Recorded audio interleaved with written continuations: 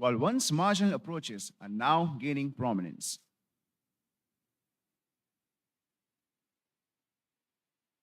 How does the media industry navigate these tumultuous waters of disruption and adapt to this transformed landscape? In this session, we will be hearing from esteemed media professionals representing diverse platforms as they tackle the challenges and seize the opportunities that lie before them in this ever evolving mediascape. Good afternoon, distinguished guests, esteemed journalists, and media enthusiasts. Gathered in this resplendent gathering, I extend to you a cordial welcome to an event that promises to be a symphony of moments woven together by the threads of grace and eloquence. As your humble host for the evening, I, Namita Singh, And I, Aryan Hanster, are truly honored to stand before you, ready to embark on a journey through a tapestry of inspiration, entertainment, and enlightenment. Media landscape is in an era characterized by massive disruptions. Our media ecosystem is undergoing a profound transformation on a global scale. The convergence of emerging technologies, shifting consumer expectations, and evolving behavioral patterns presents a profound challenge to previously established media norms. Many traditional practices are being pushed to the periphery, while once marginal practices are gaining mainstream recognition. Today, we will be embarking on a journey to understand how the media industry is charting its course through these tumultuous waters of disruptive developments. How exactly are media professionals adapting to this transformed ecosystem? That's the question that needs to be answered. and now, with great pleasure and honor, we welcome and request the honorable dignitaries, Dr. R.M. Chitnis, Associate Dean, Professor Dheeraj Singh, and Associate Dean, Preeti Joshi, to please come up to the dais. We also request Mr. Ashutosh Ji to please come up to the dais. We request the panelist of this session, Ms. Ravleen Kaur, Ms. Neetu Singh, Mr. Prasanna Joshi, and Ms. Seher Zaman.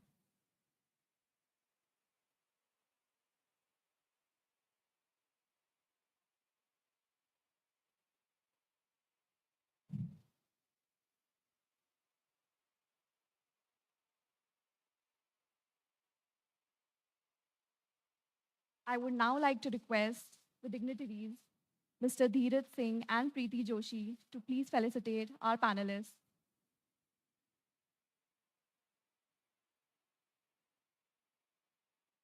Our first panelist, Mr. Ashutosh, a distinguished senior journalist who is synonymous with insightful reporting and profound storytelling. With a career spanning several decades, he has also been a spokesperson for the Aam Aadmi Party. He is currently the co-founder and editorial director of Satya Hindi. He was previously associated with IBN7, an Indian news television channel, as a news anchor and a managing director. He graduated in science from Allahabad University. He earned an MPhil in social studies and MA in political and international studies from Jawaharlal University, New Delhi. Thank you, sir. And now, may I request our kind dignitaries to please felicitate our very first panelist for this session, Ms. Ravleen Kaur. Ms. Ravleen Kaur, an independent journalist from Gujarat, has 12 years of experience covering diverse topics in 11 of India's 15 agroclimatic zones. She began her career with Indian Express and Down to Earth magazine, worked with All India Radio, and contributed to Mongabe. She was the first recipient of the Journalism for Peace Award and received a scholarship from the National Foundation for India to work in Ladakh. Welcome, ma'am. We're very honored to have your presence.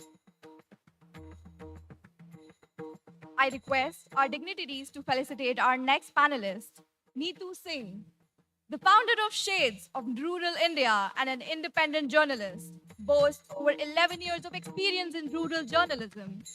Her work centers on women empowerment, sexual and gender-based violence, and tribal communities. She has been recognized with multiple awards, including the prestigious Ladli Media Award, 8 times for gender-sensitive reporting, the Shameli Devi Award for Outstanding Women Media Persons, and the Priyanka Dahelia Award for Promising Young Journalists in 2020.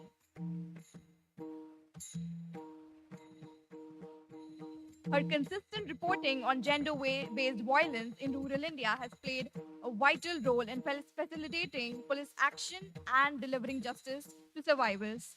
Thank you, ma'am.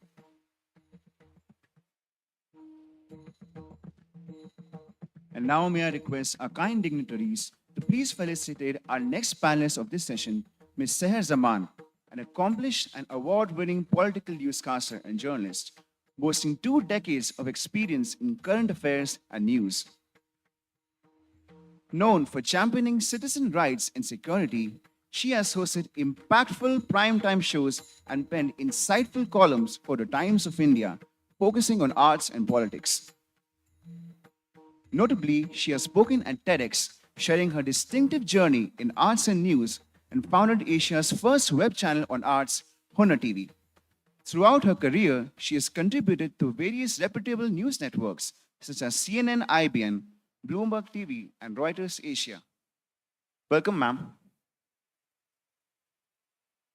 I request the dignitaries to felicitate our next panelist, Mr. Prasanna Joshi, a seasoned journalist with 15 years of experience, is currently the news editor national at Udhari News TV in New Delhi.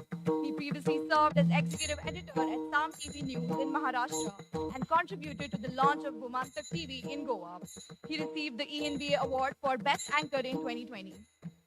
Mr. Prasanna holds multiple degrees, including an MCom, MA in Mass Communication and Journalism, and MA in Defense and Strategic Studies from Savitribai Phule University. Welcome, sir.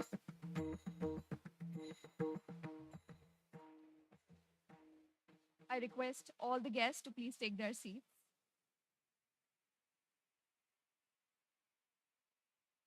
We look forward to hear them share their insights on the challenges and opportunities that lie before them in this rapidly changing media landscape. Let's get ready to delve into the heart of the media revolution. And now I request Mr. Ashutoshi to please take over the session. Thank you.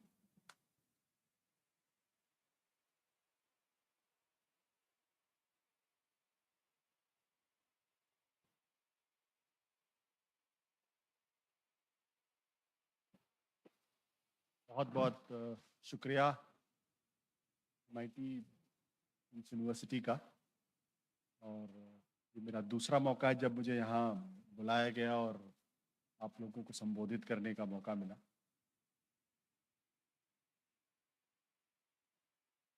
का जो विषय है उस पर आने के पहले मैं ये कहना चाहूँगा कि एक अजीबो-गरीब इत्तेफाक है ये, जिसे कहते हैं one of the rare coincidence of history, कि जब मीडिया थिएटर बहुत जबरदस्त तरीके से बढ़ रहा है। हम लोगों ने जब जर्नलिज्म शुरू किया था तो दिल्ली में 2-3 हिंदी के अखबार होते थे और 3-4 अंग्रेजी के अखबार होते थे, और वहाँ अगर कभी नौकरी मिल जाए तो फिर बड़े खुश होते थे। और उन दिनों मीडिया में आना कोई बहुत फैशनेबल नहीं था, बहुत ग्लैमरस भी नहीं था, और तनख्वाहें भी बहुत कम थी, और बेसिकली पत्रकारों को झोला छाप पत्रकार कहते थे कि झोला वाले आ गए। लेकिन उसके बाद से जिस तरीके से टेक्नोलॉजिकल रिवोल्यूशन हुआ है वो अभूतपूर्व है, और अब तो पिछले 10 सालों में बल्कि जिस तरीके से सोशल मीडिया आया और जिस तरीके से ऑनलाइन जर्नलिज्म, जिस तरीके से डिजिटल प्लेटफॉर्म्स आए हैं, तब तो हर कोई पत्रकार हो गया है। अगर आपके पास कैमरा है, अगर आपके पास थोड़ी अकल है, अगर आपको चीज़ों को समझने की थोड़ी सी तमीज़ है तो आप पत्रकार हो सकते हैं। पहले ये नहीं था। अगर अखबार थे तो आपको बाकायदा वहाँ जाकर नौकरी करनी पड़ती थी, या फिर आप टेलीविज़न चैनल्स में आपको बड़े मुश्किल से अवसर मिलते थे। अब आपके पास अगर मोबाइल फ़ोन है तो बस फ़ोन उठाइए और थोड़ी सी अकल लगाइए और आप पत्रकार बन सकते हैं। तो एक तरफ हम ये देखते हैं कि किस तरीके से कैनवस आपका एक तरीके का रिवोल्यूशन है, इट्स अ मीडिया रिवोल्यूशन, लेकिन दूसरी तरफ एक काउंटर रिवोल्यूशन भी है। जितना मीडिया का स्पेस बढ़ता जा रहा है, जितना भयानक होता जा रहा है, जितनी चीजें बढ़ती जा रही हैं, उसी तरीके से उस पूरी तरीके से उसको उस जो फ्री स्पीच का जो स्पेस है वो श्रिंक भी होता जा रहा है। ये दो चीजें एक साथ चल, एक तरफ रिवोल्यूशन है, एक क्रांति हो रही है, दूसरी तरफ प्रतिक्रांति भी हो रही है। और ये आजकल के समय की सबसे बड़ी दिक्कत, सबसे बड़ी समस्या अगर आज के समय की है तो ये कि जब लोकतंत्र बहुत ज्यादा वाइब्रेंट होना चाहिए था, तभी लोकतंत्र को पूरी तरीके से उसका जो बेसिक नेचर है उसको कम करने की कोशिश की जा रही है। ये इस बात को हमें समझना चाहिए। और ये चीज साथ ही साथ आप ये भी देखते हैं कि किस तरीके से चीजें जो हैं वो एक खास प्रोपेगेंडा के तहत समाज दो टुकड़ों में बटा हुआ है। मीडिया में भी पूरी तरीके से एक सिस्टमेटिक तरीके से आपकी जो एक्सेस है उसको रोकी जा रही है। तो चार चीजें हो रही हैं जिसकी वजह से हम सब लोगों को चिंता करनी चाहिए। उससे पहली चीज तो ये है कि आपका एक्सेस अगर आपको डिनाई किया जा रहा। दूसरा ये कि जो जर्नलिस्ट फ्रेटर्निटी है वो उसकी क्रिटिसिज्म को एक्सेप्ट नहीं किया जा रहा। तीसरा क्या है कि अगर आप बियॉन्ड अ पॉइंट जाएंगे तो फिर आपको पनिशमेंट मिलती है। और चौथा, खुद मीडिया फ्रेटर्निटी में इस कदर से डिवीजन हो गया है कि बहुत मुश्किल है। और इन सब चीजों को की वजह से जो जर्नलिज्म आज आ रहा है उसमें डिजिटल प्लेटफॉर्म्स के लिए बहुत ज्यादा स्कोप है, क्योंकि वहां आप अपनी बातों को कह सकते हैं, अपनी बातों को सुन सकते हैं। हाँ, खतरा वहां भी है, खतरा काफी है। अगर ऐसा नहीं खतरा वहां नहीं, खतरा वहां बहुत है। और जिस तरीके से आजकल देख ही रहे किस तरीके से एजेंसीज सामने आ रही, वो भी अपने आप में। लेकिन आज का मौका है, कम से कम मैं रवलीन कौर और सहर जमान नीतू को सुनने के लिए, क्योंकि इन लोगों के एक्सपीरियंसेस बिल्कुल अलग तरीके के एक्सपीरियंसेस। हमारा एक्सपीरियंस बिल्कुल अलग इसलिए से क्योंकि हम लोग we can call it as a political animal. हमको हर चीज में राजनीति दिखाई पड़ती है, हर चीज में। जर्नलिज्म में भी सुबह से शाम तक हम राजनीति के बारे में बात करते हैं। घरों में भी जब बात करते हैं तो घर वाले भी कहते हैं सुबह से शाम तक आपको सिर्फ राजनीति। लेकिन जो एक्सपीरियंस इन लोगों का, जो गांव कनेक्शन का एक्सपीरियंस है, जो एनवायरनमेंट में जो नई चीजें आ रही हैं, या जो शहर जमा का जिस तरीके से अपना एक्सपीरियंस है आर्ट का, वो हम सब लोगों को समझना चाहिए। और वहां से ये समझने की कोशिश करनी चाहिए कि वाकई में जितना हमको अंधेरा दिखाई पड़ता, क्या उतना अंधेरा है या नहीं है। ये बहुत महत्वपूर्ण बात है। और मैं आई एम वेरी एक्साइटेड कि मतलब हमारे बीच में कम से कम इस तरीके से लोग। और मैं तो 8 बार के अवार्ड विनर से बताइए, हमने तो जिंदगी में एक भी अवार्ड नहीं मिला मुझे आज तक, नॉट वन। किसी ने नॉमिनेट नहीं किया कि मैं कोई अवार्ड जीत सकूं। तो आई एम वेरी प्रिविलेज्ड। और रवलीन, आपसे शुरू करें प्लीज। Thank you.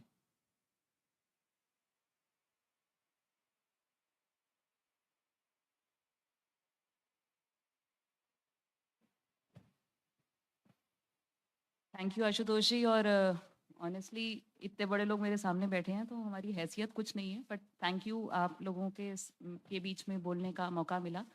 और बहुत मार्जिनल फील्ड से ही आती हूँ मैं, so it's interesting that people would be interested. So I would actually, I mean, whatever I say is would mainly be about environment journalism, but then of course it has a lot to do with journalism per se, जो मैंने पढ़ा था journalism. I know बहुत सारे students यहाँ journalism शायद नहीं कर रहे हैं, बट देन हर फील्ड में अप्लाई होती हैं कुछ चीज़ें। So let's talk about them. So let me start with my career. When I started my journalism career in 2005, मैं इंडियन एक्सप्रेस में एक सिटी रिपोर्टर की तरह ज्वाइन किया था। और बहुत एक्साइटेड थी मैं, क्यों मुझे क्राइम कवर करना है। क्राइम क्योंकि एक ग्लैमरस बीट होती है, मतलब जाएंगे, मर्डर कवर करेंगे, ये करेंगे, वो करेंगे, पुलिस के साथ बातचीत होगी, बड़ा मज़ा लगता था। 1-1.5 साल किया भी और मज़ा आया, बट ऐसा दिन के एंड में लगता था कि यार क्या कर रहे हैं ना। End of the day I always went back home with I mean, कुछ अचीव नहीं किया types, like there was this emptiness in the head. So one day I was demoted from crime reporting. My boss told me that you are not good enough, so you will cover environment. So that is how my journey started. I started covering environment. Let me tell you, this was 2005. Environment was a sidey beat. जो लोग कुछ नहीं करते हैं, inefficient, lazy reporters were given the environment beat.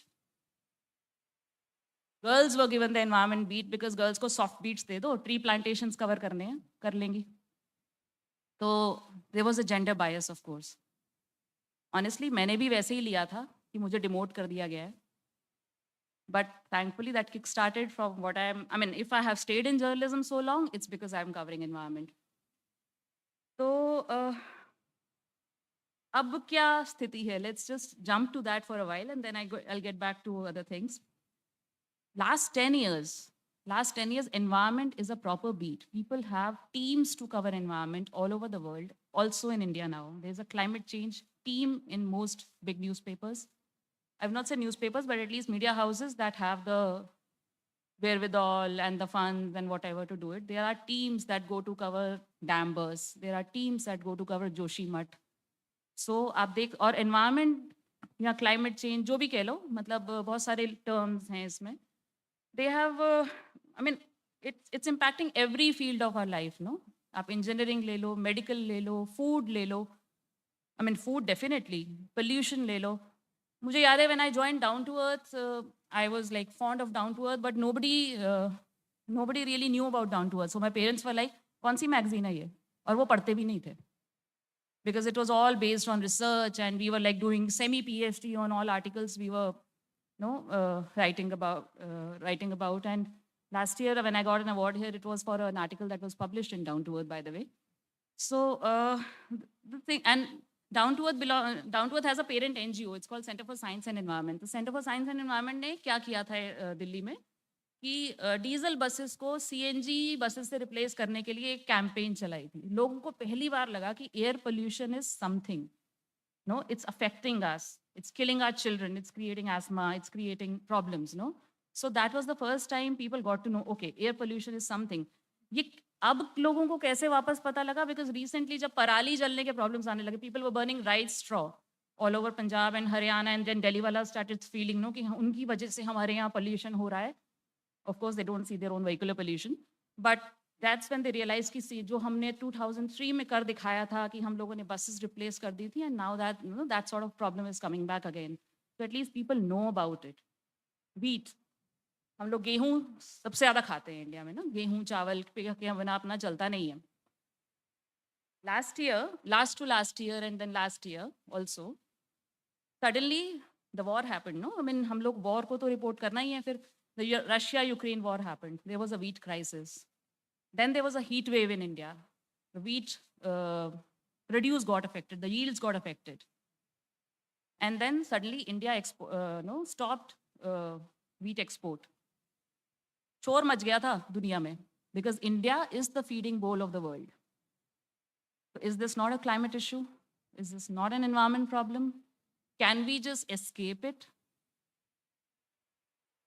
Hydro power, हमको लगता है hydro power बहुत ज़रूरी है. हमारी बिजली के बिना हम कुछ नहीं कर सकते, जिंदा भी नहीं रह सकते. बिजली के बिना आजकल कोई डेवलपमेंट नहीं हो सकती. 2009 I covered my first hydropower. I did my first hydropower story. I went to Uttarakhand.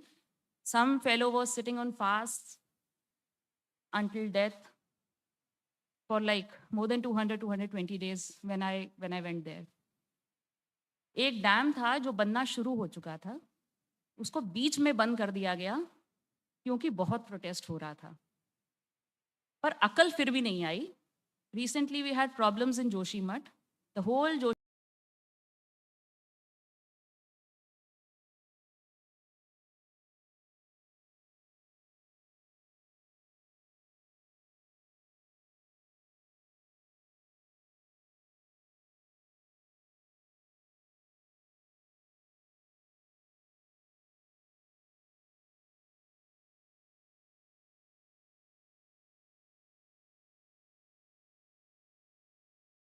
के अगेंस्ट लिखते हो, सारे डैम्स के अगेंस्ट लिखते हो. ठीक है, कर रहे थे. उस टाइम ऐसा सुना. आज की डेट में एंटी नेशनल भी है. एंटी नेशनल उस टाइम नहीं टर्म थी, उस टाइम एंटी डेवलपमेंट थी. तो अभी सिक्किम में एक डैम टूटा, उसके आगे दूसरा डैम टूटा, फिर तीसरा डैम टूटा. ये प्रोटेस्ट तब चल रहा था when I started my journalism. People were telling them कि boss, you have not done gloves.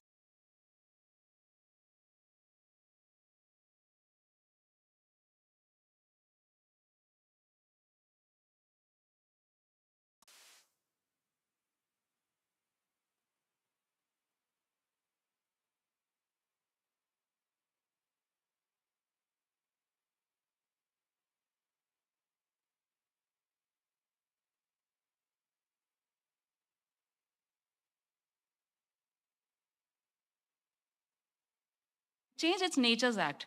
We are not doing something, no, जो हमने किया है, जो इंडस्ट्रीज ने किया है, जो लोगों ने किया है for the so called better lives. तो खैर, so I mean, I also have a problem with this term climate change in that sense as a journalist, because we are not accepting our faults, we are not admitting our faults, we are just leaving it on nature. भगवान कर रहा है, climate change तो हो ही रहा है, मर जाएंगे सब लोग इकट्ठे मरेंगे, it's okay. But it's not that people don't know. We can still change our policies. And that is where journalism comes in. We still have to talk about it. But the positive point is, yes, things have changed like anything in the last 10 years. People are, no, I mean, so I'm really excited about it. At least now people are recognizing that I'm doing something. So,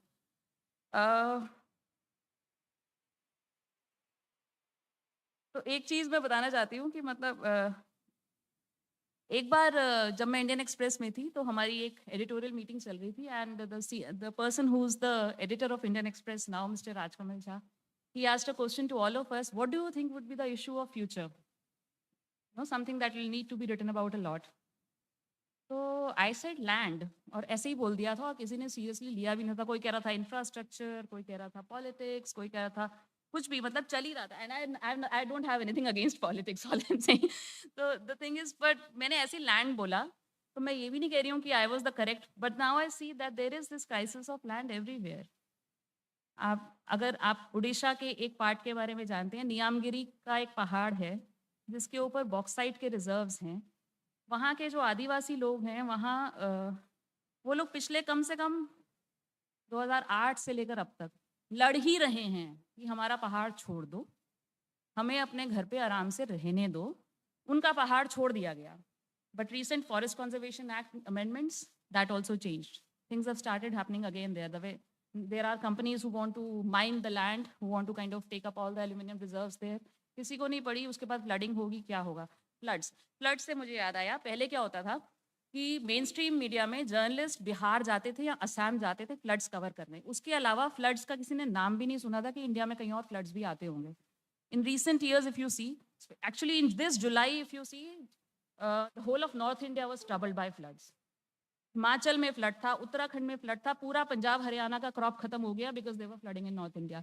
Delhi भी मतलब ना घुटनों पे आ गई थी उस time पे. And we still don't have to bother about environment issues because ये तो 10 साल बाद सोचने की बात है, कर लेंगे, कोई बात नहीं. I mean, like some student was telling me today, these are complicated issues, no, it's difficult to understand. Complicated नहीं है, कॉम्प्लिकेटेड ना लोगों ने और जर्नलिस्ट ने भी, that is our fault actually, बनाए हुए हैं. When we talk of climate change we talk in terms like net zero, achieving targets by 2070. We don't talk about कि जमीन पे करना क्या है. We talk about let's have a solar park, we talk about let's have a wind park, no sum. So where are we? I mean, so that's a problem with journalism. We really need to make things easy because journalism is storytelling, no? Story तो बनाओ यार, वो हम कर नहीं पाते हैं. हम जैसा हमें पास ऑन होता है रिसर्चर्स से, एक्सपर्ट्स से, हम उसी लैंग्वेज में आगे पास ऑन कर देते हैं, ये सोच के कि एनवायरमेंट जर्नलिज्म में कौन पढ़ेगा. जो पढ़ेंगे वो ऑलरेडी समझते हैं ये सब टर्म्स को. So we are not even trying to take it to people. That's our fault. I admit that. So which is why we need to go down to the villages, we need to go down to the places where things are happening and no, actually get these things out. तो हाँ, glamorous field ना, crime मुझे glamorous लगता था और environment नहीं लगता था. उसका कारण खैर उसमें दो चीज़ें मुझे समझ आ रही हैं कि आज तो क्राइम भी एनवायरनमेंट वापस हो चुका है.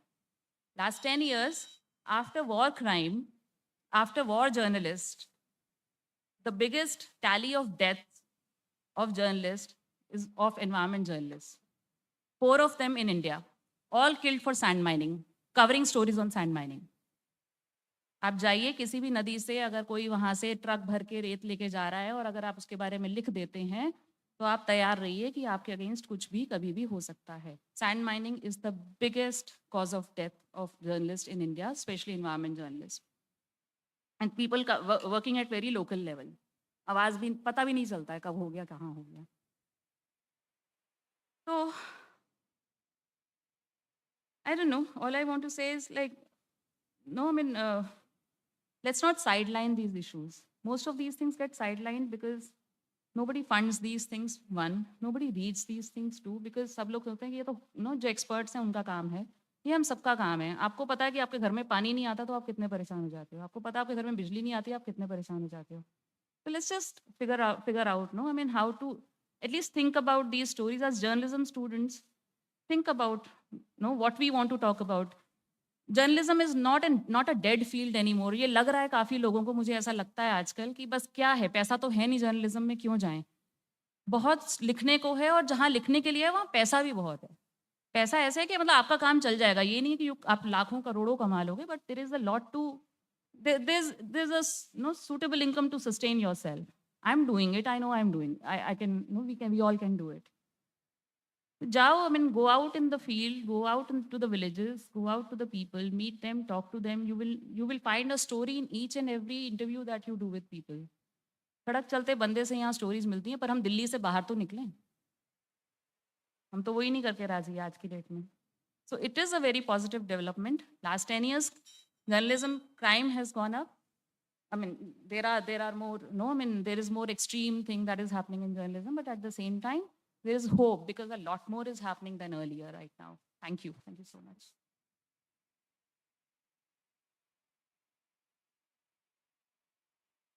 Thank you very much, ma'am, for your meaningful insights on our topic for this session, margins to mainstream, changing media scape.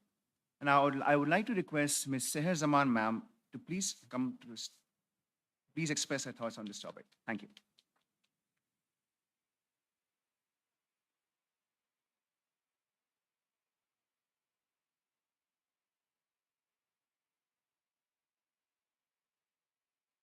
Hello, good afternoon, everyone. Thank you for having me here. And I'm very happy to be back here at the NCMJ. I was here, I think, 2 years ago.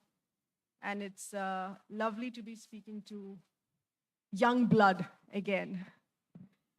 So I must thank the team of SOMSI for selecting margins to mainstream. I think it's very important.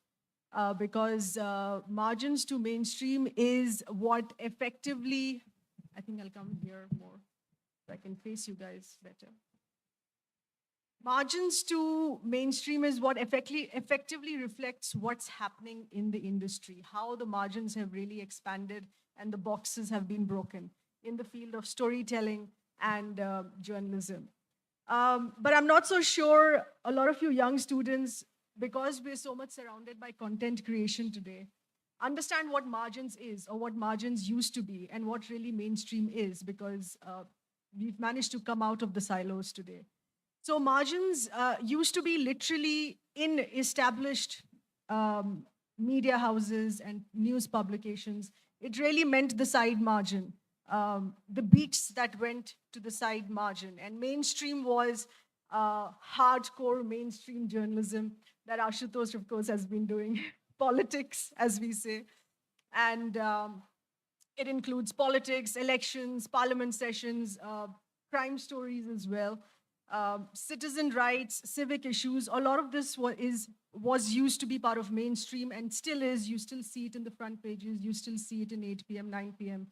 Shows on the news channels. And so that was like really the mainstay, the mainstream of journalism. And margins was something which was soft features, which was really on the side margins, on the weekend pages, and on the weekend slots, on the weekend shows of news channels. So that included soft stories, it included Bollywood, entertainment, lifestyle, culture, arts, design, sports as well. So these were how they were demarcated, and they still are to a large extent still in established media houses, because we've still been following the formula that has been there for decades.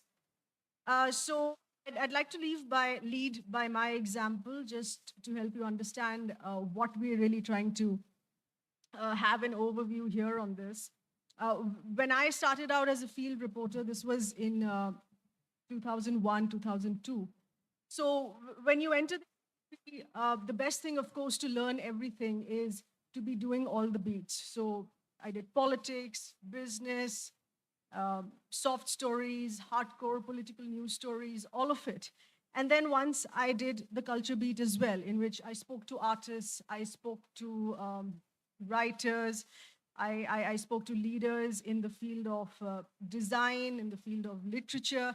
And I realized, in fact, I really questioned the establishment at that time of news channels and publications on why this is on the margins, really, because artists, writers are thinking and making works of their creative expertise. They're creating works, they're creating a book, they're writing a book, they're creating an artwork, which is as much about mainstream issues. Artists are not all the time just doing lovely rose-tinted pictures of flowers and birds. That's not true. Artists are doing a lot of activism. Writers are doing a lot of activism. And art activism is a very important part of their existence. And they're talking about everyday issues. They're talking about mainstream issues by using a different language, by using the language of arts, by using the language of design, by using the language of writing poetry. So I remember when we were setting up CNN IBN. CNN News 18 that you have today, it used to be CNN IBN, and that's how it was founded in 2005. And my boss, Mr. Rajdeep Sardesai, he hired me as a news anchor because I used to do political news. But I told him that I'll go out in the field and report as well, but I don't want to be reporting politics. I want to be in the culture beat. So he created a designation for me. I was a political news anchor, but as a correspondent, I was known as the culture correspondent. So that beat was specially created because of my insistence on bringing that margin to mainstream news. And it was a challenge that I had to accept because I insisted on it. And it was about taking the culture beat stories out of the margins and putting it in his 8 p.m., 9 p.m. shows. It's like literally taking out a side digest and putting it on your front page. So mainstream issues like what's really, really important to a creative person. To a creative person, what's really important is freedom of expression. To be allowed to express what you want to using your expertise. And it's part of the Constitution, Article 19(1)(a), freedom of expression, as much for every citizen, every journalist. It's as much for those who are in the creative field as well. So there were a lot of freedom of expression issues that we raised and took up at behest of artists in favor of the creative people, and we brought that issue to mainstream. These were stories which were headlined in bulletins in the primetime evening band. And we spoke about, I covered the issue of plagiarism a lot. And plagiarism is when someone's copying your work. So when an artist makes a painting, anyone can make a fake painting as well and sell it at a cheaper price, or sell it at par at that price, but they're essentially selling a fake painting. So I found out about one such place which was selling fake paintings. And me and my camera person, we did a sting operation. A sting operation is which you use for crime stories, which you use for scams. And selling fake art is also a crime, by the way. So it needs to be given that seriousness. So I went posed as an art buyer, wearing a spy camera on the button of my shirt. And my camera person went as my friend, carrying a laptop bag with a hidden camera inside the laptop. And we went there to the shop as interested buyers. If you can have image number 1 here, please. So this is what it was, fake art that was confiscated by the police. So we went there, we shot with our, thank you, how lovely. So, but it wasn't lovely when I was doing it because I was getting threats from the shop. There was a case that was filed against me. I was sent court notices because this was an established shop and we did a sting operation on this shop. So it was a fake MF Hussain. It was a set of these horses. MF Hussain is a very famous painter. And this shop was selling these huge, large canvases of about 8 feet by 10 feet in size. They were fake. They were not painted by MF Hussain. But he was telling me it's a real MF Hussain. One was he was selling to me for 80 lakhs, and the other he was selling me for 1 crore. The prices were genuine. At that time in 2006, that was the price that a genuine MF Hussain painting would sell for. So the prices were real, but the painting was not real. So we shot that entire interaction of him meeting me as an interested buyer and trying to sell me these works. And we took it to the police. The sting operation was aired on CNN India, CNN IBN, what it used to be. And the police confiscated the painting. They raided his shop. And several sections of the FIR, including 420, were slapped against him. And MFSN was informed about it. So that was, in my view, a paradigm shift that came, if I may say so myself, in the industry of looking at the art beat and culture beat seriously. I remember my friend, my colleague was in IBN 7 at that time, and it was the Hindi channel of CNN IBN, and IBN 7 picked up the story. Our business sister concern, which was CNBC also picked up the story. So it ran on 3 channels as primetime news, and of course on CNN India, it ran as a day driver. So this really brought about that paradigm shift in lending that seriousness to any beat. आप किसी भी मुद्दे पे journalism करिए, किसी भी मुद्दे पे आप एक कहानी करिए, स्टोरी लिखिए. It doesn't deserve to be pushed to the margins. Every story deserves to be on the forefront for the viewer to decide what they want to consume, really. So this was really quite the start of it. And fortunately, TEDx noticed this as well. And they called me for a talk. And the subject of the talk really was bringing arts journalism to mainstream news. And they wanted me to narrate my entire journey on how I made this happen in the industry. So that was a big thumbs up, I think. That was yet another encouragement here of really dealing with this issue. Like even Ravlini was saying that environment doesn't deserve to be pushed to the margins. Nothing that deserves to be pushed to the margins. I think if, as a journalist worth our salt, if we are telling a story, it has to be right there on the front page. Later, I reached a stage in 2014 where I ended up launching my own web channel, which was Hunar TV, making arts accessible. But before that, quickly, I'm just going to put in this insert on what happened more recently in the month of July. The BRICS Media Forum that took place, it happened in Beijing. And they invited me as a delegate, as a press delegate, for representing and showcasing India's soft power and culture sector. Thank you. That was a big thing here because I was surrounded by press delegates from across 5 countries of the BRICS Nation Media Forum who were mainly political journalists, all of them. The second journalist who went from India was also covering politics. But I was chosen effectively just to be pushing India's soft power. And that's how I would like to define it as well. When you talk about the culture beat, it really is a country's soft power.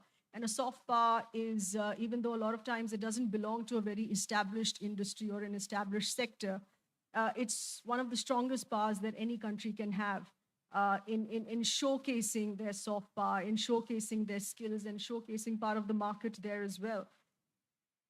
So, stage here today where, fortunately, today it's very heartening for me to notice that everything is mainstream today. And that's because of the benefit of content creation. We're no longer dealing with newspapers, front page newspapers. We no longer, even though there are newspapers still coming out, there are news channels still working on their primetime debates and stuff. But content creation on social media has really broken all those boundaries. You can be doing a 9 p.m. show, but if no one's watching 9 p.m., unfortunately, there's no point in doing it because people are checking out other things on social media. So this is the power that you youngsters have today. You will enter the industry without being bothered about margin and mainstream. You will be entering the industry with this tool of content creation in social media. And like one of your favorite Avengers, Marvel characters, Spider-Man says, with great power comes great responsibility. So it is a huge power that you have in your hand and a huge responsibility as well. Because in the name of content creation, you could even innocently making the mistake of bringing out something wrong or something fake or something that's false. So fake information and false news or hate speech. Hate speech is largely consumed on YouTube, and I don't know why YouTube doesn't filter that out. I mean, there are channels that are running, spreading anti-minority hate, spreading anti-people hate, making communities fight, and they're getting millions of views, and they're getting silver plate by YouTube. I think this is something that we need to really protest against, to raise our voice against YouTube, to get their act together. Hate speech should not be allowed to be propagated in that manner. So this is a responsibility that you guys have in your hands as well. When you're doing independent journalism, when you're doing independent content creation, report, talk, and write, shoot on stories that bring a positive change in people, that spread positivity, that spread peace, that bring happiness and harmony in people's lives, and that really help in people's lives. Issues raised that help in your life. So I would like to end on that note here, that you're entering the industry with this power, with this tool, but please use it responsibly as well, because all of us here have worked very hard to bring everyone here to this stage. Thank you very much.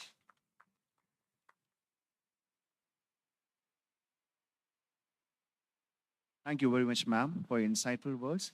And I now would like to call upon Mr. Prasanna Joshi, sir, to express his thoughts on our topic, which is once again margins to mainstream, the changing media scape. Thank you. फिर से नमस्कार सबको, सभी को। आपको पता है stage होता है ना, स्टेज स्टैंड्स फॉर स्टेटस को। यहाँ पे कोई है, मतलब नॉट नेसेसरी ये पैनल, जनरली जो स्टेज पे होते हैं या स्टेज होता है वो स्टेज होता है, बाकी की चीजें बदलती है, लेकिन यहाँ पे जो आता है तो वो किसी एक पूरे वक्त के लिए, सेशन के लिए स्थिर होता है, स्टेटस को बन जाता है, उनका कहना एक हाई रिगार्ड से लिया जाता है। तो हमें चाहिए आज के दिनों में स्टेटस को चैलेंज करे। तो एक काम करेंगे, एक छोटी सी एक्टिविटी करेंगे। संग्राम, मारा थोड़ी सी तुझी मदद लगे प्लीज।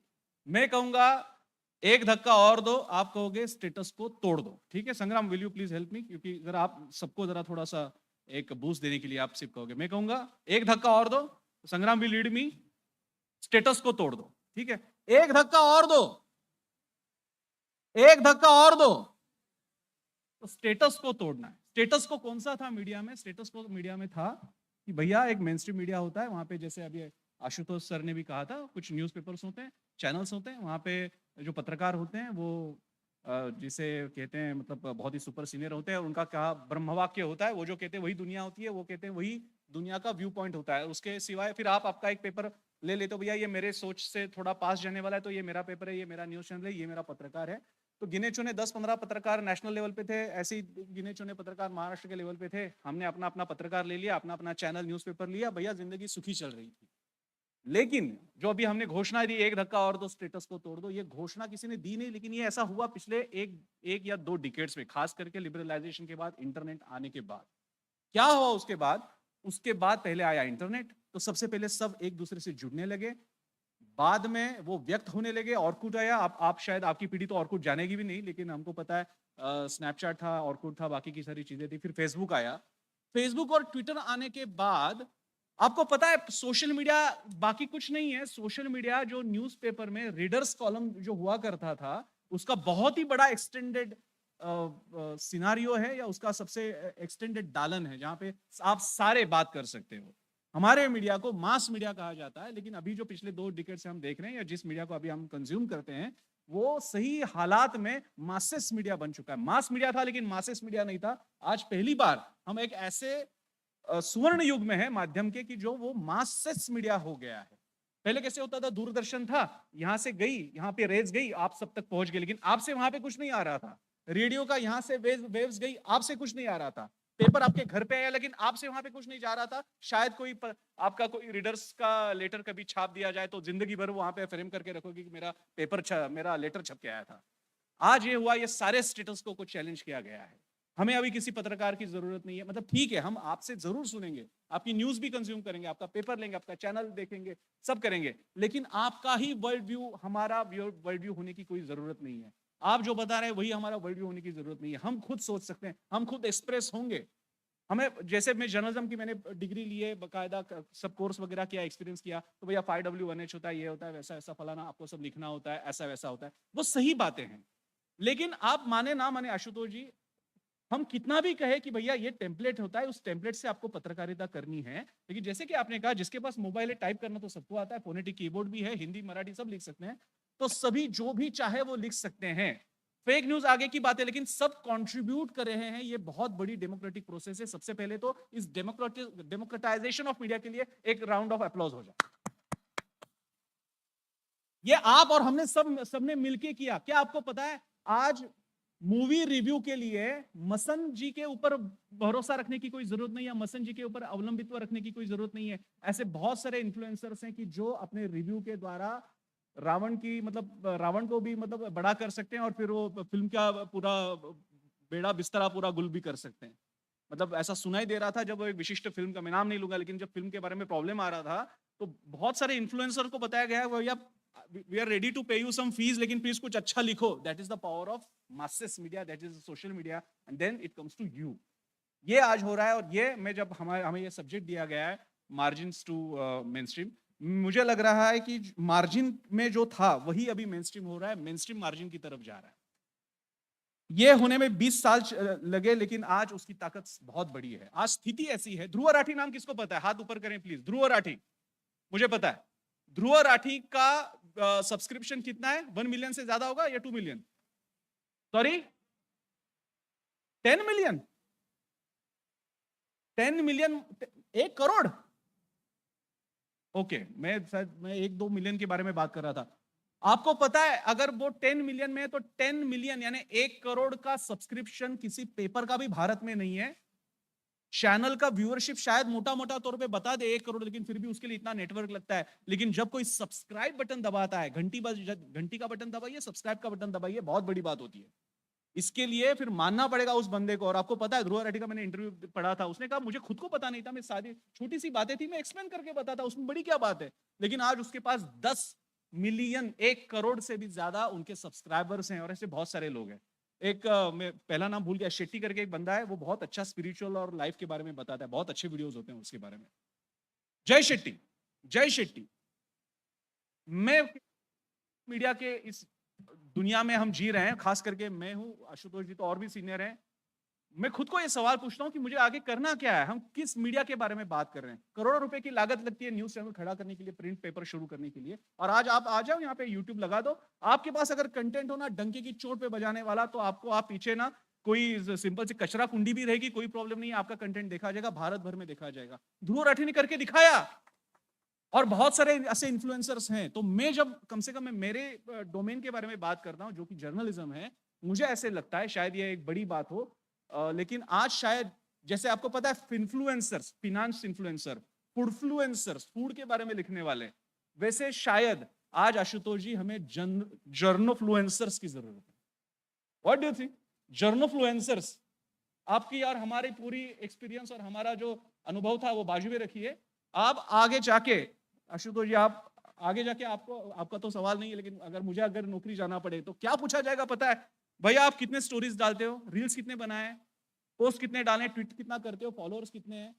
अच्छा इतने फॉलोअर्स है। अच्छा आपके स्टोरी को क्लिक्स कितने, व्यूज कितने, रिटेंशन स्पैन कितना है? ये मेरे केआरए रहेंगे, और आज भी है आशुतोष जी, आज भी मैडम सचमुच हमारे आपके केआरएज हैं। अब ये अच्छा है बुरा है मुझे पता नहीं है, कि अगर भैया मैंने बहुत बड़ी मेहनत से, मैंने अभी मेरे ओपनिंग रिमार्क में भी कहा था, मैंने बहुत बड़े मेहनत के बाद, मैडम मुझे बता रहे, अभी जर्नलिज्म के बारे में बात करी थी, एनवायरमेंटल जर्नलिज्म के बारे में, कि भैया एक स्पेसिफिक डैम है या थर्मोन्यूक्लियर प्रोजेक्ट है, उसके कोई नुकसान क्या है, उसका पूरा स्टैट्स वगैरह सब करके कोट वगैरह लेके स्टोरी की है। और दूसरा कोई आ जाता है कि भैया एकदम बढ़िया क्या कहेंगे, अमृतसरी पराठा कैसा बनाया जाए, उसका व्यूज ज्यादा बन रहा है, वो ज्यादा अच्छा कम्युनिकेटर है। और इसलिए आप जो कह रही थी वो बहुत इंपॉर्टेंट, आई वाज लिसनिंग, कि हम इंटरेस्टिंग तौर पे स्टोरी, आपने बहुत इस्तेमाल अच्छा वर्ड किया था, उन्होंने कहा था कि हम स्टोरी बताना भूल गए, हम जर्नलिस्ट, और वो स्टोरी बताना आप अच्छे जानते हो। हमें आपसे सीखना है कि स्टोरी कैसे बतानी है। अगर हम जो चीजों को स्टोरी बनाना शुरू कर दे तो शायद क्लटर बाजू में रहेगा और जर्नलिज्म फूलेगा फलेगा और शायद सब तक पहुंच सकेगा। आज स्थिति ऐसी है कि पॉलिटिशियंस कभी कभी आज ऐसा ना धमकी आपको दे देते हैं, भैया ज्यादा उड़ो मत वरना यूट्यूबर बना देंगे, यूट्यूबर बना देंगे। लेकिन मैं तो कहता हूं यार ये बहुत ही बढ़िया बात है, कभी ना कभी यूट्यूबर बनना ही है, अच्छी बात है। अगर पॉलिटिशियंस आपको दबाव में भी क्यों ना हो, अगर आपकी नौकरी जा रही है, यूट्यूबर बना रहे हैं, क्योंकि आगे वही है। आज स्थिति ऐसी है, मैं दिल्ली में आने के बाद मुझे पता चल रहा है, मराठी में इतनी स्थिति नहीं है वैसे, दिल्ली में बहुत सारे, आप अजीत अंजुम ले लीजिए, आप आशुतोष तो खुद में एक एग्जांपल है, मिसाल है। बहुत सारे पत्रकार हैं, पुण्य प्रसून वाजपेयी है, अभिसार शर्मा है, आपके अपने रविश कुमार हैं, सबके सब यूट्यूब कम से कम 2, 5, 10 लाख के आगे ही उनके सब्सक्राइबर्स हैं। आज उन्हें शायद ऐसे लग रहा है कि भैया इतने साल पत्रकारिता में 9 घंटे की 10 घंटे की शिफ्ट करने में क्यों गवाए, अगर एक वीडियो में अच्छा इतना कंटेंट दे सकते हैं, और खुद का कंटेंट, खुद का वीडियो, कोई प्रॉब्लम नहीं रहेगा, ब्रेकिंग कोई ब्रेक की, कमर्शियल ब्रेक की कोई दबाव नहीं रहेगा, ये सब हो रहा है। क्या आप इस सारे नए चीजों को अपनाने के लिए तैयार हो? नॉट नेसेसरी आप में से सब पत्रकार होने वाले, नॉट नेसेसरी आप सारे बूम लेके टीवी या कुछ प्रिंट के लिए काम करने वाले, लेकिन जो करने वाले हैं आप अच्छी स्टोरी दे रहे हो, नैरेट अच्छी तरह से कर रहे हो और इंटरेस्टिंग कर रहे हो। अल्टीमेटली ये सब इंफोटेनमेंट है, ये मैंने खुद के लिए मान लिया। आप सीरियस स्टोरी लेके आइए या आप कुछ खाना बनाने की पाक क्रिया विधि लेके आइए या कुछ भी लेके आइए, आप लोगों को रुचिपूर्ण इंटरेस्टिंग कुछ चीजें दे रहे हो तो लोग आपके पास आएंगे। ये आप लोगों को नहीं कोस सकते, अरे यार इतना अच्छा बनाया लोग देखते ही नहीं है। नहीं भैया, आपको लोगों तक जाने के लिए कोशिश करनी पड़ेगी, उनकी भाषा समझनी पड़ेगी, उनकी भाषा में बात करनी पड़ेगी, लोग देखते हैं। वो सारे लोग जो कहते हैं कि भैया सीरियस जर्नलिज्म कहां पे बचा है, देखिए आप, मैंने जिन पत्रकारों के नाम लिए, उनके यूट्यूब चैनल के सब्सक्राइबर्स देखिए, उनका रिटेंशन स्पैम आप कॉमस्कोर पे चेक कर सकते हैं। बहुत बढ़िया बढ़िया सारे विषय। ध्रुव राठी ने इजराइल पहले फलस्तीन के बाद से लेके कश्मीर हो, मणिपुर हो और जो भी सारी चीजें हो उसके बारे में वीडियोस किए, उसको लाखों में, ऐसा भी नहीं है पहले 2-4 मतलब तुक्का लग गया तो कुछ पहले महीने चल गए, ऐसे नहीं है, कंसिस्टेंटली वो अच्छे परफॉर्म कर रहे हैं। वो कर सकते हैं तो हम तो मीडिया का बकायदा एजुकेशन लिया हुआ है, हम भी कर सकते हैं। मैं जब कहता हूं मार्जिन टू मेनस्ट्रीम, ये हो रहा है कि मेनस्ट्रीम पीछे जा रहा है। आज स्थिति ऐसी है कि महाराष्ट्र के सबसे बड़े जो न्यूज़पेपर है उनका भी सर्कुलेशन 7-8 लाख से ज्यादा नहीं है। उतना तो बेसिक सब्सक्राइबर्स रेट ही है, ये सारे जो फेमस लोग हैं उनका तो बेसिक यूट्यूबर सब्सक्राइबर्स ही 7-8 लाख है। इस हद तक अगर हम आगे जा रहे हैं तो मेरे लिए ये तो, मैं तो कहूंगा ये तो गोल्डन अपॉर्चुनिटी है, इसे तो हमें टैप करना चाहिए। क्या हम ये करने के लिए तैयार है? उसके लिए हम क्या कर सकते हैं? हमें आगे जाके हमारी बड़ी बड़ी ओबी वैन्स और हमारे बड़े बड़े इवेंट्स उसकी कोई जरूरत नहीं है, बड़े बड़े कॉन्क्लेव की जरूरत नहीं है। शायद आगे जाके MIT को शायद ये भी सोचना पड़े, चिटनी सर अभी यहाँ पे नहीं है लेकिन सर आपसे मैं गुजारिश कर रहा हूँ, शायद ऐसा भी हो जाए कि अगला, जिसे कहते हैं ना, एक नया ट्रेंड हाल में आया था अनकॉन्फ्रेंस, तो अनकॉन्फ्रेंस करना है। ये एक स्टूडियो है, यहाँ पे एक सेट है, हम यहाँ पे बैठे हैं, आप वहां पे बैठे हैं, आप हम बोलेंगे, आप सुनोगे, खराटे दोगे, गपशप वहां पे चल रही है, ये नहीं होगा। हम सब कहीं पे मिलेंगे, सब एक दूसरे से संवाद करेंगे, उससे से कंटेंट तैयार होगा, क्लिप्स तैयार होंगी उसकी, उससे बाहर के लोग भी अटैच होंगे, वो भी उसमें कंट्रीब्यूट करेंगे और उसका जो एक कॉन्फ्लुएंस तैयार होगा, एक उसका कंटेंटमेंट अच्छी तरह से होगा उस कंटेंट का, उस दिशा में हमें जाना है। और ये भारी भरकम बातें सब छोड़ दीजिए भैया, सीधे से मुझे याद है एक फिल्म बनाने की प्रतियोगिता जब आयोजित की गई थी, 3 इडियट्स का डायरेक्टर कौन था, निदेशक राजू हिरानी। तो राजू हिरानी ने उस कंपटीशन में बताया था और मुझे बहुत स्टेटमेंट पसंद पड़ा, बाकी का सब छोड़ दो, फिल्म दिखाओ भाई, आगे जाके हमें ये करना है, फिल्म दिखाओ भाई, आर्टिकल दिख रहे हो आर्टिकल दिखाओ भाई, यूट्यूब ये रील्स दिखाओ भाई, वो हमें करना है।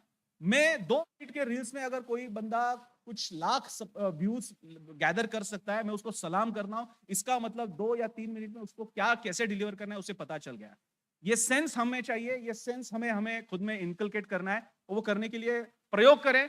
सारे स्टेटस को छोड़ दो और एक कोशिश करो, एक धक्का और दो, स्टेटस को तोड़ दो। जय Hind.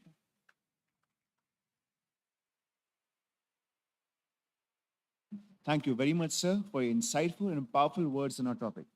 And now I would like to invite our next guest, Ms. Neetu Singh, to express her thoughts on the same. Thank you.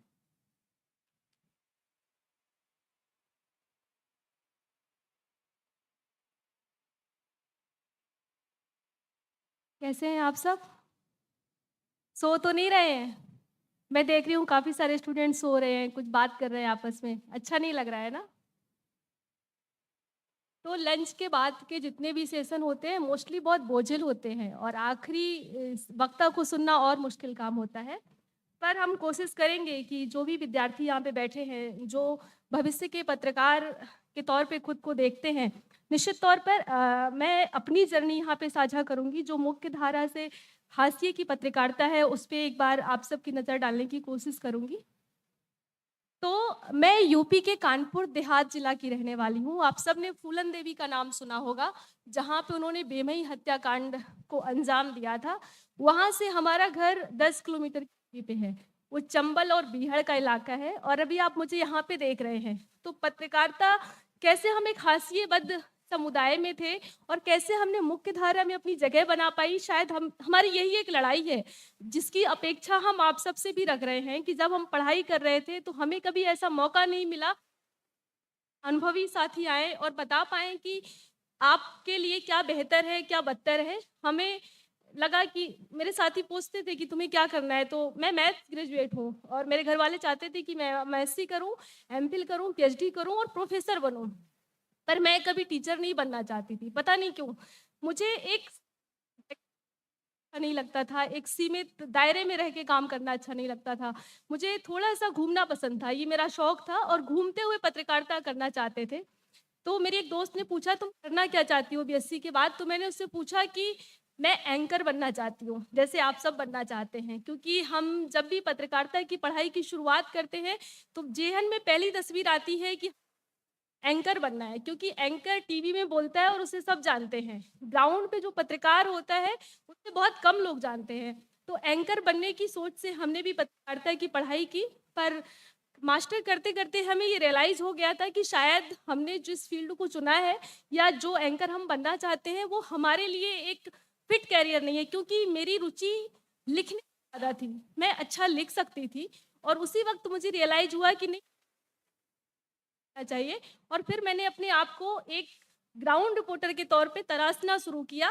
2016 मैंने गाँव कनेक्शन ज्वाइन किया। उस समय गाँव कनेक्शन एक ऐसा मीडिया प्लेटफॉर्म था जिसने पहली बार ग्रामीण भारत की खबरों को दिखाने की कोशिश की। हम समझ पाए कि गाँव के मुद्दों को भी है। तो अभी जो हम मुख्य धारा की मीडिया कर रहे हैं, मुख्य धारा की मीडिया दिल्ली, बॉम्बे या मेट्रो सिटीज़ में होती है, पर जो हाशिएबद्ध मीडिया होती है, वो छोटे शहरों में, छोटे कस्बों में होती है, जिसके काम को दर्ज नहीं किया जाता है, जिसे देख पड़ती है, तब कहीं जाके हम अपनी एक जगह बना पाते हैं। तो शायद कई साल की मेहनत के बाद हमें मेन स्ट्रीम के पत्रकारों की तुलना में कई गुना ज़्यादा मेहनत कर पाए।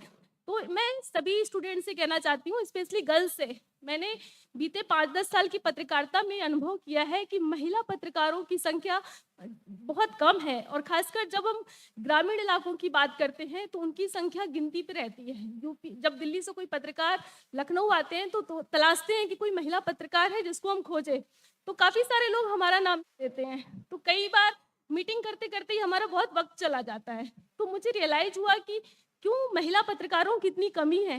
तो हमने शेड्स ऑफ रूरल इंडिया की शुरुआत 2021 में की थी और हम पिछली साल यहाँ पे आए थे। तब हम अकेले थे जब हमने शेड्स ऑफ रूरल इंडिया की शुरुआत की थी और हमारे काम को 1 साल 1.5 साल हुआ था। 1-1.5 साल के बाद आज हमारी टीम में 5 महिला पत्रकारों की संख्या है, जो हमने अलग-अलग इलाकों से जिन्हें लिया है और जो सब ऐसे जगह पे, ऐसे इलाकों में रह रहे हैं, ऐसे मुद्दों पे काम कर रहे हैं जिनको मुख्य धारा की वक्त मुझे अपने आप को स्थापित करने में यहाँ पे लगा। अभी हमारी एक साथी यहाँ पे बैठी हैं, सोनाली, औरंगाबाद से है और सोनाली एलजीबीटीक्यू कम्युनिटी के साथ काफ़ी अच्छा काम करती हैं। तो जब मैंने अपने फेलोज़ की लिस्ट निकाली, यहाँ से MITWPU यूनिवर्सिटी ने हमारे एक फेलोज़ को 5 साल के लिए स्पॉन्सर किया था और हमारे पास इतनी सारी महिला पत्रकार गई थी कि हमें सिर्फ एक महिला पत्रकार रखनी थी 1 साल में, पर हमें 330 एंट्रीज 15 राज्यों से मिली थी, जिसमें हमारे लिए एक पत्रकार को चुनना काफ़ी मुश्किल था। तो हमने 5 महिला पत्रकारों को एक साथ चुना जो अलग-अलग स्टेट की थी, अलग-अलग कम्युनिटी की थी और अलग-अलग मुद्दों पे काम करने की दक्षता रखती थी। तो हम जैसे लोगों को अगर थोड़ा-सा मौका मिले, अगर हम अपने आप को थोड़ा-सा हमें तो शायद हम ज़्यादा बेहतर काम कर सकते हैं। तो जैसे जोशी सर कह रहे, हम कंटेंट पे कम ध्यान देते हैं। हम जो मुख्य मुद्दे हैं, जैसे मेरा जो काम इंटरेस्ट है, तो मैं ह्यूमन एंगल स्टोरी तलाशती हूँ कि हम किसी स्टोरी को ह्यूमन एंगल कैसे करें। मुझे पता है कि भारत में लाखों की संख्या में यूट्यूबर हैं, हजारों की संख्या में पत्रकार हैं, पर नीतू की लिखी कहानी को कोई पढ़े, नीतू के यूट्यूब के चैनल को जाके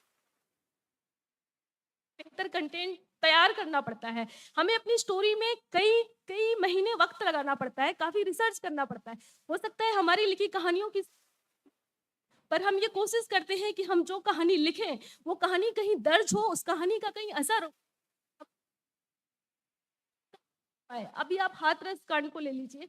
हाथरस कांड जिस वक्त हुआ उस साल पूरे भारत या पूरी दुनिया की आई थी। जब हाथरस कांड का 1 साल पूरा हुआ तो गिने चुने कुछ मीडिया संस्थान पहुंचे थे, पर जब 2 साल पूरा हुआ तो सिर्फ 1 या 2 पहुंचे थे। जब तीसरा साल अभी सितंबर में पूरा हुआ, जाके मैं तीसरे साल पे हम जाके कवर किए थे। हम पहले साल दूसरे साल नहीं पहुंच पाए, पर तीसरे साल पहुंच पाए क्योंकि तीसरे साल हम स्वतंत्र पत्रकार बन गए थे। तो स्वतंत्र पत्रकार बनना मतलब हमारा प्रोफेशन ऐसा है जो हम अपनी फैमिली में कभी आते हैं कि आप नौकरी क्या करती हैं, स्वतंत्र पत्रकार है। अच्छा, इसमें कितना पैसा मिलता है, ये कौन सी नौकरी है। तो हमारा जो काम है वो करना पड़ता है कि हम किस तरह का काम कर रहे हैं। तो ऐसी बहुत सारी कहानियां कि जिसमें हम जिम्मेदार अधिकारियों का ध्यान अपनी कहानियों की तरफ आकर्षित करते हैं, उसके लिए हमें कई गुना ज्यादा मेहनत करनी पड़ती है। हम हास्यबद्ध समुदाय मुख्यधारा मीडिया भी कवर कर पाए, उसके लिए हमें एड़ी चोटी का जोड़ लगाना पड़ता है कि हमारी जो हमने कहानी कवर की है उसे दूसरे मीडिया संस्थान भी कवर करें, ताकि हमारे जो रीच है, जो हमारी कवरेज है वो बहुत छोटे स्तर पे है। पर अगर मुख्यधारा की मीडिया को कवर करेगी तो उसकी रीच कई गुना ज्यादा होगी। इसलिए हमें अपनी कहानी की रीच हास्यबद्ध समुदाय पहुंचाने में एक लंबी लड़ाई लड़नी पड़ती है। अभी हम पिछले साल अलीराजपुर जिले गए थे मध्य प्रदेश में। वहाँ मैंने एक स्टोरी की थी। नर्मदा नदी के किनारे करीब 15 गांव हैं मध्य प्रदेश के, जिन्हें डूब प्रभावित घोषित कर दिया जा चुका है और सरकार का ऐसा कहना है कि वहाँ पे कोई नहीं रह रहा है। तो मैंने ये इस स्टोरी को कवर करने के लिए करीब 2.5 घंटे नाव की यात्रा की और हम उस गांव में पहुंचे। उस गांव के लोग, उस गांव की महिलाएं और लड़कियां कभी उस गांव से बाहर ही नहीं निकली है। मतलब उन लड़कियों को पता ही नहीं है कि गांव, उस गांव का नाम अंजनवाड़ा है, अंजनवाड़ा गांव के अलावा भी बाहर की कोई एक दुनिया है जिसे उन्हें देखना चाहिए। उनके लिए पहली बार मैं वहां पहुंची थी और वो पूछ रही थी कि मतलब यहाँ भी पत्र हैं क्या। और उस कहानी को 1 साल कवर करने के बाद एक मुख्यधारा की मीडिया ने उसे दोबारा से कवर किया उसी किसी एक गाँव में जाके। तो शायद मुझे लगता है कि ये हमारी उस असर है कि हमने एक छोटी सी कहानी कवर की पर उसको कहाँ तक पहुंचे। निर्भया कांड के 10-12 साल हो गए हैं और निर्भया कांड के बाद एक ऐसा कानून बना था कि जो भी पुलिस रेप जैसे मामलों में लापरवाही करेंगे तो उनके खिलाफ एफआईआर दर्ज होगी। ये 10-12 साल का मामला है। मैं यूपी की रहने वाली हूँ। यूपी में एक संस्था ने एक आरटीआई डाली थी कि निर्भया कांड के बाद से ऐसे कितनी एफआईआर दर्ज हुई हैं जो पुलिस के खिलाफ दर्ज हुई हैं। उस एफआईआर में लिखा, उस पर रिप्लाई ये आया था आरटीआई में कि ऐसी कोई एफआईआर नहीं लिखी गई है। मतलब यूपी पुलिस ने कभी कोई लापरवाही नहीं की है रेप जैसे मामलों को दर्ज करने में। तो हमने एक स्टोरी लिखी थी, लखीमपुर की थी। एक आंगनबाड़ी कार्यकर्त्री के साथ गैंगरेप हुआ था और उसकी डेथ हो गई थी। तो मैंने उस स्टोरी में लिखा था कि इस मामले में पुलिस ने इस जगह लापरवाही की है। अगर पुलिस, कानून ये कहता है कि इस पुलिस अधिकारी के खिलाफ एफआईआर होनी चाहिए, पर ऐसा नहीं हुआ है। हमारी खबर पब्लिश होने के 24 घंटे के अंदर उस पुलिस अधिकारी के खिलाफ एफआईआर दर्ज हुई। वो यूपी का पहला मामला था जिसमें एफआईआर दर्ज हुई। तो हमारे पास ऐसी बहुत सारी कहानियां हैं। हम रेप जैसे मुद्दों को तभी कवर करने जाते हैं। मैं हमेशा बोलती हूँ जब भी किसी मंच में जाने का मौका मिलता है कि हम रेप जैसी कहानी तब कवर करते हैं जब उसके साथ विभत्सता की हदें पार हो जाएं। रेप की खबर की हेडलाइंस बनना पड़ेगा, आपके साथ विवशता होनी पड़ेगी, आपको हाथरस और निर्भया बनना पड़ेगा। जब तक आप हाथरस और निर्भया नहीं बन दर्ज हो, ये बहुत मुश्किल है। निर्भया कांड के बाद से एक निर्भया क्रिएट किया गया था और ये कहा गया था कि निर्भया फंड की जो अमाउंट राशि है वो उन सर्वाइवर्स को दी जाएगी जिनके साथ रेप होता है। पर हमारे यूपी के किसी भी पुलिस अधिकारी को ये जानकारी ही नहीं है कि जिसके साथ रेप निर्भया फंड की राशि जाती है। और इसका नतीजा ये हुआ कि 8-10 साल में उस राशि का अमाउंट ही नहीं बढ़ाया गया, क्योंकि वो राशि जो है वही खर्च नहीं हो पा रही है। तो आप समझिए कि हमें अपनी स्टोरी के बहुत सारे नए एंगल तलाशने पड़ेंगे। हमें हाशिए पे डाल के ला रहे हैं, हम अपनी कहानी में नया क्या दिखा रहे हैं कि आप उसको पढ़ें, आप उसको देखें, आपको उसमें क्या नई जानकारी मिल पा रही है। तो ये काफ़ी इम्पोर्टेंट है। तो मैं आप सबसे यही कहना चाहूँगी कि जो भी स्टूडेंट जर्नलिज्म के फील्ड में हैं और जो आप सब सपना देख के आए हैं कि मुझे एंकर बनना है, मुझे ये बनना है, पहले डिसाइड कर लें कि आपको सच में करना क्या है। आप मेरे बोलने पे या जो बाकी साथी बोले हैं, उनके बोलने पे अपना करियर डिसाइड ना करें। पर मैं गर्ल्स से स्पेशली कहूँगी कि अगर आपको रिपोर्टिंग में थोड़ा इंटरेस्ट है, तो आप प्लीज़ रिपोर्टिंग को ज़रूर अपना करियर चुनें। सारे लोग नहीं, पर अगर 2-4 लड़कियाँ भी ग्राउंड रिपोर्टिंग को अपना फील्ड चुनती हैं और महिला मुद्दों पे रिपोर्टिंग करती हैं, तो मुझे लगता है कि काफ़ी अच्छा होगा। मतलब मैं जब नौकरी करती थी, तो मैंने कभी ये सोचा नहीं था कि आज मैं स्वतंत्र पत्रकारिता को सर्वाइव कर पाऊँगी, क्योंकि हम जिस बैकग्राउंड से आते हैं, जिस जगह से आते हैं, वहाँ पे नौकरी इम्पोर्टेंट चीज़ होती है। पर 2.5 साल हो गए हैं, 2.5 साल स्वतंत्र पत्रकारिता करते हुए मुझे ये रियलाइज़ हो गया है कि शायद मैं आगे के 2.5 साल और पूरे कर सकती हूँ। मैं आगे के ऐसे बहुत सारे साल शायद पूरे कर पाऊँ। तो बस इतना ही कहना चाहूँगी कि जो भी काम करें, लगन से करिए, शिद्दत से करिए, सीखने के जो भी मौके मिले उसमें सीखिए। मैं आज भी जाके मीडिया की ट्रेनिंग लेती हूँ, मैं जेंडर सेंसिटिविटी की ट्रेन करती हूँ, ताकि मैं रेप जैसे मुद्दों पे बेहतर तरीके से लिख पाऊँ। मैंने रेप सर्वाइवर पे काफ़ी सारी स्टोरी की है, इसलिए मैं रेप की ज़्यादा ज़िक्र कर रही हूँ। मैंने एक सीरीज़ की थी rape after the rape, rape के बाद, क्योंकि जब किसी लड़की के साथ रेप का ज़िक्र होता है, पर रेप के 1 साल से लेके 5 साल तक के उसके जीवन में क्या होता है, कभी उस पे ज़िक्र नहीं होता है। तो हमने एक ये काफ़ी अच्छी सीरीज़ की थी और कई सारी स्टोरी का फिर इस पे असर भी हुआ और लोगों का इस तरफ ध्यान गया। तो रेप जैसे मुद्दे पर रिपोर्टिंग करनी पड़ती है। हमें अपनी हेडलाइन से लेके, तस्वीरों से लेके, एक-एक लाइन लिखने में कितनी गंभीरता दिखानी पड़ती है, ये हमने अपने काम के दौरान सीखा है। जब आप रिपोर्टिंग करेंगे, जब आप जेंडर जैसे मुद्दों पे संवेदनशीलता की रिपोर्टिंग करेंगे, तो शायद आपको रियलाइज़ होगा कि इन मुद्दों पे लिखने वाले लोगों की संख्या कितनी कम है। तो आपको गुस्सा भी आएगी जब आप रेप जैसी स्टोरी पढ़ेंगे, जब उसमें पढ़ेंगे ना कि उसका उसके साथ चक्कर था, उसका उसके साथ अफ़ेयर था। जब आप कभी-कभी पेपर की हेडलाइन्स पढ़ेंगे, एक निर्मोही माँ ने फेंक दिया। तो इस तरह की जब आप हेडलाइन्स पढ़ेंगे, लगेगा कि नहीं कुछ गड़बड़ हो रहा है, कुछ हमें शायद बेहतर दिशा में काम करना है। Thank you.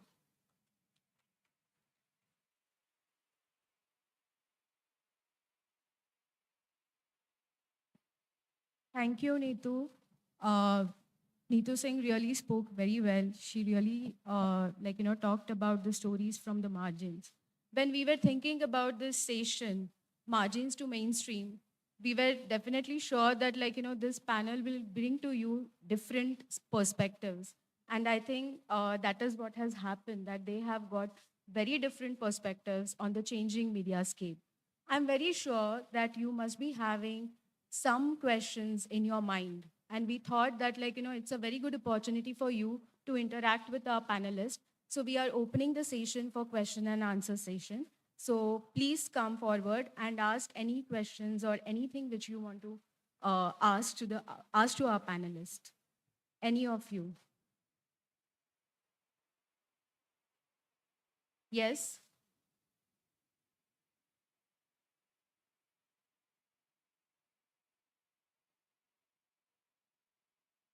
Yes? Please come forward.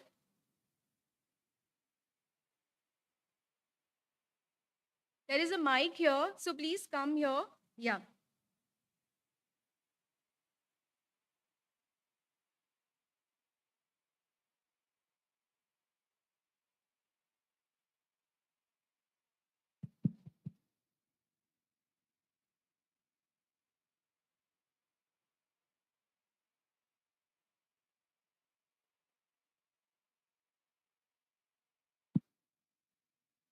Hi, my name is Deepu Vardhan. I am from MIT School of Government first year. So I would like to take the opportunity to thank the panel because they're very eminent personalities and have done a lot of contribution from the field of art, from the field of environment, from the field of crime reporting, and also from the field of, viewership, as what I understood. But my specific question was, because since your experience in journalism from day one till what you have done till today, you might have ventured into a lot of places, you have interacted with a lot of people, and you have observed various social settings. What I want to know is, what is the yardstick of peace? What do you think that a place or a community, what makes it peaceful is what I want to know from your experience till today.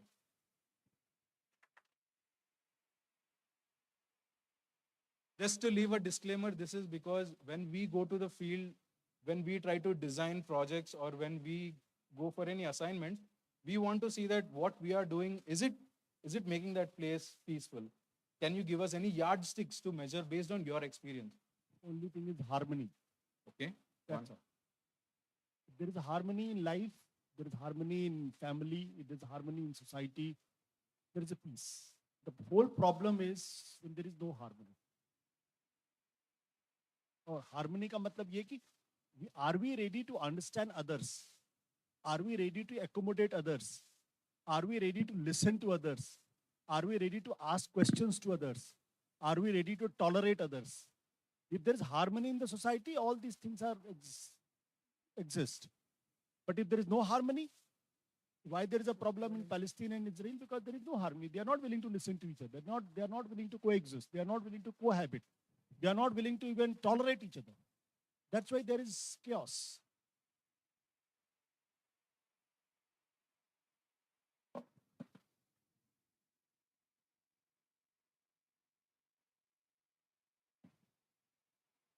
I just want to add a small thing to what Ashutosh ji said. Of course, we need harmony, and that's the base of everything. But उसके साथ में harmony कैसे आएगी? मैं उस पर बस एक चीज छोटा सा बोलना चाहती हूँ. It has to go. It can't be top down. We can't think of what are the things we need, to bring peace in society. हमने कभी लोगों से पूछा कि उन्हें क्या चाहिए? Grassroots, upwards, हम लोगों ने कभी पूछा नहीं है. If we start asking them, we will know what they need. And if they get what they need, there is harmony and then there is peace. So, yeah, that's just what I wanted to add. And I would like to add with respect to making news stories, with respect to content creation, to not cause disruption in society. In fact, that's how I concluded as well, that to use this powerful tool to help people and not cause disruption. And like my senior Ashutosh ji spoke about the Israel-Hamas war. Agreed, there is a lot of violence on ground, there is a lot of animosity on ground, but there is also a lot of spread of fake information, which is worsening the situation on ground. So it is our responsibility as content creators, as journalists, as media people to continuously verify information that we're giving out so that we add to the harmony and we add to peace, even in a situation of war. We work towards that peace.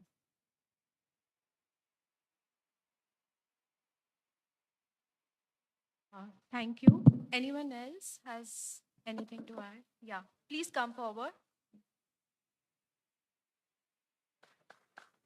Sir नमस्ते, माझं नाव रविराज खाडे, मी MIT school of गव्हर्नमेंटचा विद्यार्थी आहे. Sir 2014ला world press इंडेक्समध्ये आपला जगात देशाचा क्रमांक 140 होता आणि 2023ला 160 होतोय. एकीकडे आपण विश्वगुरू होण्याची स्वप्न बघतोय आणि पत्रकार लोकशाहीचा चौथा स्तंभ आहे. मग इकडे आपली आकडेवारी दिवसेंदिवस खाली का होत चालली?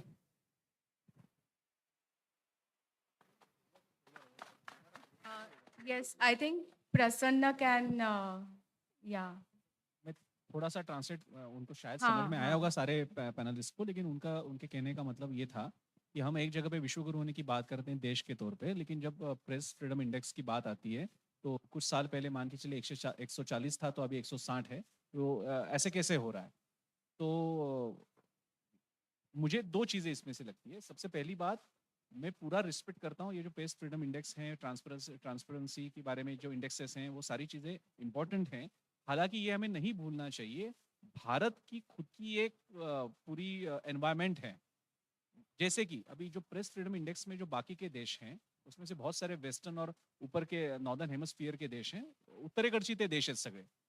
ते ज्या कल्चरमधून येत आहेत त्यांच्याकडे मीडियाला भरपूर वर्ष मिळालेली आहे, त्यानंतर ती अख्खी एन्व्हायरमेंट तयार झाली है. एक पूरी लोगों को भी पता है मीडिया क्या होता है, वहाँ पे अच्छी प्रैक्टिसेस हैं, वो सारी चीजें वहाँ पे ब्लूम हुई हैं. तो उनका वहाँ पे नंबर के ऊपर रहना बहुत ही लाजमी है. भारताच्या बाबतीत जेव्हा आपण म्हणतो तिथे मला दोन गोष्टी आहेत. एक, आपल्याकडे प्रेस फ्रीडम अल्टिमेट आहे का? बिलकुल नाही. आपल्याकडे प्रॉब्लेम्स आहेत का? बिलकुल आहेत. आपल्याकडे मीडिया डॉमिनेट करायचा प्रयत्न होतो का? बिल्कुल होतो. पण हे म्हणत असताना इथे ये भी ऐड करना होगा हमें हमें ये समझना चाहिए, हम जब भारत की बात करते हैं या साउथ एशिया की बात करते हैं और फ्रीडम इंडेक्स में हम जब बाकी के पाश्चात्य राष्ट्र देशों को कंपेयर करते हैं, तो ये नहीं भूलना चाहिए कि भैया हमारी प्रेस 150 साल पुरानी है. एक टाइम्स ऑफ इंडिया मान के चलिए, छोड़ दीजिए, फिर भी 100-150 साल की है. पुणे का जो सबसे बढ़िया यहाँ का पेपर, जो एक दो पेपर्स हैं, मैं पुढ़ारी से आता हूँ. पुढ़ारी 1939 का है, सकाळ 1932 का है, केसरी सम अराउंड 1800 में शुरू हुआ था.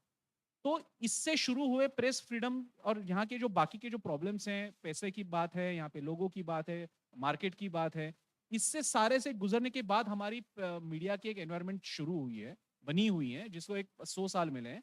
तो इसको अगर आप इमीडिएटली रखोगे भैया ये देखो गांव में हम इनके खिलाफ नहीं बात कर सकते, वो देखो यहाँ पे गया, यहाँ पे नहीं हो सकता.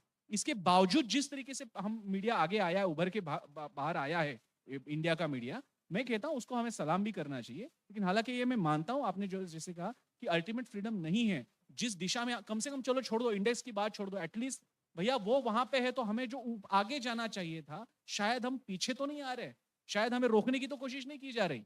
ये सवाल लाजमी है और उसके बारे में मैं कहूंगा कि अगर इंडेक्स के हिसाब से बात करें, स्टैटिस्टिकल के हिसाब से बात करें, तो हाँ हमें आगे जाने की जरूरत है और उसके लिए गवर्नमेंट की जरूरत पड़ेगी, लोगों की जरूरत पड़ेगी. एक छोटा सा चीज ऐड करूंगा, शायद आप यहाँ पे सारे इससे सहमत हो.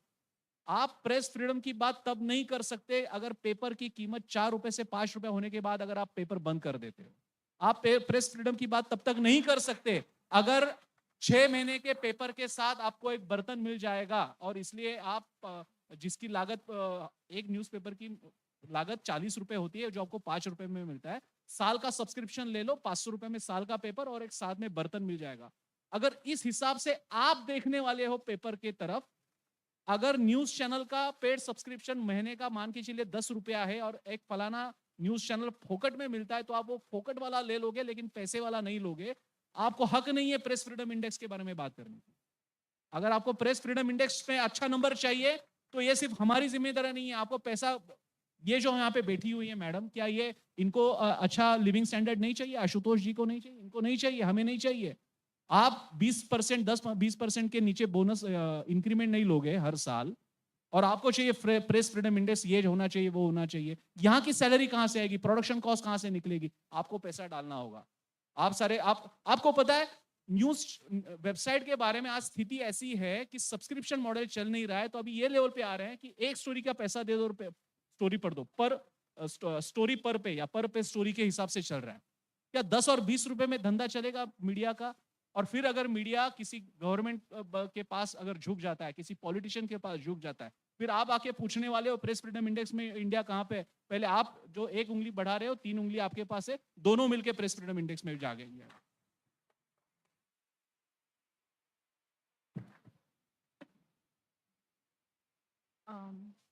Okay, I think no one else has any question.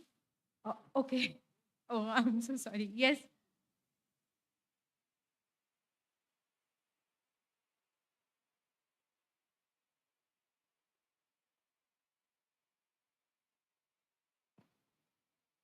How do you handle instances where your reporting might contradict the ideological stance of the media outlet that you're working for or what your audience believes in? Anyone from the panelist? आपका सवाल ये कि विचारधारा के साथ साथ media reporting कैसे हो सकती है, यही ना? जी, अगर आपका पर्सनल ओपिनियन जो है, आप जो रिपोर्ट कर रहे हैं, what if it's in contradiction? क्योंकि एक बात तो हमको मान के चलनी पड़ेगी कि हर आदमी की एक अलग विचारधारा होती है. इसलिए एक खबर होती है और 10 अखबार होते हैं, 10 अखबार अपने अपने तरीके से उसको रिपोर्ट करते हैं. वो इसलिए रिपोर्ट करते हैं क्योंकि हर आदमी की, हर अखबार की, हर इंस्टीट्यूशंस की अपनी एक अलग सोच होती है. तो उसमें कोई दिक्कत नहीं है. दिक्कत तब पैदा होती है जब हम उसको अपनी विचारधारा के हिसाब से उसको मैनिपुलेट करते हैं, तभी प्रॉब्लम आती है। अदरवाइज कोई प्रॉब्लम नहीं। आज बहुत सारे लोगों को इस बारे में प्रॉब्लम है कि इस देश के अंदर right of the centre media एक आ गया है। मुझे right of the centre media से कोई प्रॉब्लम नहीं, जैसे मुझे left of the centre media से कोई प्रॉब्लम नहीं है। मुझे दोनों से कोई प्रॉब्लम नहीं है। Right of the centre media का अपना एक अलग एजेंडा है। अलग एजेंडा का मतलब उसकी अपनी एक अलग सोच है। जैसे कश्मीर का मसला अगर आप ले लो, लेफ्ट ऑफ द सेंटर के लिए कश्मीर एक ह्यूमन राइट्स का इशू हो सकता है, सेल्फ डिटर्मिनेशन का इशू हो सकता है, ऑल्टरनेट पीस का हो सकता है। उनके लिए वो नेशनल सिक्योरिटी का मुद्दा हो सकता है, उनके लिए वो आतंकवाद का सवाल हो सकता है, उनके लॉ एंड ऑर्डर का इशू हो सकता है। मुझे दोनों नैरेटिव से कोई प्रॉब्लम नहीं है। मुझे प्रॉब्लम तब होती है जब कश्मीर में कोई घटना होती है और हम उसको मैनिपुलेट करके झूठ लोगों के सामने करते हैं, तभी प्रॉब्लम होती है। मुझे तो हिंदू अखबार पढ़ने में भी मजा आता, मुझे टाइम्स ऑफ इंडिया पढ़ने में भी मजा आता, और मुझे जो तमाम वेबसाइट्स हैं उनको भी पढ़ने में मजा आता। मैं अल जजीरा भी देखता हूँ, मैं CNN भी देखता हूँ, मैं BBC भी देखता हूँ, मुझे कोई प्रॉब्लम नहीं आती। जो बात अभी शहर ने कही वो इंपॉर्टेंट बात है। जब फेक न्यूज करने लगते हैं, आज की तारीख में बहुत सारे टीवी चैनल्स जो हैं वो फेक न्यूज करते हैं, फैक्ट को मैनिपुलेट करते हैं, झूठ को सच बनाने की कोशिश करते हैं, तब प्रॉब्लम होती है। हम अगर कहेंगे कि मेरी विचारधारा है और मैं अपनी विचारधारा के हिसाब से कहूंगा तो उसमें गलत कुछ नहीं है। गलत तब होगा जब मैं अपनी विचारधारा के हिसाब से आपके सामने गलत तथ्य रख के गलत चीज साबित करने की कोशिश करूंगा। मुझे लगता है ये इंपॉर्टेंट बात है, क्योंकि जर्नलिज्म में एक चीज सैक्रोसैंक्ट है, उसके अलावा कोई चीज सैक्रोसैंक्ट नहीं है, वो है फैक्ट।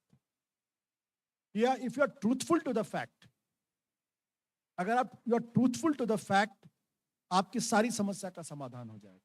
आप इंडिपेंडेंट जर्नलिज्म भी करोगे, आप क्वालिटी जर्नलिज्म भी करोगे, आप अच्छा जर्नलिज्म भी करोगे, और आप ऑब्जेक्टिव भी रहोगे। But if you are not truthful to the fact, फिर आप कुछ नहीं कर सकते, आप पत्रकार नहीं हो सकते, आप सब कुछ हो सकते। Thanks, Ashutosh ji, for that answer. We are running out of time, so we will just take one last question. Yes, okay. Sure. Thank you for the great session that we had. It was really insightful. So my question is to all panelists. Yesterday I was reading a report by the New York Times, and the headlines of that report changed thrice. In about a span of 4 hours, the same headline was changed thrice, and the content of the report was manipulated again and again. So in the first one, the headline stated that Israeli strike kills hundreds. And then the headline suddenly changed to at least 500 dead in blast at Gaza hospital. Palestinians say. So that was the report which said that 500 killed, and that was the statement by Palestinians. And then later the same headline read that people have been killed, and the statistics of the people who have been killed. Say, for example, first they gave the number 500 people dead, then they removed the statistics. So in this situation where people have been kept, in a loop where they don't know what's actually happening, how do we identify the difference between facts and a narrative propaganda that is being put up over there? So as a reader, I saw the same report thrice and I saw 3 different things. So it felt as if a narrative is being seeded inside me. So how do we identify between what actually is news and what is a narrative which is being put up into us? So how do we develop that news sense, as they say? You're talking about Al Mamdani blast, जिसमें 500 से ज्यादा लोगों के मरने की खबर है। ये जो डेवलपिंग स्टोरीज होती है, ये उसकी प्रॉब्लम है, क्योंकि गाजा में जो इलाका है वहां पे आज की तारीख में बहुत कम पत्रकारों के एक्सेस है। तो जो पहली खबर आई थी, क्योंकि रात को करीब 11 बजे के आसपास कल खबर आई है, तो पहली खबर ये आई है और उसका इंप्रेशन ये था कि एक जगह एक हॉस्पिटल में ब्लास्ट हुआ है और शायद इजरायलियों ने ब्लास्ट किया है और वहां पे 500 लोग मर गए। That was the first impression. उसके बाद इजरायलियों ने उसको कॉन्ट्राडिक्ट किया, उन्होंने कहा कि हमने पूरी तरीके से चेक किया, चेक करने के बाद हमें ये पता है कि हमने नहीं किया है, बल्कि ये किसी हमास ने या इस्लामिक जिहाद ने किया है। अब ग्राउंड पे रिपोर्टर शायद नहीं होगा उनका, और आई बिलीव कि बहुत कम लोगों के रिपोर्टर वहां पे हैं। मैं ये नहीं कह रहा हूं कि न्यूयॉर्क टाइम्स ने खबर को मैनिपुलेट किया, जैसे जैसे खबर डेवलप हुई वैसे वैसे उन्होंने ऑनेस्टली उसको रिपोर्ट किया। अदरवाइज फिर वो 3 अलग तरीके की बातें नहीं करते हुए। क्योंकि अभी जो मैं जेरूसलम पोस्ट देख रहा था, तो जो IDF है, जो इजरायली डिफेंस फोर्स है, उसने ये बाकायदा वीडियो निकाल के ये क्लेम किया है कि जो हॉस्पिटल है उसके बगल में एक सिमेट्री है, वहां से इस्लामिक जिहाद के लोग ब्लास्ट कर रहे थे, वो ब्लास्ट गलत जगह पे जा हुआ जिसकी वजह से ब्लास्ट हुआ, ये उन्होंने किया है। अब एक पत्रकार का काम क्या है कि इनका वर्जन है और ये फैक्ट, वो तीनों आपके सामने रख दें, यू चूज। तो I will not say that New York, because New York times, I follow New York times, New York times का अपना एक पर्सपेक्टिव है, वो मैं जानता हूँ, वो पर्सपेक्टिव आपका भी, अल जजीरा का एक पर्सपेक्टिव, वो बिल्कुल अलग पर्सपेक्टिव है। बट मैं ये नहीं मानूंगा कि न्यूयॉर्क टाइम्स ने खबर को मैनिपुलेट करने की कोशिश की। डेवलपिंग स्टोरीज में इस तरीके के कॉन्ट्रडिक्शंस आते हैं। शुरुआत में ब्लास्ट हुआ, तमाम तरीके के, बाद में इन्वेस्टिगेशन हुआ, और अब जैसे कि अभी एक बहुत बढ़िया एग्जांपल है निठारी केस का, जो हम लोग बात कर रहे थे उसके बारे में। आपको मालूम है कि बच्चे गायब हो जाते थे, फिर वहां पे एक नौकर को पकड़ा गया और उसके मालिक को पकड़ा गया, और ये कि वो बच्चों को मार देते थे वो। अब 19 साल के बाद हाई कोर्ट ने कहा है कि उनके खिलाफ कोई केस नहीं बनता क्योंकि कोई सबूत नहीं है। तो अब हम क्या माने? क्या 19 साल पहले सारे पत्रकारों ने गलत किया? हमने भी रिपोर्ट की थी, हमारे IBN 7 के लोगों ने भी रिपोर्ट किया था।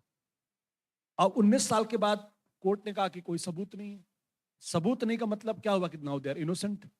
तो which is truth?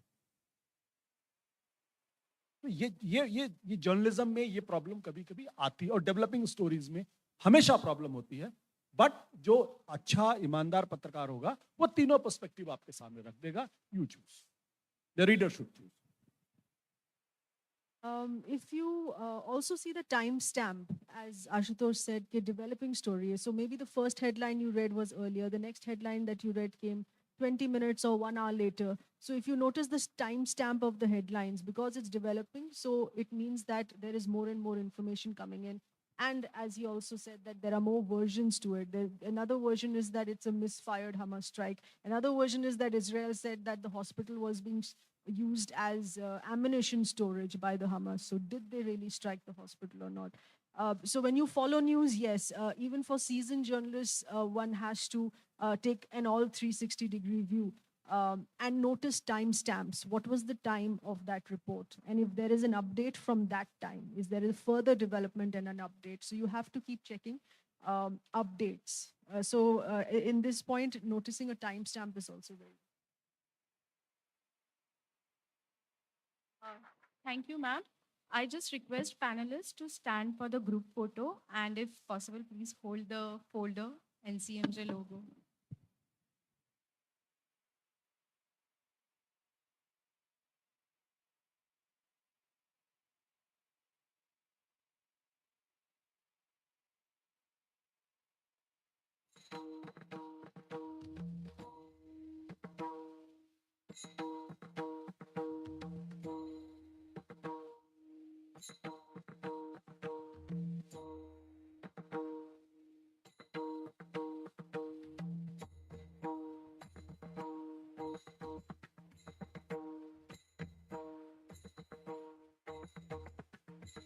Yeah, I request Dr. Preeti Joshi to come and propose a vote of thanks to our panelists, please.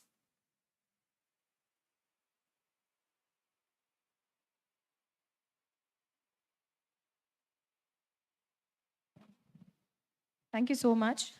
So very good evening, all the panelists on the dais and all my students who are sitting here and all other members from the university. I'm Dr. Preeti Joshi, standing here to propose the vote of thanks. It indicates that this is the concluding part of this session. So first of all, I want to thank all the students with all the energy, positivity, and their attention. Thank you very much. Same energy, I could feel that all credit goes to panelists who kept you so engaged. Sessions were so informative, they caught your attention. So big thanks to all the panelists here on the dais.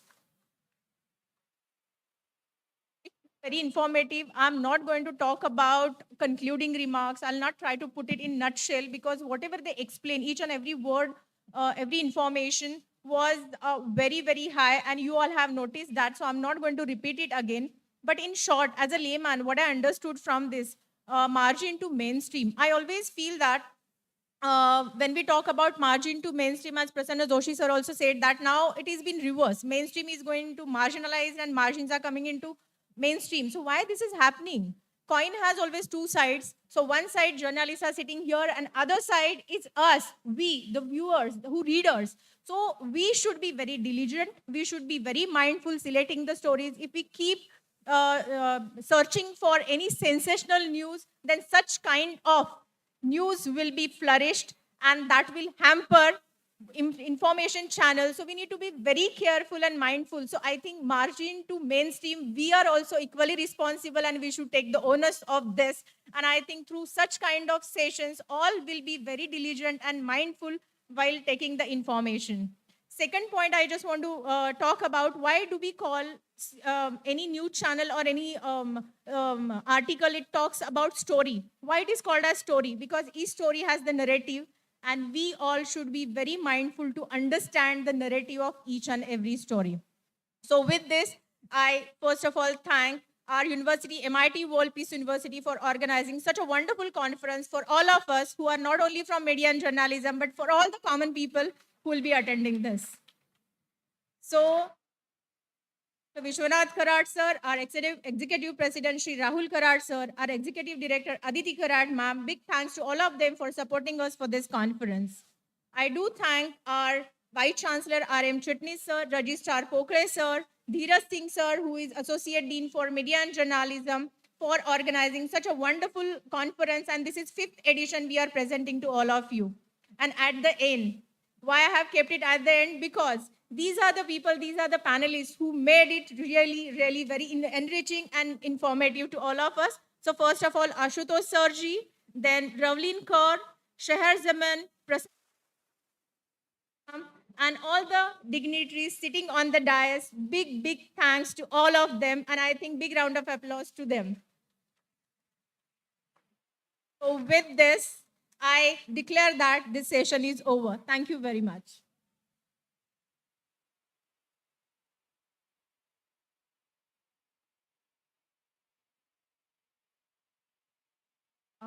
We'll shortly resume for our next session in 5 minutes.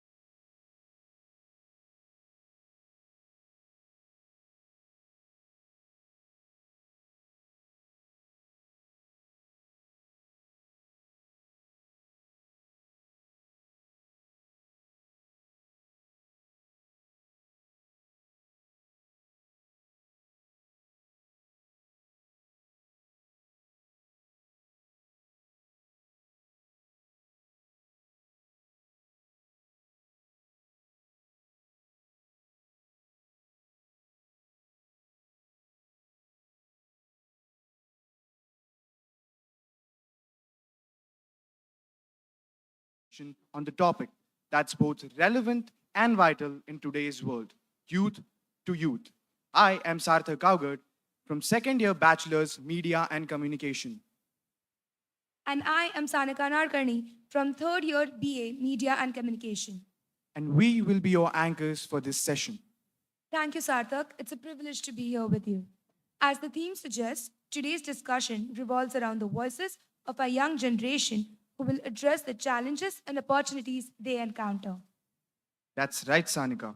Today, to lead this insightful conversation, we have a remarkable group of young panelists who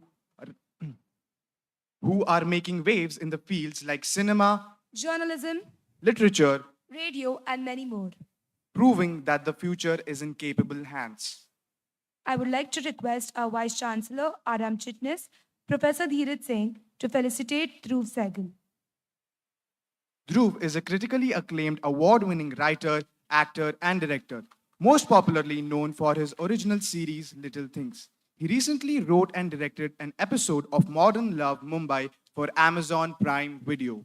He also wrote and directed the short film Kunal, which won the Best Short Film Award at Mami Mumbai Film Festival. Dhruv Sehgal has also won several awards such as Storyteller of the Year, Best Youth Show, Filmfare OTT Awards for Little Things, and many more.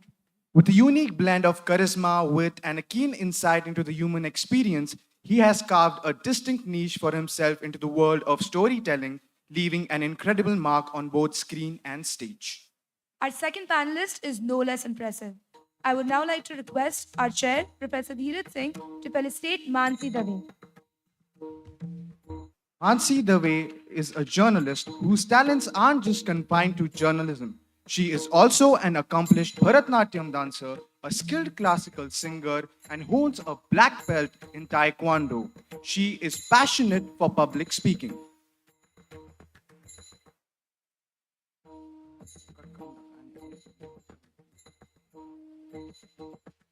Moving ahead, I would like to request to please felicitate our next eminent guest, Saksham Garg.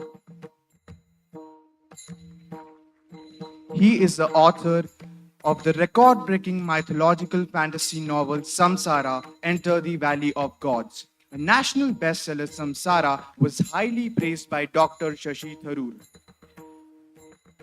I would like to request everyone that it's a great opportunity for you all to get an author-signed copy of Samsara. You might get it right outside the auditorium, so please grab one.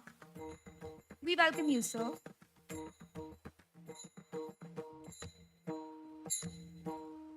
I would like to request Dheeraj sir and Aram Chitnis sir to felicitate Suraj Kalasheri, our fourth panelist for the session and also one of the versatile actors in the industry. Suraj Kolacheri holds a master's degree in management from Rajagiri Business School and a PG diploma in acting from the Film and Television Institute of India. Some of his works are Kabil, The Great Escape, Little Things Season 4, and Sadharan. I would like to request Mr. Dheeraj Singh sir to felicitate RJ Sangram Khopre. RJ Sangram has been one of India's top radio jockeys for the last 21 years. He has won over 20 prestigious awards for Best Radio Jockey and Radio Show, Digital Historian of the Year, and he holds a Guinness World Record for maximum organ donation pledges in a single day. We welcome you, sir. I would request all the dignitaries to please be seated. With an outstanding group of young talents, let's dive into the heart of youth to youth. I would like to hand over the mic to the chair of the session, Professor Dheeraj Singh.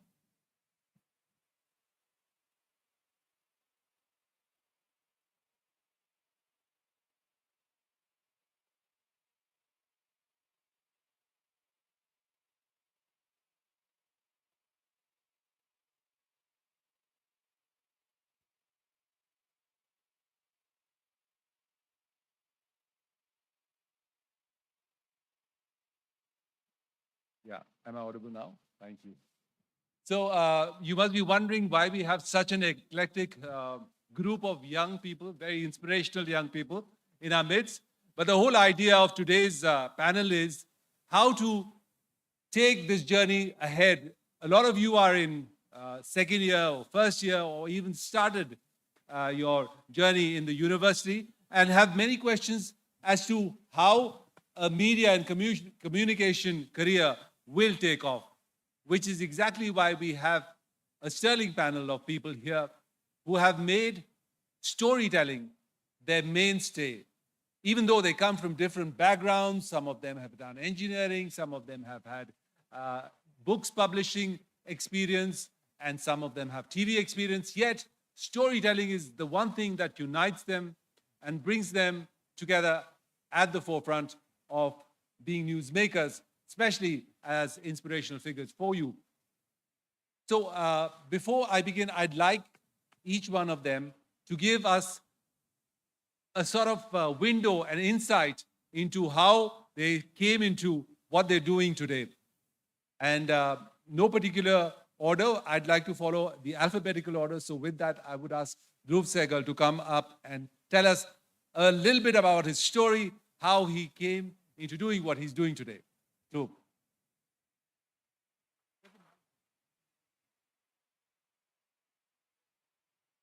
Hello. Yeah, works. Well, thank you for having me. It's really nice to be in Pune. I studied in Pune. I did media and communications. So, I mean, if I tell you which year, you know my age, but it doesn't matter. So I passed out in 2011. We're in 2023. So I've been working for close to, well, 13 years. I left college and I went into documentaries. I worked on 2 feature-length documentaries, which were funded by, well, they were funded by the government after they were made. So they didn't help us while we were making it and struggling with it. So we did 2 feature-length documentaries. One was called Bavraman, a documentary on Sudhir Mishra. We used his life and creative journey to explore the so-called cultural decline of India over the last 30 years by visiting the institutions that had influenced him. And the second documentary was called I Am Offended, which was a documentary on our offense-taking ability and how we as Indians can't take a joke. So I did that for 5 years, 4-5 years, and then I was jobless for 6 months, and I had some money, so I was trying to make my own web show. That didn't take off. I ran out of money. But we converted those web shows into a bunch of 2 short films, which went around the world and they got awards. And then I joined a company called Pocket Aces, which ran Filter Copy and Dice Media. I was working with them for 3 years. And I got that gig because my school head boy had started that company when I was in Kuwait. So, Mota Baat Choti. And the first job that I got was because my school senior told me that you should write honestly whenever you are asking for something. So I had seen the director's work, I had seen his film, and I wrote him an honest email that why I like his film and what I hope to learn from him. And that sort of maybe resonated with him in some way. And he asked me to work with him.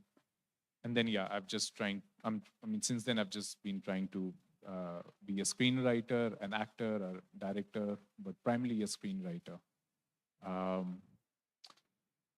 But that's the journey. It's and those are this is like the highlights of the match, but this is not about the grit of it. I think these are, maybe I've just told you about the majorly 5-6 days of my life. But I think what I would like to talk to you about very briefly. Dhruv, just give me a minute. Sure. I just want everyone to talk about the beginning of their journey briefly, and then we'll come back to you. Okay, cool. Yeah? So Mansi is next that was done. In the alphabetical order. Good afternoon, young minds. This is Mansi Dave, an MBA in finance. Yes, MBA in finance, but I always had a positive bent and forte of mind for communication and public speaking, and that's how I became a journalist, a business journalist.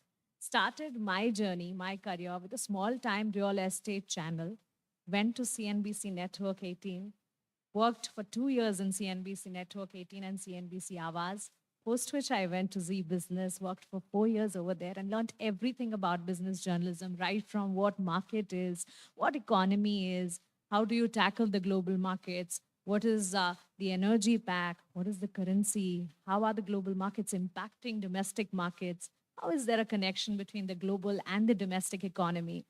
And did 4 years of learning from there, I went to the Times Group, ET Now. And recently, after working for 2 years from Times Group, ET Now, I'm working as a head of communications in one of the wealth management firms, a very well-known wealth management firm. The only thing I would want to tell you is when you think in your mind, your half journey, your half battle is settled. So think positive and always be positive.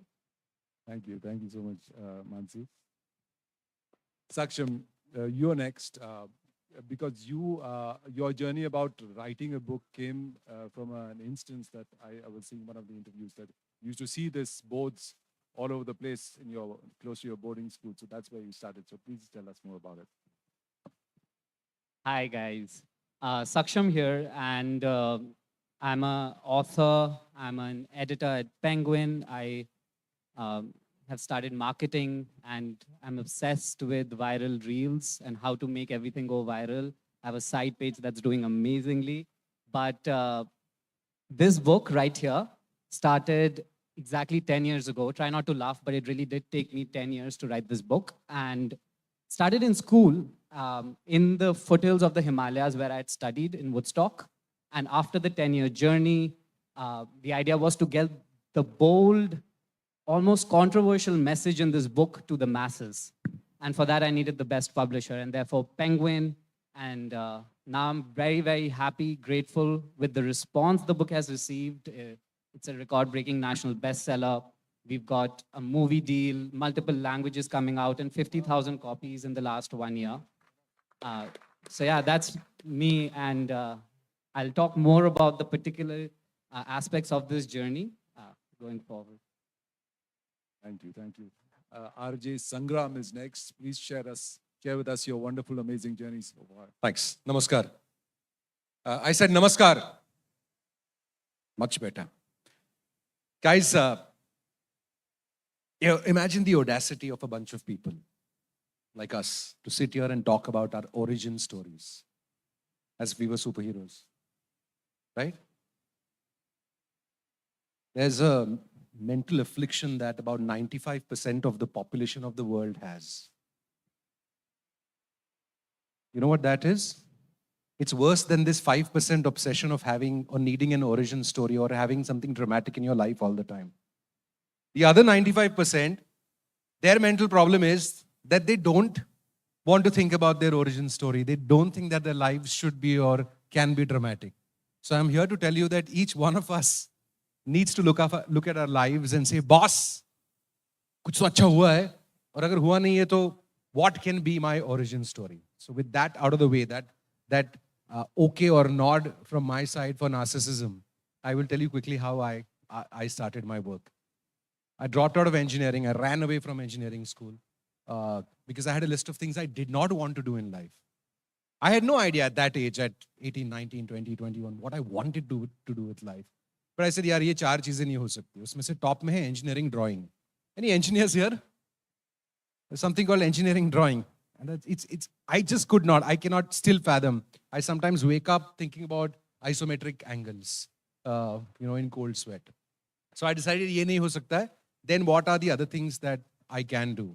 But throughout my journey, my media journey, my radio journey, essentially, I also did a television show called Phoknar Show, which was a political satire in 2016, which was rewarded really highly because in an unrelated story, I got some income tax notices. I'm saying there are 2 separate things that happened. I'm not sure. Chronology, of course, was something that you can figure out. But I've had a passion for politics all of my life. I've had a passion for understanding how decisions are made on not just the personal level, the family level, the housing society level, but just as a civilization, as a society, as people, how do we make these decisions? And that's what's driven me, whether it's my radio shows or my political work. But the most important thing I want to share with you guys from my journey, and I always insist that the anchor shares that with you, but I think we forgot to do that today, is that I'm also a failed horse breeder. I actually wanted to breed horses. I thought that's something that I could do, and I failed miserably at it. And it's just one thing that I have failed miserably at. There's a lot of other things I failed at. And I think those failures really also make you who you are. So never forget those. Never try to sweep them under the carpet and say, "Nee, nee, jo bhi hua, bahut acha hua." So that's been my journey. It's been radio, print, writing for whether it's the Sakar or the Midday or the Times of India, or television with IBN Lokmat, and then lots of political work, which we can talk about. So it's important to be proud of your failures as well, as R.J. Sangram has told us. Suraj is next. He's an actor. He's an FTI graduate and doing very well in Malayalam films. So let's hear it from him. Hi, good evening. Thank you for welcoming me here, because I have seen MIT for like 3, 4, 5 years, lots of friends, but I never came here, even though I was here in FTI. And I work in Malayalam film industry. I am based in Kochi. So recently, one of my movie released. It's in Sony Love. It's called 1001 Lies. If anyone is interested to know how you can escape from your partner telling lies, you can definitely watch that movie. It's for married couples and also for going to marry couple. So I'm married, and my wife is here, so I'm not going to talk much about that. So talking about my career, like I studied a lot of things. I'm also a dancer. I studied a dance form called Bharatanatyam for 10 years. So during childhood, my father pushed me. He told me your sister wants to attend this Bharatanatyam classes. Why don't you go and join? Because I love my sister a lot, and I thought she's like 8th, 9th standard, something like that. So there will be a lot of evil eyes looking at her. So I should go with her. That's how I started going for the dance classes. But it was very difficult, because when I joined, there were 3 boys and 45 girls. After 1 week, it became 1 boy and 46 girls. And that time it was very difficult, because you're surrounded by a lot of girls. And one small incident, I was dancing, my pajama, something happened to the rope, and it just came out. So that I told my father, no more dance, I'm not going there again. But he told me, again, father is like Amresh Puri for you, so you have to go. So I continued the dance sessions. And, only after, turning 15 or 16, I found it very interesting, because you're surrounded by a lot of girls. So before that, whenever sir is calling you for classes, I would say, no, sir, today my leg is paining, because some India-Pakistan match will be happening that day. But once I turned 16, 17, I used to call, sir, why don't we conduct one class? That too in my house, because my house was in the heart of the town. So all the girls will come to my house, and I can talk to them. That's how my passion in dance initially grew. So I thought I would become a dancer. But then I'm a passionate follower of Kamal Hassan, even now. So I thought, suddenly one day I came to know that Kamal Hassan is also a dancer. He also learned Bharatanatyam. So I thought, chalo, let's become an actor. I thought it's very easy. And then I joined a course called BSc Visual Communication in Chennai. I completed my course. And one of my father's best friend, he's a big shot screenplay writer, come actor in Malayalam industry. So I called him and told, uncle, I have completed my graduation. Why don't you just pick me in one of your movies? He told me, you are a bacha, you are just 21, and your education is very important. You should complete your PG. So I thought, let's do some PG. So everyone suggested do a MSc Visual Communication. I told no, because since my wife is here, I can proudly say that one of the girl, something like a crush, she was joining MBA. So I thought, chalo, let's do MBA. MBA is a very good PG course. Yeah, it's fine. So I went there. But funny thing is, like, interview, I got through, she didn't. So then my father told, and it was a very good college in Kochi for MBA. So many people, you have to give this cat mat and all those things. So I thought, chalo, let's take this seriously. And then she went somewhere, it's gone, tata, bye-bye. And I continued my studies there. And while I am completing my MBA, I'm saying all this story because it's also a matter of, focusing on something. So that time I didn't have that. That's why I'm elaborating and saying. And MBA I did, and towards the end of the second year, everyone is going and attending the placement sessions. It's a 100% placement college, so everyone is attending interview, and I am just roaming around because I have to become an actor, so why should I go and waste my time there? So everyone is getting job. Evening, once you get placement, people will come and attack you with eggs, Coca-Cola, tomato, all those things. It's a beautiful thing to see. And I thought, ki chalo, now let's go back to basics. Again, I'm calling film uncle and saying, uncle, I completed my PG. Why don't you cast me in one of your movies? He told me the same thing. Now you completed your PG. Now you have to analyze ki, what are you? You'll be good in something. Focus on that. Okay, dance, you're good in dance. Focus on that. Get some more training. And then I thought, this is going nowhere. Chalo, let's sit in some placement. So I went and sat for the interview of IDBI. I didn't get through. Next day, Samsung came. I got through. I got that job. I started working. I thought after 2 months, I will submit a paper and I will do something else. I will assist someone. And then I started working. 4 years I worked. Lots of money. And the problem is, like, when you start working and you start earning, you will do a lot of things. Like to drink a chai. After you come from office, you will even drive 500 kilometers. I've done that. I'm not joking seriously. From a place called Calicut, I went all the way to Bangalore to just drink one glass of chai. And later in life, when you have no money, you will think, why did I waste so much money that day? Because there will be a time there is 10 rupees in your account and you will be thinking all those things. What was the need and all those things. So finally, after 4 years of working, that is when I realized this is not what you wanted to do. Chalo. And then that day I saw this FTI ad in newspaper. So I wrote the entrance, then I cleared the audition, and then I cleared the orientation interview, and I got through. And that is when my mother is coming with these kundali things. Abhi 27 ka ho gaya, shaadi karna hai iska. So I am calling to tell her ki main resign kar raha hu, and she is telling ki this ladki is good, that ladki is good, and she's working here, she's working there. So finally, maybe because of my father, I took that decision ki no, I don't want to do shaadi now. I will join this place, and I joined. And after completing my course, initially I did struggle to sab mein hota hai, especially if you are into acting. But then initially I did few small roles. Even I appeared in Little Things in one episode. That was during Corona, I think. So jobless, sitting at home, nothing to do. And I'm not, because my friend Rajarshi, he told me ki there is a character. It's one scene, a Malayali boatman. And I did that. So now I think you can recognize me in that. So after that, that day I couldn't meet Dhruv because he was not there. And then I started working in Malayalam. I started focusing there. And that's how now mainstream I did 2 movies. And the third one is going to come. And I'm also going to do a web series for Amazon. Us sabka kaam chal raha hai. So I hope you will watch 1001 Lies. And dekhte hai ki kitne log will say ki this guy is bad for nothing, not good for nothing.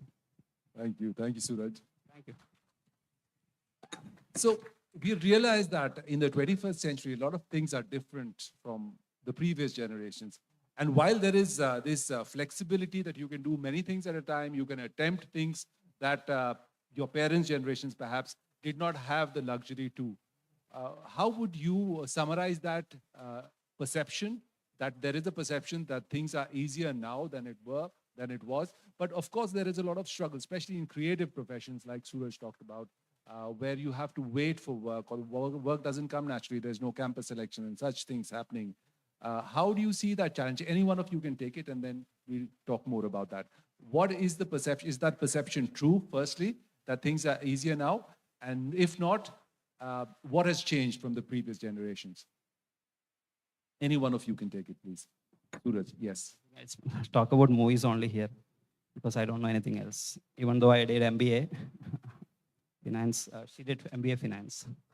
My finance was very poor, but I passed.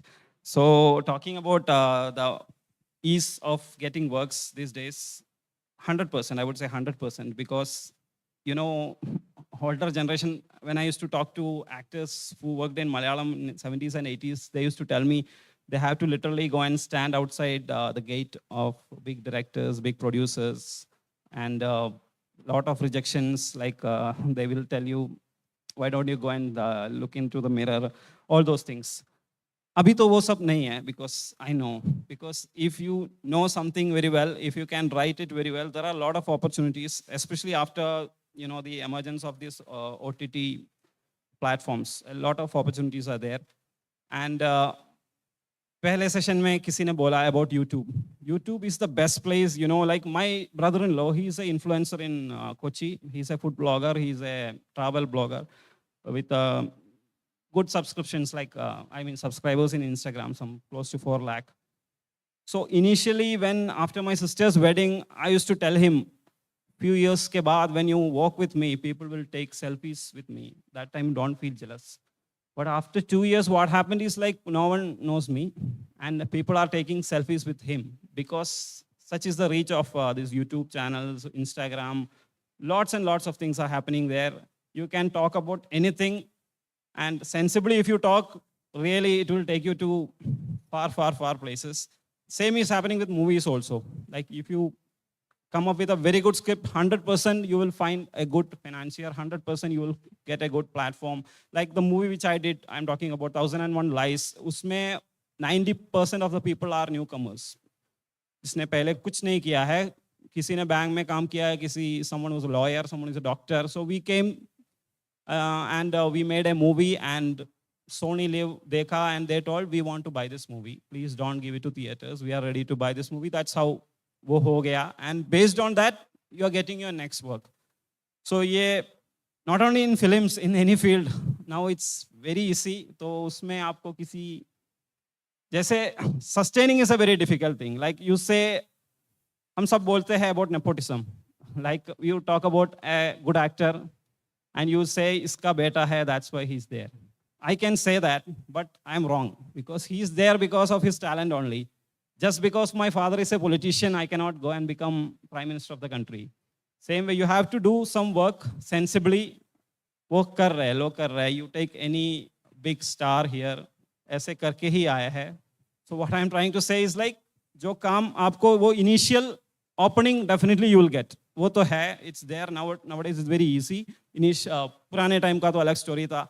We all used to make fun of our father, saying कि he used to say कि मेरे बचपन में school I used to walk like 10 kilometers. तुम्हें वो सब करना नहीं पड़ रहा है. But वो reality था. Now we don't know. Like वो reality था, उन्होंने ऐसे करके ही आया था. अभी ऐसा कुछ है नहीं. तो the initial thing is there for you. After that, it's your talent. काम करना है, hard work करना है, it will definitely, it's easy for you. Thank you. Thank you. That's a good point. Yes, Mansi. Well, I second the thought what Suraj just said, and you're right when you say things are easier, because platforms are many these days. One can consider it as a blessing in disguise, but at the same time, we also have to understand that our competition is with the technology, with the chat GPT and AIs of the world. You people will have to be out of the box. You people will have to be innovative enough so that you can beat the competition which you have with the technology. Dhruv, what about you?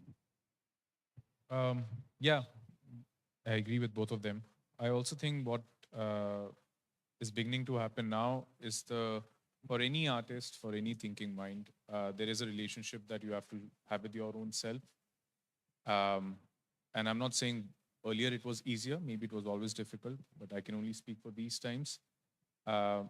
Because of so much of noise on social media, because of so much of plethora of content which is thrown at you, because of just the nature of lives that we've chosen for ourselves, this particular relationship that one needs to have with themselves as an artist, this I feel sometimes gets compromised, at least for me, and this very relationship is at the crux of any sort of creation. And till the time one is aware of yourself, your being, I think then you can take on these challenges, because I really don't believe that I'm making my life, I'm writing a certain way, but the decisions are being made by so many people, but what is for certain is my relationship with myself. And I think that is where the hours need to be put, the work needs to be put. What kind of value system do I have when it comes to my work, when it comes to the life that I want to live? That needs to be concretized, because rest everything is just. So whether on the one hand it's become easier, there are also challenges of not having enough for yourself time, especially. Yeah, the dialogue with your own self. With your own self. That needs to be at the forefront of any being. What about you, Saksham, as an author? Because other performing arts have more opportunity to be on YouTube, to be on social media and talk about your. But as an author, mostly authors take a back seat. They let their work speak. But what are the challenges of being an author in the 21st century? No, not anymore. I don't think authors are taking a back seat. I think I agree with you. It's easier now than it had been earlier. For example, the book publishing trade, for the longest time, over 50 years, has had a massive issue that they're unable to get their books to tier 2, tier 3 cities. Distributors have bottlenecks. Social media has changed that. I think not just movies, a book is considered incomplete without a social media campaign. And I meant it when I talked about earlier that I'm obsessed with trying to make sure that there's visibility in areas where there are no stationery shops to keep a Chetan Bhagat book. But they know about the fact that I've spent 10 years and they know my story and they know the content around it. Sure, it's a 75,000 word long conversation with me, but it has so many small nuggets that can be culled out into forms of media that can take it to people, something that I don't think a lot of the authors that came before had the opportunity, had the luxury of. And, you know, it also, of course, goes to say that things are trickier, increased competition, etc. But, you know, at the end of it all, I think I have to agree it is easier today. Easier today. What about you, Sangram, please? Being an RJ, the challenges and the benefits. You know, a lot of times when we ask these questions, there is a framework of who you are in time and space, where you come from, where you stand on any topic depends on where you sit, right? So when you say, is it easier? We have to sort of zoom out and look at the country as a whole and say easier for whom, right? Because because we're not a homogeneous society. I'll talk about my own field, for example. I have some data points here. Bunch of research done by United Nations, for example, or even some people like News Laundry in India. Let's look at diversity in newsrooms. Okay, so if things have become easier in terms of the tools we have, the platforms we have, etc., who have those things become easier for? So, for example, in the top 6 English and 7 Hindi newspapers, there are no women in leadership positions. Okay, no women at all. This is what do we mean by leadership positions? There's the editor-in-chief, managing editor, executive editor, your input, output editor, etc. This is for women. If you look at 121 newsroom leadership positions in the top newsrooms of the country, again, all of these top positions, out of 121, 106 are occupied by journalists from the so-called upper castes, and none by those belonging to the scheduled castes and the scheduled tribes. This is hard data. This is the reality of our newsrooms. Whether it's TV anchors, predominantly it'll be male and Savarnas across the country, across newspapers, across TV, and why should I not talk about radio? So in my last radio station, this is what the lineup was of the radio jockeys. There was a Sangram Khopde doing the breakfast show, followed by a Sonia Pathak, then a Shruti Kulkarni, and then a Shrikant Joshi. Right? This was the lineup. In my current setup, for example, there's Sangram Khopde, then there is B.Gdeshmukh, and there was Deepak Kadlag. Right? So predominantly male, especially radio is a slight sort of exception for having more women, but otherwise it's a male-dominated it's a Savarna-dominated media landscape. And it's also true for even the newer digital age, whether you're Quints or your Wires or your Scrolls, etc. I'm not saying that I or my bosses or my colleagues or Prasanna Joshi here, my dear friend from the TV media, that we are evil people. That's not what we're saying. I'm not saying that we are bad people who are only hiring according to caste or keeping the women out. No, that's not it. This is the construct of our entire society. Right? This is the system. We are a subset of that. And this is what you will get. So, to answer your question, have things become easier? Yes, some things have become easier, but only for a certain section of society, not so much for women, and not so much for religious minorities at all. I mean, how many Muslim names do we know that are at positions of power in the media scape, or even other spaces in our society? So, yeah, they've gotten better for some people, and for a majority, they haven't, unfortunately. Nice. That's a wonderful perspective, especially the theme of our conference is dialogue, inclusivity, and peace. And it blends in very beautifully with that. There is also an aspect, since all of you are creative people, storytellers, a lot of other professions don't have that. There's a lot of conscience added to whatever work that you do. You think about things, you think about justice, you think about equity, and so many other social problems that are in the society. Is that a burden sometimes to be so conscientious about the world where your colleagues, your peers may not be so as concerned about what is happening to the world? So is that a burden creative people, people who are storytellers carry which others don't? And is that an uneven sort of mix among your peers especially? I mean, more than burden, it feels like a responsibility. One would much rather be on this side of the fence, because I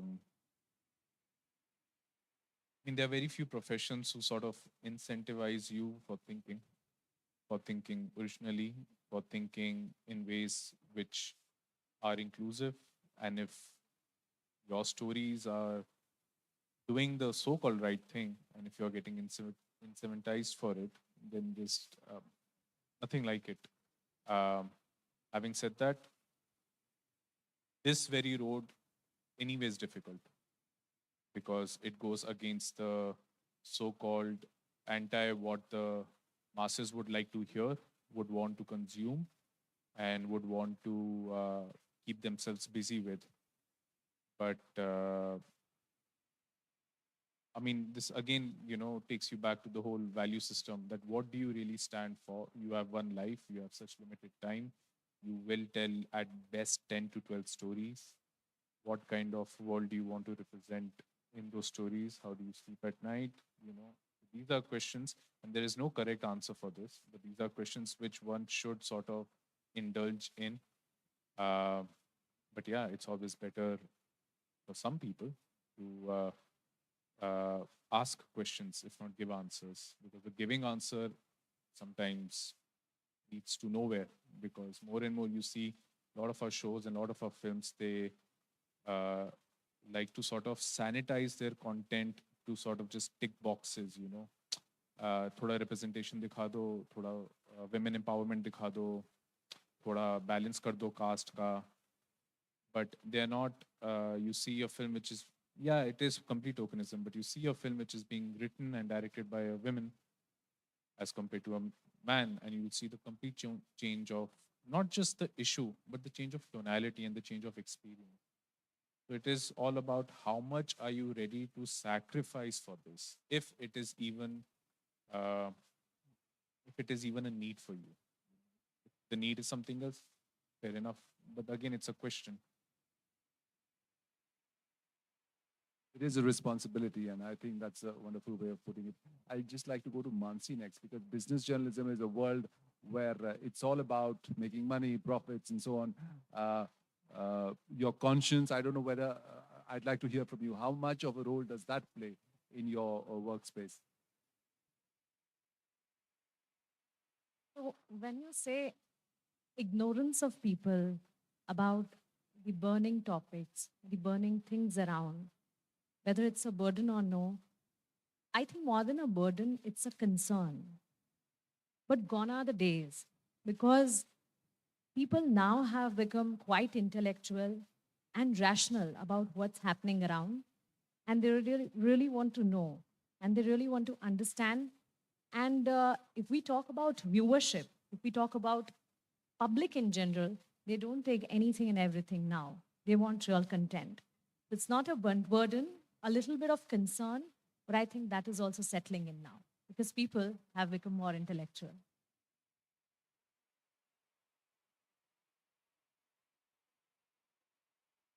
So I've worked at a publishing house in the editorial team, and I've had authors who've had their hands cut off for the book they've written, their houses burnt down. Penguin India authors that are being published outside that have been stabbed. And things work in very different ways. There are so many things one has to consider. Same goes for samsara. You know, I think if I were to open my Facebook chat, it's filled with all kinds of profanity and all kinds of hate. And I guess that's just perception. At the bottom of it, you know, you talked about tokenism, you talked about perfunctorily doing things, but this is what I told myself, and I tell all my authors, that at the end of the day, why does your work need to exist? As long as you're being able to ask yourself that and answer it within your heart, I think that is what speaks volumes, and that is the only responsibility, staying true to oneself, that we need to practice. So concern on one hand, responsibility, and to be true to yourself. Sangram, what was your take? I'm going to do a quick quiz. Okay? Guys, everybody here agrees that climate crisis, climate change are the biggest problems of our times? Yes? Are bolo na, haan, nahi, kuch to bolo. Ah, yes, good. Don't do our typical head nod. Population explosion, of course, is one very big part of that. India's population, our huge population, is, of course, one of the main things that holds us back, right? Now, tell me, the last census was in 2011, okay? 2011, there were 121 crore Indians. I'll give you 3 options. How many of them were Indian Muslims? Your options are 70 crores, 53 crores, or 39 crores. Let's go for 70. That's one person. 2, 3. Jaldi, 4. Okay. 53. A few more. Okay. 39. So here's how the room is divided. About 20% think that it was 70 crores. And the rest is half and half. You guys know what the actual figures are? In 2011, the Indian Muslims made up 14.2% of the population. That came to 17 crores, 17. 17, not 70, 17. Right? And of course, the latest National Family Health Survey, because we haven't had a census now because of COVID, etc., and other reasons. The National Family Health Survey says that we are now 141 crore Indians, out of which there are about 20.2 crore Muslims, which is still 14.23%. Now, when this is the reality of a highly educated meeting, right? Many of us are very privileged. It's a privilege to learn, to study in a university like this. But if we are not aware of this basic thing, this basic demographics, this basic makeup of our society, then obviously I'm going to forget whatever discomfort I have, whatever my ideas of creativity are, and say, no, boss, ye pehle kaam karna hai. Ye story batani hai. Whether it's through a radio show, or it's through a book, or a TV show, or a film, if this is where we are as a society, this is what we think. And, you know, we don't have that much time, but I can ask you a bunch of more questions about TFR, total fertility rate. How many children do Muslim women have in our country? And it'll blow your mind what people think is happening and what is really happening, right? So which is why we are at a stage as a civilization, I think, where I don't, as a creative person, have the liberty to sit back and say and think, ki boss, yaar, I wish mere ko ye bahut maza aata hai karne ka, ye khali pili ka responsibility mila hai. No, this is literally do or die for, it's the soul of this country that's at stake. So there's no question about it. This is what we need to do. It's definitely a responsibility and really a big one, especially for creative, artistic storytellers. Suraj, your take on it? I come from this place, Kerala, so we all say that it's one of the most educated state in India. You know, when you're making a movie, it's very easy for you. You can address any issue which you want to tell to the audience. But I don't think it's 100% true even there. It's case is different in, you know, like talking about our country, different cultures, different kind of people. And people have, you know, vast difference in opinion. Like these days in social media, the thing which is trending is there is a South versus North divide with one video. And that video is from that cricket match between India and Pakistan, where people were chanting something when a Pakistan player got out and he's going back. And then people are posting something from Chennai from 1987. They are saying, see, we clap for the Pakistan when they defeated India in, I think it was 1998 or 99, I don't remember. So see how we treated them. And they are saying, see how we treated them. So that kind of tussle is going on. But we can't blame both sides. दोनों का होगा, जैसे कि उन्होंने ये किया तो हमने ये किया, which these people ने देखा नहीं होगा. Same with like हम बोलते हैं about the state of Punjab and Bengal. They saw the partition और उसका जो after effects. So उनके लिए when India-Pakistan match is something big. But for a person like me coming from Kerala, I would say, क्या let respond, do namaz in ground, क्या problem क्या है. So I will talk like that because मैंने वो सब देखा नहीं है. मेरे like my wife, she's a Punjabi. So the day I went to, you know, going to Sasural, that is another cultural thing in India. Because in Kerala, if you go to your in-laws place for the second time, they will not even look at you. They will say, पहली बार आया तो थोड़ा इज्जत देगा, अभी क्यों देना इसको? But in Punjab, it is like your God is coming from heaven straight away and they will treat you so well. And that is when I went there and they told me they will take me to Wagah border. I'm so happy because I don't have to spend even 1 rupee. Everything will be taken care of. But in Kerala, it's totally different. If you are not spending something, they will say कि ये कहाँ से आया. So there, I'm so happy. So they are taking me to Wagah border. And before going there, I'm saying like, मैं वहाँ जाके क्या देखूँ? What is there in Wagah border? I don't know. But that day, her nani, she was born and brought up in a place called Gujranwala, and she came to Chandigarh in 1947. And she started saying a lot of things. And I was sitting and emotional कि मेरा थोड़ा acting का class भी हो गया उधर, without glycerin, tears भी आ गए. तो it's because उन्होंने वो देखा है, उनके लिए that is something big. Going to Wagah border, seeing that side, people dancing, उनके लिए बड़ा है. मेरे लिए it's nothing because मैंने वो देखा नहीं है. So here I will put up, say some opinion, they will say something else. So what I'm trying to say is, जैसे creative field में भी we talk about creative freedom, सबको address करके कुछ बनाना है, it's not easy. It's not at all easy because कोई ना कोई तो बोलेगा कि तुमने ये अच्छा नहीं किया. जैसे one example, in one movie I was acting, the shooting was happening in Dubai. So the thing is, there is a song in Malayalam, it's a funny song, 12 of us are dancing and we are enjoying. So as an actor, you will feel like अगर scene में थोड़ा दारू है तो scene will become good. दारू है means not we can't drink because you're an actor, but you have to show you're drinking, then you can put some extra कि मैं गिर रहा हूँ, मैं ऐसे कुछ कर रहा हूँ, मैं ऐसे पकड़ रहा हूँ. But directors say no, because we are shooting in Dubai, you can't do that. You can't show even a bottle of whiskey in Dubai. So then we will fight with the director saying कि ये क्या है, ये we are not acting. We can say that, but he is the one who has to face so many things. Because you are shooting in Dubai, you have to cut that. Stick to the rules here. ये दिखाना है तो दिखाओ, नहीं तो मत दिखाओ. So next time when I am writing a script, I have to think कि मेरा hero is coming from Dubai. Then I will say, नहीं, Dubai नहीं चलेगा. Let's place it in US because there I can show. So different things है consider करने वाला, and it's not possible कि सबको address करके सबको खुश रख के हम कुछ बना रहे. जैसे people will divert also so many things. One more example I would quote is like YouTube. We all watch news channel. Like sometimes रात को नींद नहीं आते कि you're working in the morning, you come back home around 10 p.m. and next shift is next day. So night you are sitting and watching some news channel, and at 3 a.m. in the night, I can see lot of messages नीचे जो लोग type करते हैं.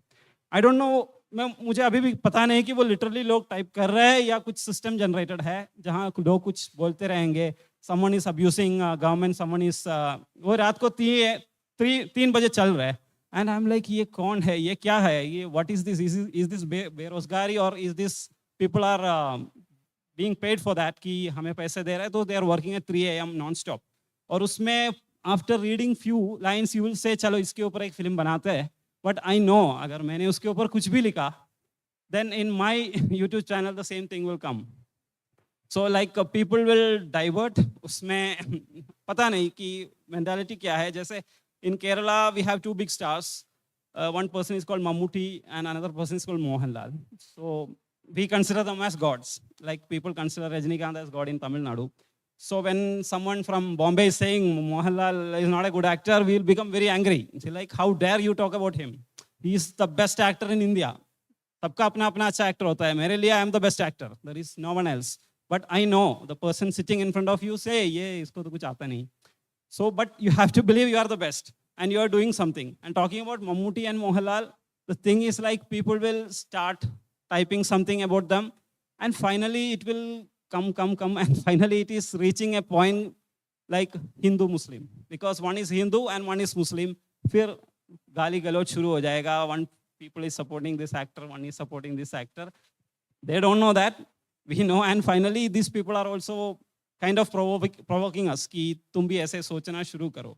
So the creative जो freedom की बात है, it's limitation तो है. ऐसा नहीं कि सब कुछ easy है करने के लिए, लिखने के लिए. You have to think 10 times एक भी शब्द. जैसे मैं यहाँ आपसे बात कर रहा हूँ, even I will पहले मैं भी सोचता हूँ कि कुछ गलत ना बोले. जैसे for an actor एक और thing मैंने देखा है, acting is very easy. You get a dialogue and you just say. Dancing is very easy. You are communicating with the audience without opening your mouth, just with hands, like Bharatanatyam will do with face and hands. But for me, the shivering point is when I sit for an interview, because like people like Mansi will come and ask some question, and if I am like, there's one more thing. Some people call actors dumb. If you are dumb, you are going to be a good actor. I don't know why. So they call us dumb because they think we can't speak a lot about some general topics. Not speak without script.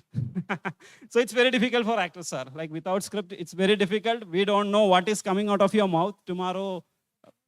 Yeah. Maybe. Actors are not, I'm not supporting them, but there are people who say that. Like in one famous director in Malayalam, he's one of the best. He used to tell ki actors are props. They are dumb. So we will make them do whatever you want to. He will say that, but still he will work with the best actors in the industry, like Mammootty, whom I consider one of the best actors in the country. Now Mammootty is always better than Rajinikanth. Thank you. Thank you so much for sharing that. We are now going to open the floor to our students. They have a lot of interesting questions waiting for our panelists. So one by one, we'll take a few questions. Please raise your hand, introduce yourself, and tell us who the question is addressed to. Yes.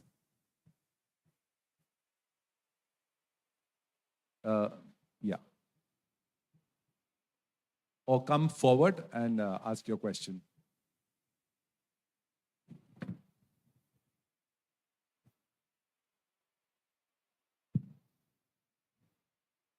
So my name is Atharva Joshi. I'm from TY third year Bachelor's of Mass Communication. And I have one question for Saksham sir. That is, can you highlight the marketing process of your book? That is because I want to make it as a writer someday. And I have another question for you. That is, so I also want to be a screenwriter. And you talked about screenwriting. So the thing is, I might write one screenplay, 2 screenplays. But how do you get these screenplays out there? How do you start as a screenwriter? How do you start as a screenwriter? I'll start. You know, big publishing houses have cookie cutter plans. They're often very huge. But as we talked about earlier in this panel, what has changed in the industry of Indian book publishing is that authors are willing to travel from Delhi to Pune and interact with people one-on-one, right? I think that primarily, in retrospect, has been the biggest differentiating factor for whatever relative success Samsara has. You'll have digital plans, you'll have reviews, you'll have the lot, you know, all of the stuff you can find online. What you won't be able to is the value in one-on-one interactions. This is my 4th trip to Pune post the launch of Samsara. And I think since then, the people that have stayed, the people that have read are the individuals that I had a chance to interact with that perhaps took more than just a product, you know, they took a memory with a sign in it. So I think that's what's make a difference. And I think it's a bit rich of me to say that. It's not perhaps possible for everyone, individuals that are willing to, you know, that can't necessarily get out of their Landour cottages, perhaps, you know, and come down. But I think as Dhruv mentioned earlier as well, we have to find time with that internal conversation as well. But in today's day and age, you've got to find that balance. You've got to be able to travel and then go back, dive straight into that writing process as if you have been writing for the last 1 week undisturbed. If you can balance the two, I think you'll have a recipe of success on your hands.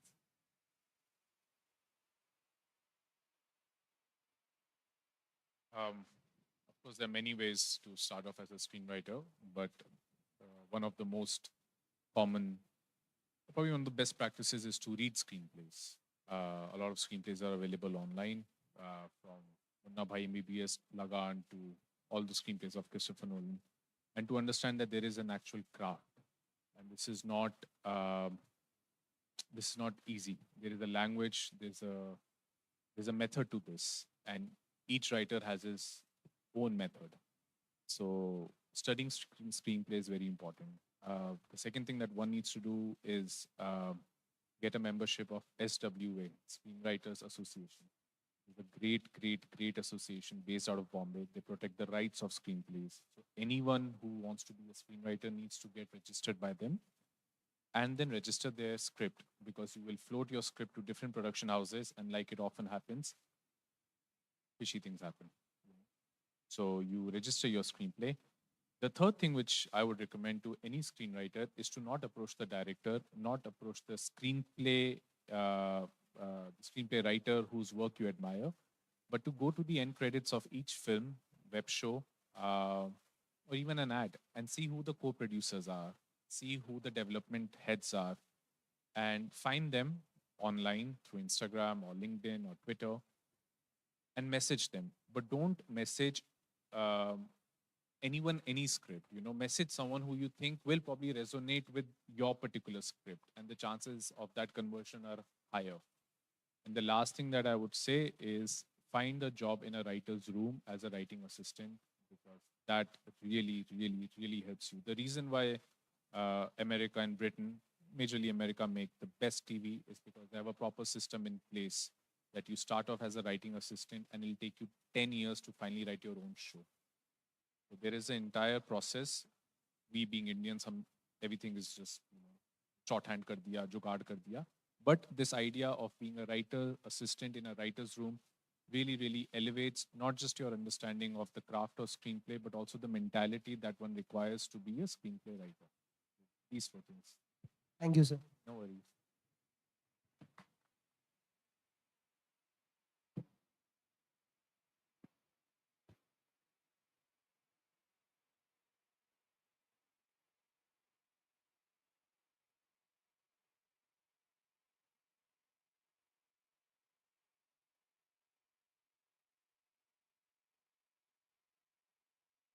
Hello, everyone.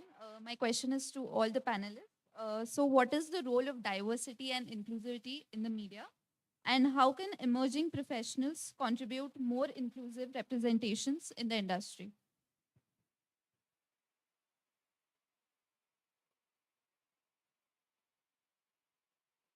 You have to break down the structures of power. There is no other way. There is no nice. So here's a great story from America.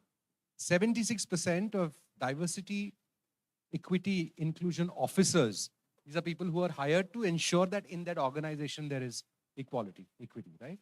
76% of those officers were white males. About 4%, 3.5% were blacks. You understand what the mockery that people will make and just do some kind of tokenism and say, हाँ नहीं नहीं हम ये करेंगे वो करेंगे. So you as a young person has to of course understand your own privilege, whatever that may be, depending on where you come from, where you were born, etc. And you have to ask that these things become a political issue. Where even in the private sector, we ask people, is there diversity at the top? I don't care about diversity on the bottom, obviously. जहाँ power है, जहाँ सत्ता है, जहाँ सत्ता का केंद्र है, वहाँ पे diversity है क्या? वो हमें demand करना पड़ेगा. And which starts from, let's say, the hot political topic right now is a caste-based census, for example. These are things that we have to drive and say, okay, this can be a political issue. That's the only way to get diversity. No amount of, presentations by MBA, sorry guys, people is going to help it unless you demand and make it a political movement. टाळ्या, political म्हटलं की टाळ्या वाजल्या पाहिजे लगेच. Hi, I am Arya. So earlier ma'am was talking about how ChatGPT or AI does the work for creativity. Now all of you, this question is for all of you. How do we overcome that? How do we overcome the creative block that we have? Like us as writers and young filmmakers, we want to present something new. We want to bring something new to the table. But then again, there's the AI. It has everything. So how do we overcome that? And yeah, that's pretty much it. Thank you. So thought-provoking है ना ये सवाल कि Can I just add on to that question? Please do. So I just want to ask, like, adding on to it, how do we compete with industry giants who are also, like, very well known and a tad bit problematic, like Colleen Hoover or like J.K. Rowling or anyone? So along with AI, this is also a very, imposing thing for us as writers. So how do we overcome that?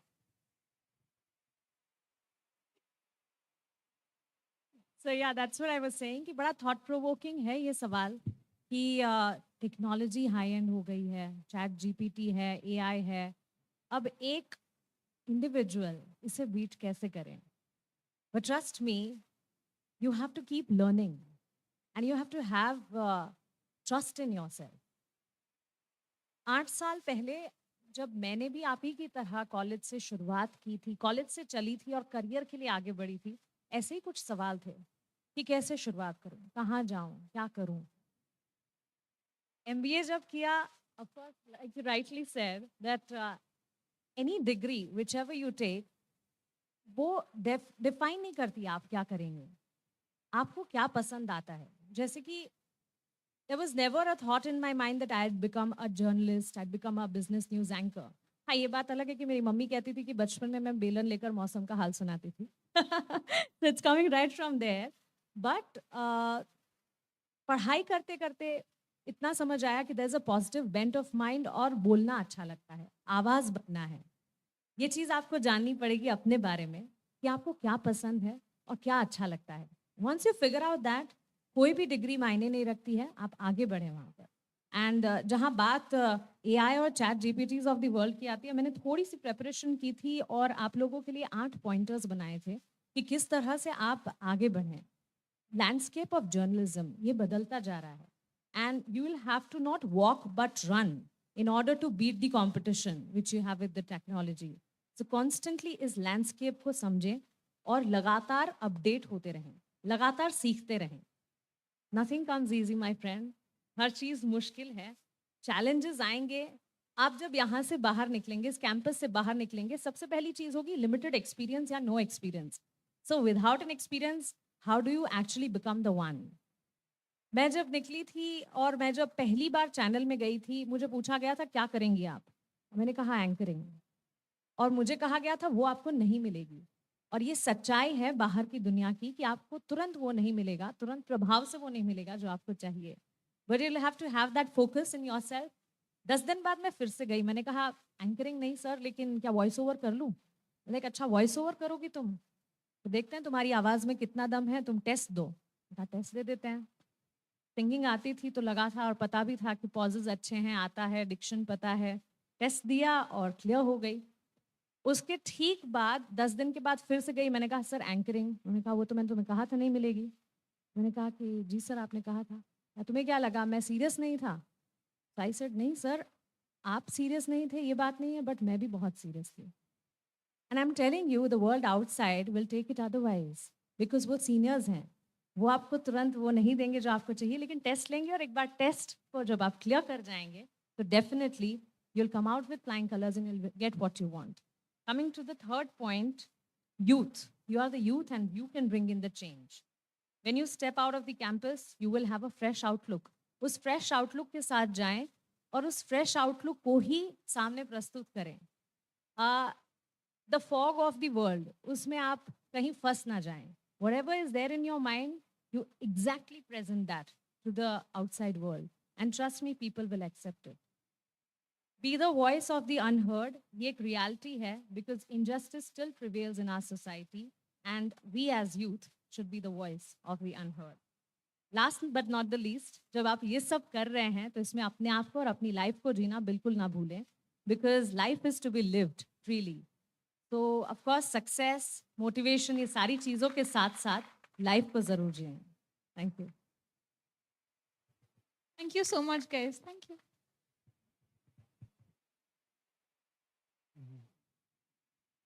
Yeah, so firstly, I would like to thank all the panelists for sharing their journeys. It's indeed inspiring. Myself, Krunal Thakkar from Dadasaheb Phalke International Film School. And my question was, how do you manage to take out time for upskilling your craft in your tight routine of work as an individual and as an artist? Because as the discussion happened, that the industry is cutthroat out there. So if you don't evolve, you'll just perish. So how do you manage to take out that dedicated time to upskill? I think one way to do this is, again, the masters keep doing it. Even someone like a Martin Scorsese, Steven Spielberg, they always question themselves. To know that you don't know is great. Sadly, we end up surrounding ourselves with yes men in Bollywood. That sir ko sab pata hai, sir ko sab pata hai, which is why all of our great filmmakers, their later films are not as good as their initial ones. It's always very strange. They should always get better, deeper, ask more questions, you know. So the idea of you not knowing is such a great playground. It's such a frightening one. So just the idea of, yeah, I don't know, but I want to know. You know, this journey of questioning yourself is very important. And the second thing, which is also extremely empowering and terrifying at the same time, is that you always start from zero as a writer or as a creative mind. You know, you won't make the same mistakes, hopefully, but you always, again, you're always looking at your previous work and like, how the hell did I do this? And if you think that, oh, ye to isse better main kar dunga, then to not have that arrogance, to approach your work with that humility, and to be in this sea of self-doubt, sometimes it really, really helps. This is separate and sort of adds to your point as well, though. Guys, I want to end with this. How many of you are majoring in media? Show of hands. All right. I do want to put this out before we end today. If I'm not wrong, post-graduation, individuals like yourself will probably look at advertisement companies, teaching, and a lot of regular avenues. I particularly feel that out of PR, etc., publishing and the book publishing industry should not only be on the list, I think it should be on top of the list. They support and nurture their own. Samsara is a great example of that. It really, really pays well. It's a relatively closed, gate-kept industry with very little competition to entry. It's a fun, young, creative working environment. And honestly, full of women in management positions. So do check it out, honestly. And tips, connections, internship opportunities, please come. I don't bite. Unless you go for my coffee, that's where I draw the line, but I don't bite. So thank you so much. Wow, what an insightful session. It was really exhilarating to listen to so many different perspectives. Indeed. Now, I would like to request Krishna Sankla, a student from 3rd year BA Media and Communication, to deliver the vote of thanks.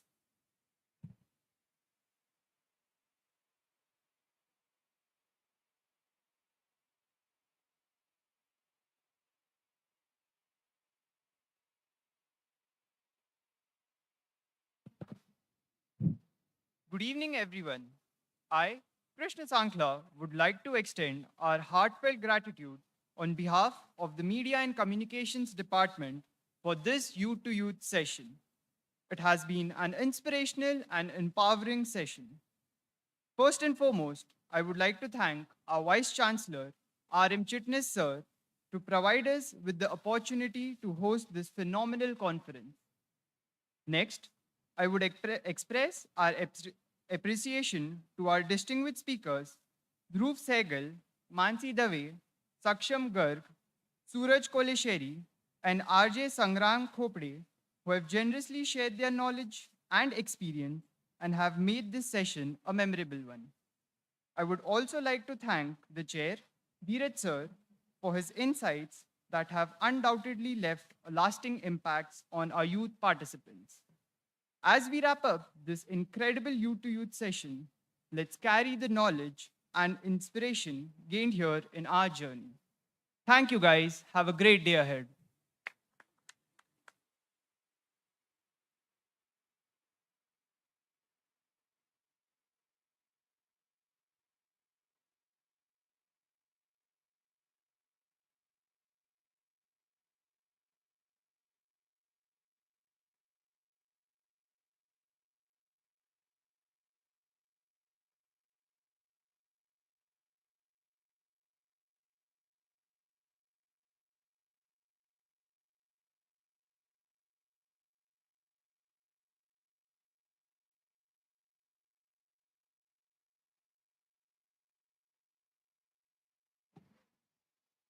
Thank you so much, all the panelists.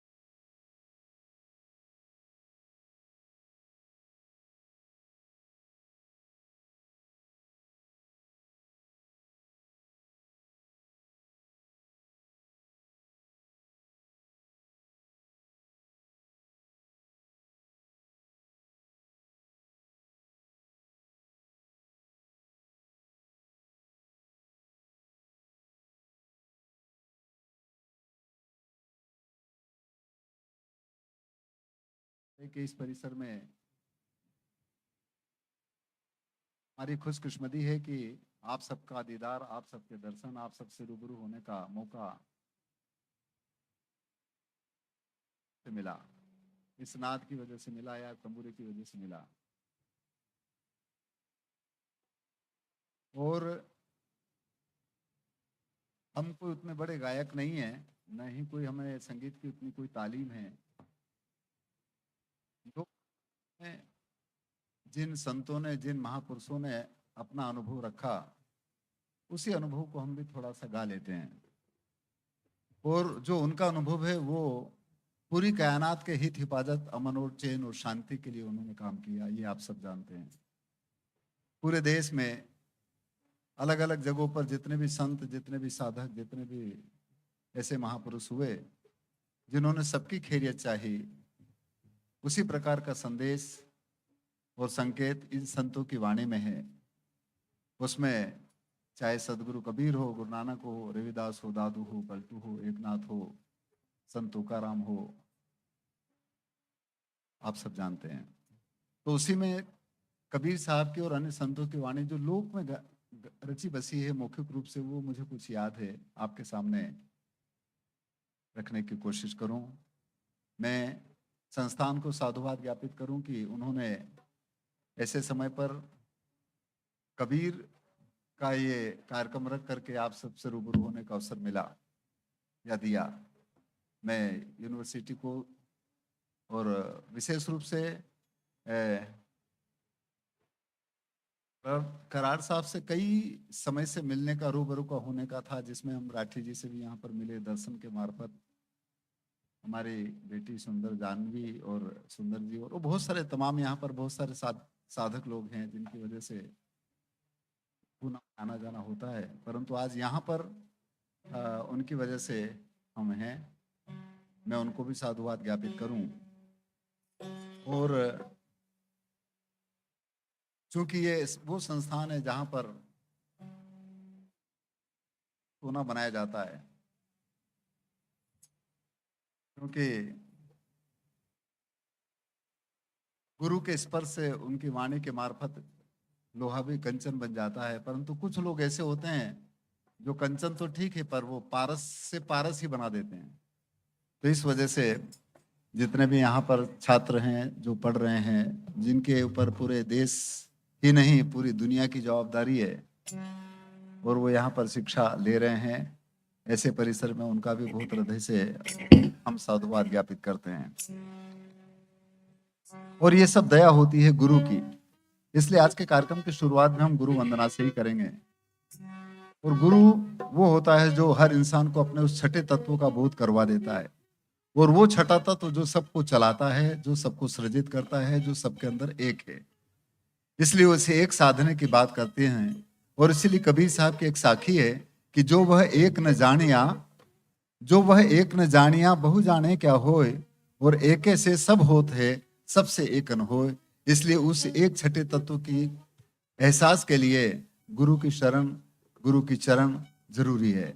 इसलिए गुरु की शरण के लिए हम इस पिंड के मार्फत, वो इस पिंड को जो चलाता है उसका एहसास कैसे करें, इसके बारे में हर संतों ने अपने अपने तौर तरीके से जैसा उन्होंने एहसास किया, आप और हम सबके बीच में रखा। इसलिए मैं पुनः आप सबको नमन और प्रणाम करते हुए आज के कार्यक्रम की शुरुआत करते हैं।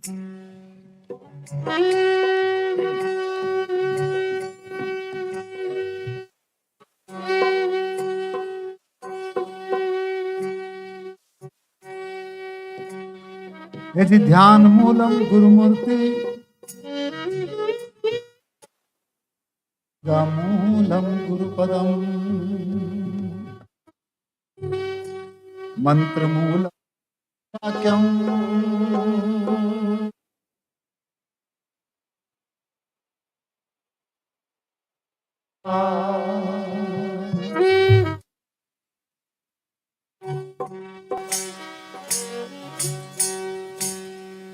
बिना गुरु की कृपा से कुछ संभव नहीं है। और एक तो वो जो हमें शिक्षा देते हैं वो भी गुरु, पर सबसे पहले तो गुरु है हर इंसान के अपने माँ और पिता, जिनकी वजह से आप और हम सब हैं। इसीलिए संतों ने भी ये कहा है ए जी प्रथम गुरु है माता पिता, प्रथम गुरु है माता पिता, जो रज विरज के हैं दाता। अरे दूसरे गुरु मन की दाई, जिन्होंने गर्भवास में युक्ति बनाई। यहाँ पर हम सब बैठे, सबके अलग अलग कई नाम हैं, नामों से इस पिंड को जाना जाता है। जिन्होंने नाम का संस्करण किया वो भी गुरु है एक तरह से। इसलिए भी कहा है, ये जी तीजे गुरु है जिन धरिया नामा, तीसरे गुरु है धरिया नामा, और देही नाम से जगत ने जाना, और चौथे गुरु जिन विद्या दीना, और जगत प्रमाण रीति सोचीना। यहाँ पर जितने गुरुजन शिक्षा दे रहे हैं वो भी निश्चित रूप से वंदनीय है, आदरणीय है, और उनको भी हम प्रणाम करते हैं। इसलिए गुरु की शरण जरूरी है, और बिना उनके वो समझ फर्क इस शरीर को नहीं हो सकती। और ये भेदिया तब बनेगा जब उनका आशीष या उस शेण को हम अपने अंतर में लखें, देखें, एहसास करें। इसलिए ए जी सात दीप नौ खंड में, सात दीप नौ खंड में, न गुरु से बड़ा नहीं को।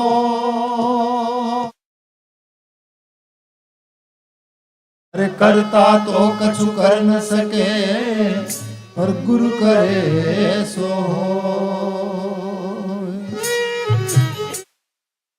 गुरु करे सो हो कब? जब गुरु की बात को हम देख लें, समझ लें, एहसास कर लें, तभी हमारे जीवन के अटपट और खटपट मिटेगी, ऐसा कहा। इसलिए कबीर कहते हैं, पानी अटपटी रे, गुरु की वाणी अटपटी, न झटपट लखी न जा।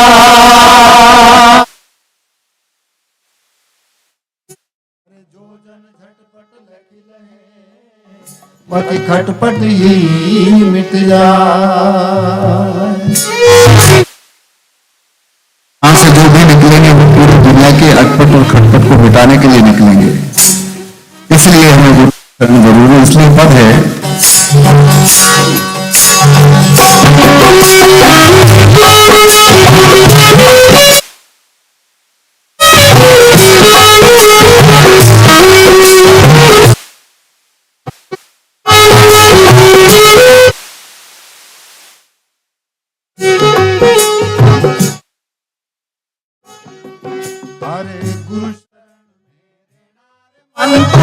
गुरु शरण मेरे नाम हारे।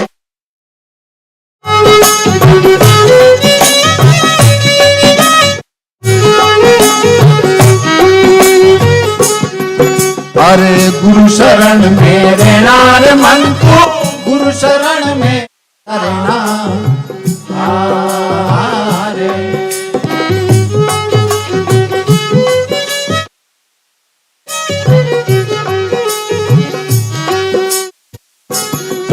अरे उतरोगा पार पूरा गुरु मिल गया, उतरोगा पूरा गुरु मिल गया। यदि पीर जगत से मन को गुरु शरण मेरे नारायणा।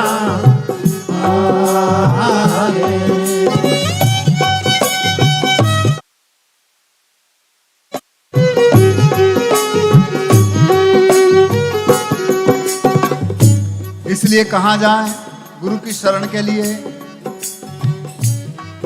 अरे पांच तत्व की बन थारी काया, मैं निजे कर लेना आया। पांच तत्व की बन थारी काया, मैं निजे कर लेना अरे।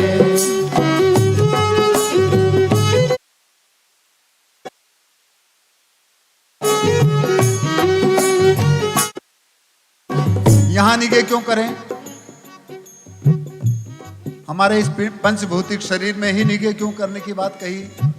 क्योंकि इसी को चलाने वाला सुप्रीम पावर, जिसको लोगों ने अनेक नामों से पुकारा है, वो इसमें है, इनमें है। वो छठा तत्व इसमें है। इसलिए कहा है, अरे पांच से कोई छठो बतावे, पांच से कोई छठो बतावे, ये जीवा को गुरु का शरण मेरे नाम उतरोगा पार पूरा गुरु मिलिया।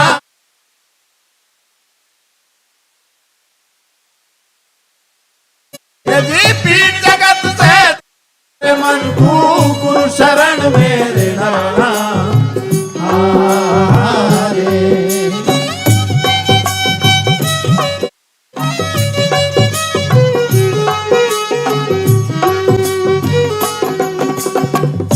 और उस छठे तत्व का बोध और भेद करने के लिए या बताने के लिए सब दूर बहुत लोग हैं, पर उससे हम कितना एहसास कर पाते हैं ये तो आप जाने। इसलिए वो ये कहते हैं कि सबकी सुने, परंतु यदि एहसास ना हो तो फिर वो क्या होगा। इसलिए कहा है, अरे घना गुरु हो विश्वास बनावे, उनकी मत सुन लेना।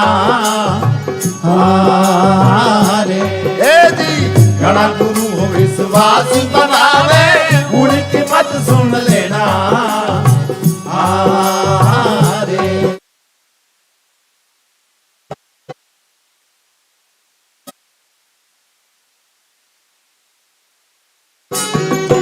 अरे वो ठगियों में ठगियार रहता, वो ठगियों में ठगियार रहता।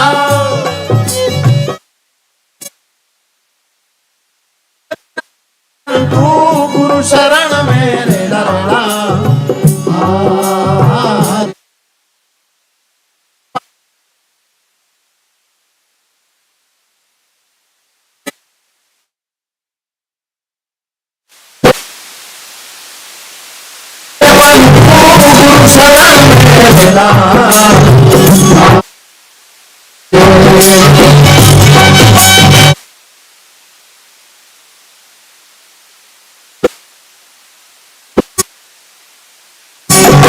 और जो ऐसे उस तत्व का बोध और भेद करवा दे, उसे हम पूरी तरह से समर्पित होकर के अपनी गर्दन काट करके चढ़ा दे तो भी कम है ना।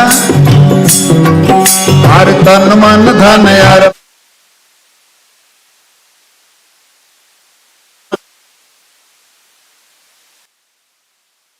मन धन अर्पण सतगुरु को गुरु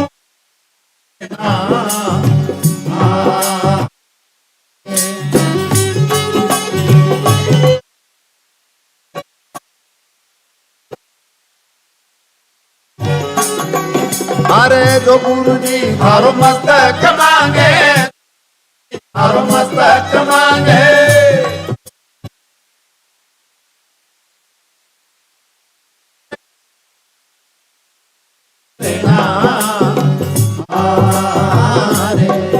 अरे उतरो का पार पूरा गुरु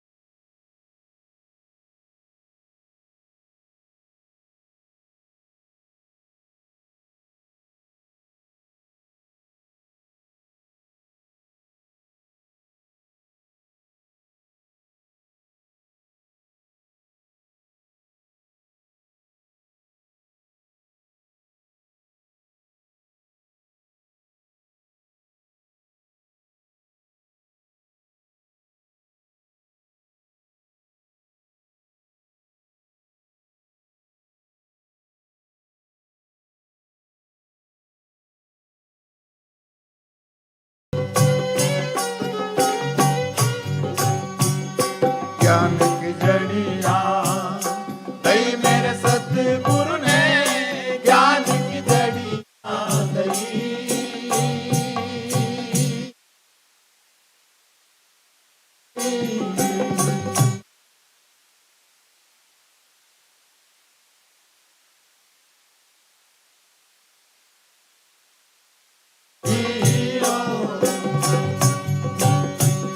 वाह जड़ियां तो माने लागे जो प्यारी रे, वाह जड़ियां तो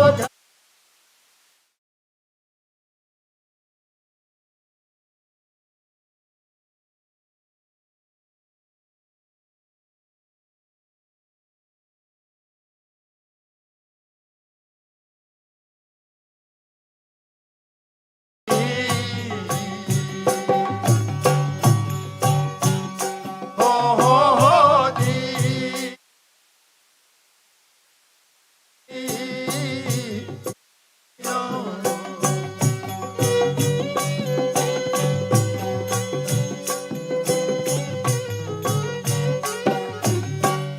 कहां पर है वो जड़ी?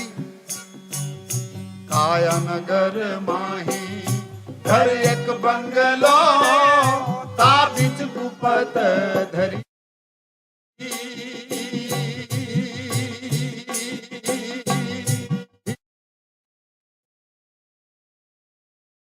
हो जी।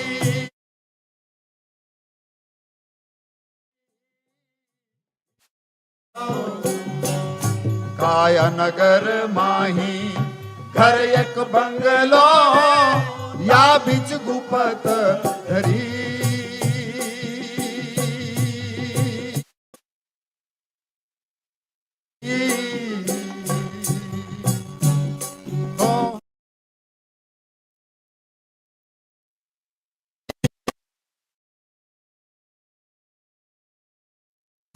वाह जड़िया तो मान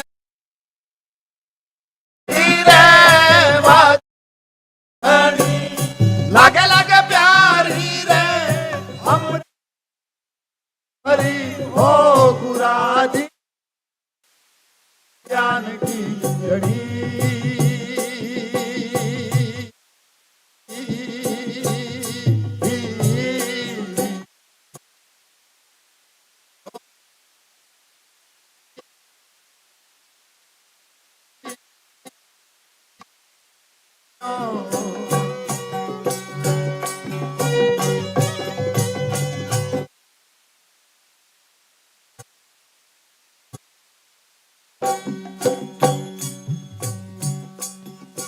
जड़ी तो है,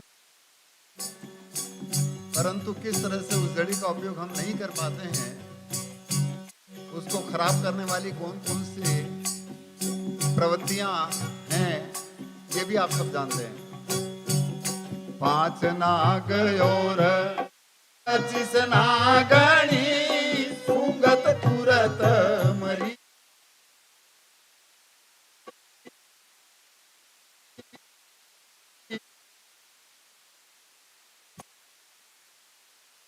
ओ जी।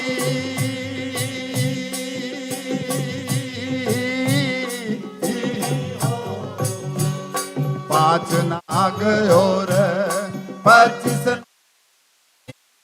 सूंघत तुरत मरी।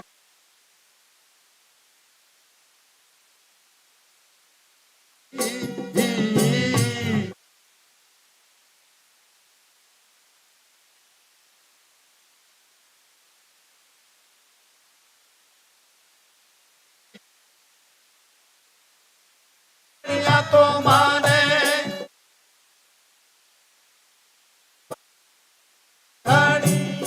लागे लागे प्यारी रे अमृत रस दिन दिन ज्ञान की जड़ी।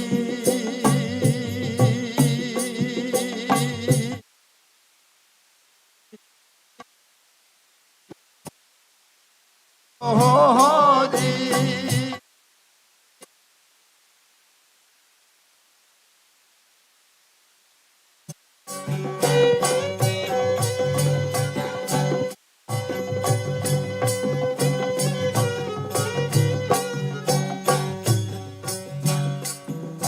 उसको नष्ट करने का काम कौन करता है? इन थाली ने भाया सब जग खाया, एक डरी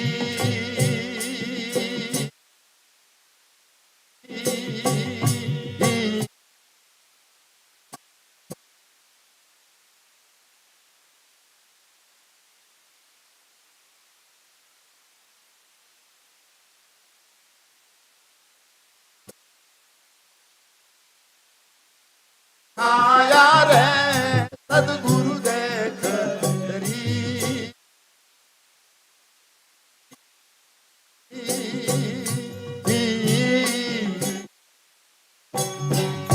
हो जी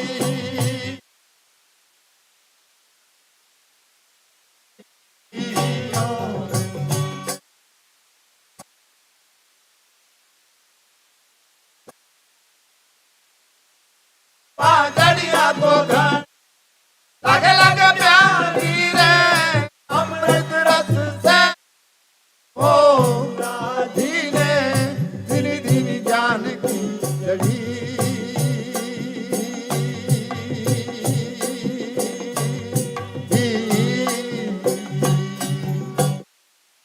हो जी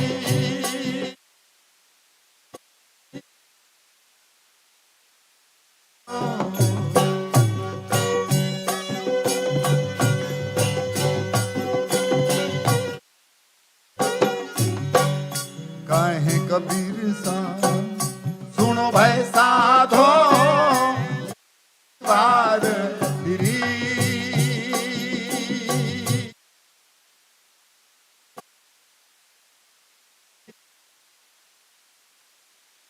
हो जी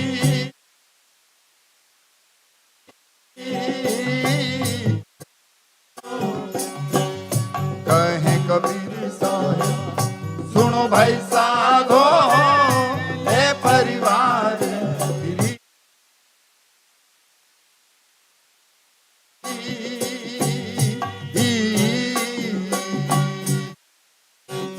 हो जी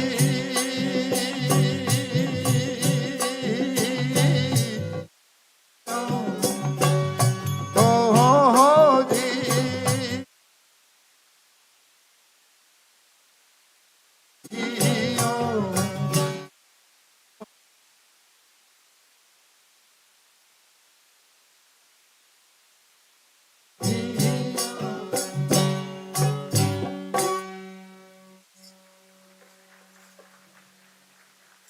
इस तरह से वो समझ की, वो परख की, वो पारक की एक जड़ी जिससे हर रोग कटते हैं, वो सबके पास में है ऐसा।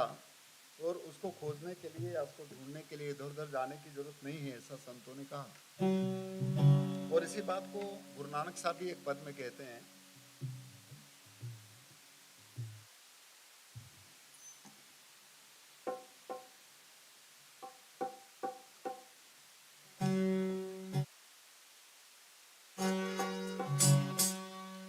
ये जी वस्तु कहाँ ढूंढे कहाँ। एक जगह पर एक आदमी की हाथ की अंगूठी गुम गई कहीं पर, और बस वो ढूंढ रहा था। तो वो ढूंढ कहाँ रहा था, कहीं गुमी वहां पर, और जहां पर वो उजाला था वहां पर आकर के देख रहा था, इधर उधर ढूंढ रहा था। तो कोई पूछने लगे कि क्या ढूंढ रहे हो? कि बोले मेरी अंगूठी गुम गई। बोले कहाँ गुम गई? बोले वो तो पता नहीं किधर गुम गई, परंतु यहाँ उजाला तो मैं यहाँ देख रहा हूँ। वस्तु इधर है, हम खोज उधर रहे हैं। एहसास इधर है, हम दूसरे से अपेक्षा कर रहे हैं। इसलिए उस एहसास के बारे में सब संतों ने कहा। गुरु नानक साहब एक पद में कहते हैं, आत्मा ए जीवात्मा, तू कहाँ घूम रहा है, या तू कहाँ ढूंढ रही है, कहाँ भटक रही है? वो तो तेरे पास में है, और वो पास में है। और जब एहसास होगा तो कैसा होगा? सबको, जिसमें किसी मजहब की, किसी धर्म की, किसी जाति संप्रदाय लिंग भेद का कोई बाउंड्री नहीं है। इसलिए इन हदों से जो ऊपर उठा, उन्होंने इस चीज का भेद होने के बाद में आप और हम सबके बीच में ये बात रखी। कहते हैं, ये जी वस्तु कहाँ ढूंढे कहाँ, और कह विधि आवे हा। अरे वस्तु ठिकाने पाइए जद भेदी दीजे साथ में हो तो हम तुरंत उस चीज को हासिल कर लेंगे। इसलिए कहा है ए जी भेदी लीना वस्तु दीनी लखा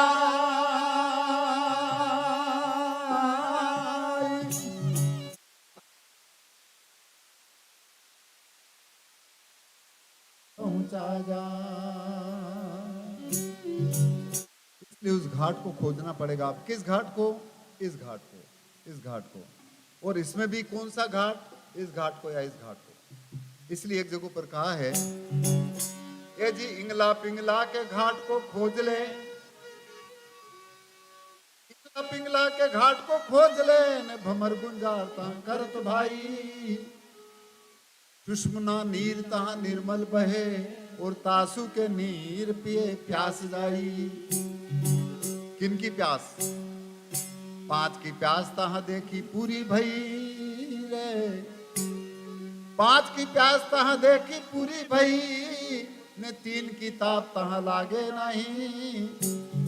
अरे कहें कबीर यह अगम का खेल है और गेप का चांदना देख माही। गेप का चांदना देखने की बात करते हैं और सब गेप से आए। पूरी दुनिया पूरी कायनात गेप से आई, ये निर्णय है संतों का, अब सब जानते हैं। पर यहाँ आने के बाद में एब लग गई जाति की, धर्म की, मजहब की, ऊंचे की, नीचे की, औरत की, आदमी की, गोरे की, काले की। और ये एब तब मिटेगी जब हम पलट जाएं, तब। इसलिए कहा है ए जी गेबी और यहाँ लगाइए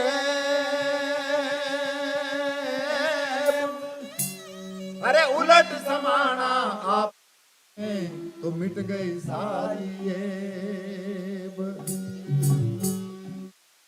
वो गली गली फिरे और अजगे भी कोई एक, अरे अजगे भी को हुआ लखे और जाके हृदय विवेक। जिसने देख लिया, जिसने एहसास कर लिया, जिसने विवेक कर लिया, बस उसकी एब मिट गई। इसलिए कहा है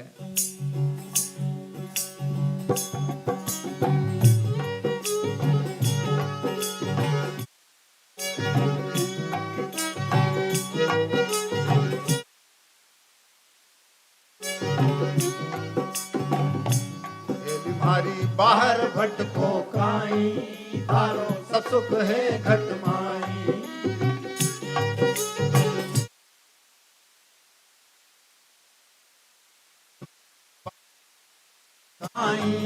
थारे सब सुख है घट माई।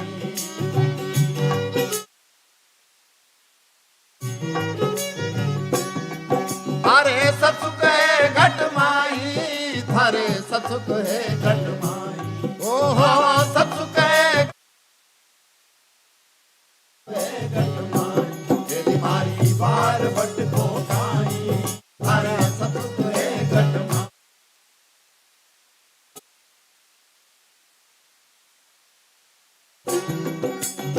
इसके लिए कहाँ जाएं?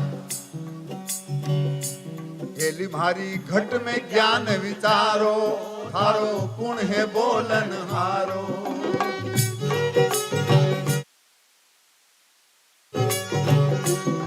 ये भारी घट में ज्ञान विचारो, थारो पुण्य है बोलन हारो।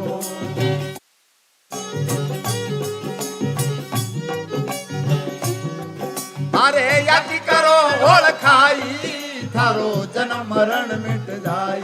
हाँ हाँ यज्ञ करो रे ओळ खाई, थारो जन्म मरण मिट जाए। ये बीमारी बाहर भटको काई, थारे सब सुख है घट माई।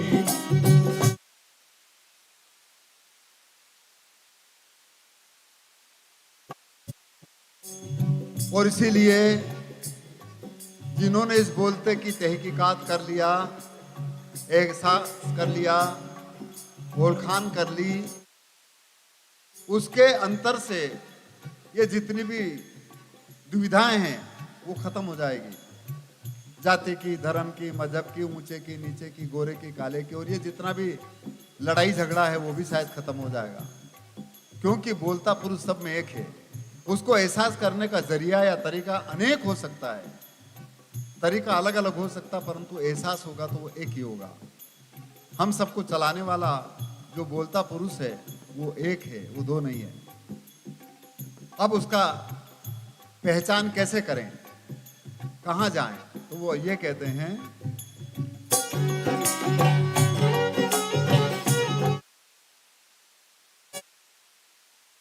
हमारी इंगला पिंगला नारी या में सुखण सेज संवारी।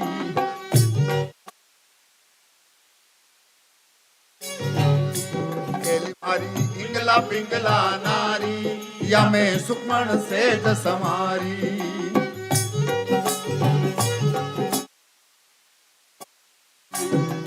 अरे मिली पिया संग प्यारी या में कौन पुरुष कौन नारी। हाँ हाँ मिली पिया संग प्यारी या में कौन पुरुष कौन नारी। एली मारी बार भट को गाई थारे सतुत है घट माई।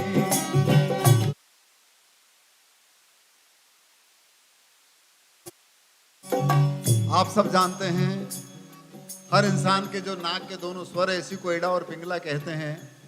इसी को चांद और सूरज कहा है संतों ने, इसी को गंगा और यमुना कहा संतों ने, इसी को चांद और सूरज भी कहा, इसको स्त्री और पुरुष भी कहा, क्योंकि दो हैं, परंतु ये दोनों आगे जाकर के एक ही हो जाते हैं। वहां पर ना तो कोई स्त्री है ना कोई पुरुष है, या नहीं आने वाला सुप्रीम पावर जो है वो एक है। और जब उसका एहसास होगा तो कैसे होगा, किस रूप में होगा, या वो कैसा दिखेगा। वो हमारा ईश्वर है, वो हमारा अल्लाह वाहिगुरु है, वो हमारा राम है, देवी है, देवता, जो भी आप शब्दों के रूप में कहते हैं। शब्द तो बनने के बाद में थोड़ा गड़बड़ हो जाता है, क्योंकि लफ्जों की वजह से इंसान के बीच में दूरियां हो गई, और वो इसलिए हो गई क्योंकि हमने करके देखा ही नहीं। इसलिए कहा है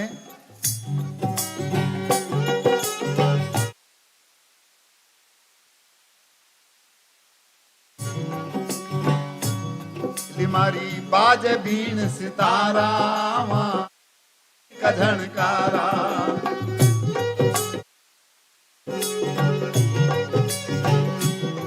मारी बाज बीन सितारा संकुरली का झनकारा।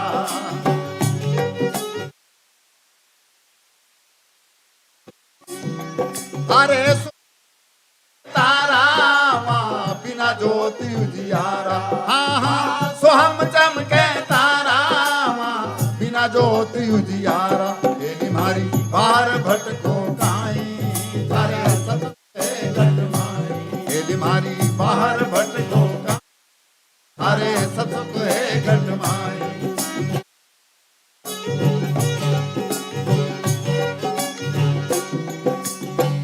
इस तरह से गुरु नानक साहब भी आखिरी में कहते हैं कि यदि एहसास होगा तो वो नाद के रूप में होगा, वो आवाज के रूप में होगा, वो प्रकाश के रूप में होगा।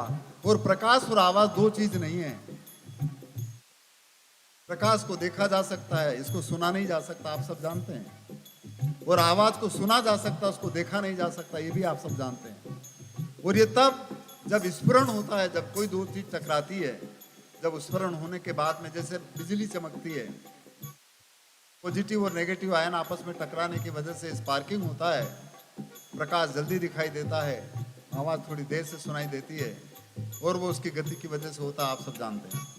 पर वो दो नहीं थी, स्फुरण होने के बाद में दो दिखाई दी। इसीलिए गुरु नानक साहब आखिरी में ये कहते हैं,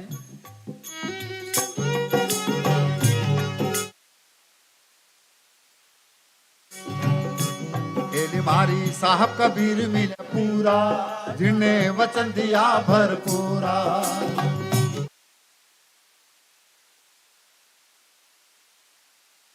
मारी साहब कबीर मिले पूरा, जिन्हें वचन दिया भरपूरा।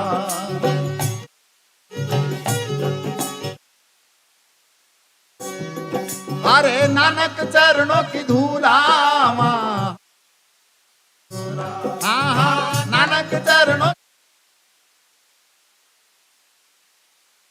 मारी बार भटको काई, थारे सतुत है गटमाई, गेली मारी बार भटको काई, थारे सतुत है गटमाई,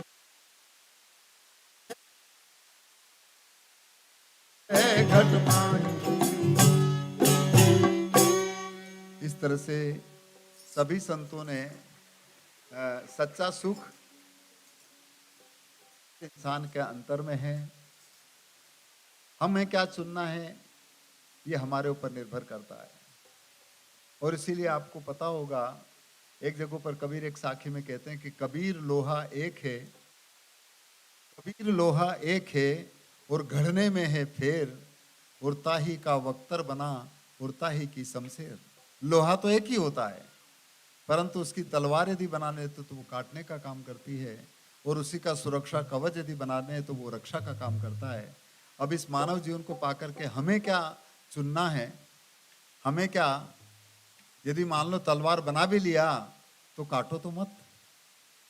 इस वजह से ये हमारे ऊपर निर्भर करता है कि हम उसका उपयोग कैसे करें। हमारे अंतर की जो वृत्ति है, हमारे अंतर की दिशा जो है, हमारे अंतर की जो दृष्टि है, वो किस तरह की होना चाहिए, पॉजिटिविटी की है कि नेगेटिविटी की है, ये खुद के ऊपर निर्भर करता है।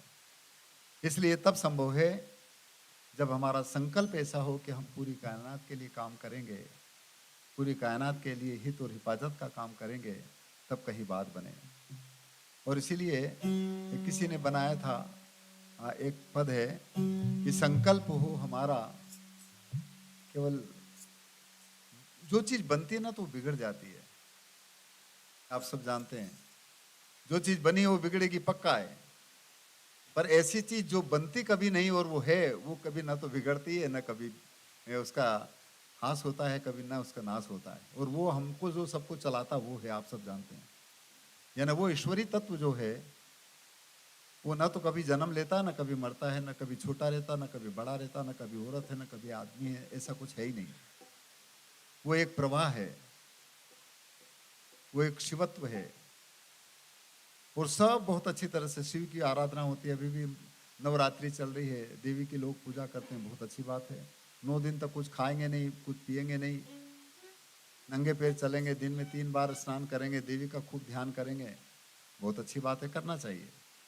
पर वो देवी, वो एनर्जी, वो ऊर्जा जो सबके अंदर मौजूद है, उसको खुद में भी एहसास करने बाहर की अपेक्षा, तब कहीं बात बने। और ठीक है, 9 दिन तक इतना अच्छा काम करते हैं और उसके बाद में आ जाता दशहरा। अब दशहरे पर क्या होता है आप सब जानते हैं, तो बताओ हमारी आराधना, हमारी साधना किधर चली गई। इसलिए हम संकल्प करें कि हमारी सोच, हमारी रहनी गहनी, हमारी खान पान, हमारी दृष्टि, हमारी दिशा और दशा कैसी होना चाहिए।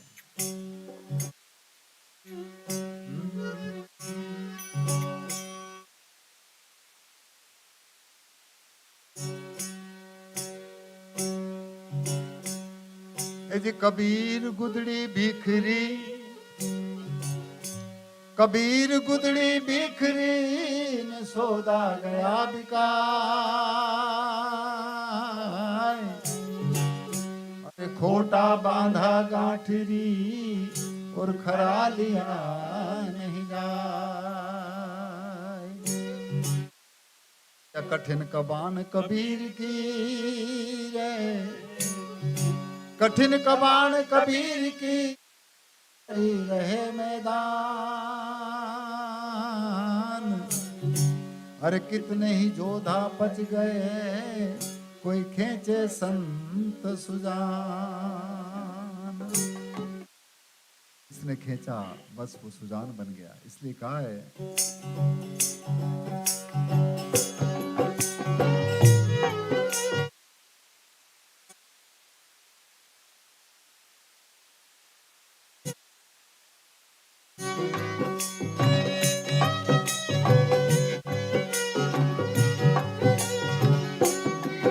संकल्प हो हमारा, इंसान हम बने,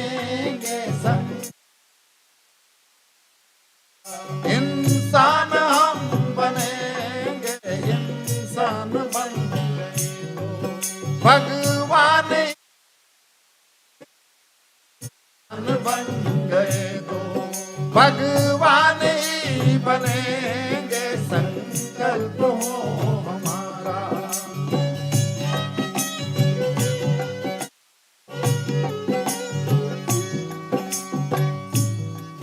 हम एक ही गगन के, हम एक ही गगन,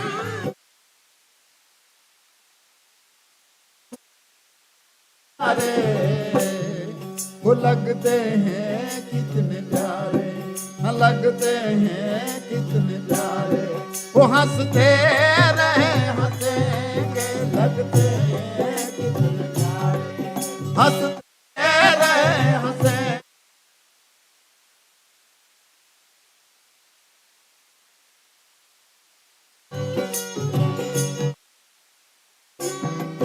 संकल्प हो हम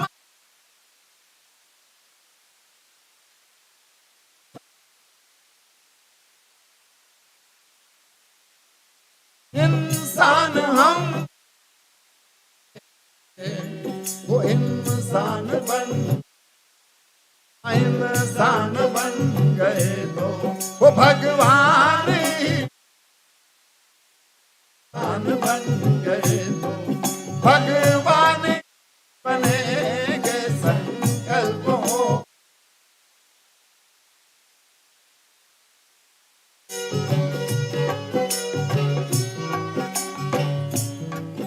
हम एक ही चमन के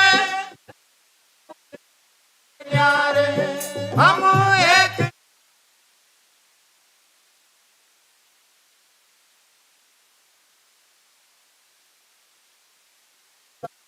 हैं कितने प्यारे, लगते हैं कितने प्यारे, वो खिलते रहे खिलेंगे, लगते हैं कितने रहे खिलेंगे,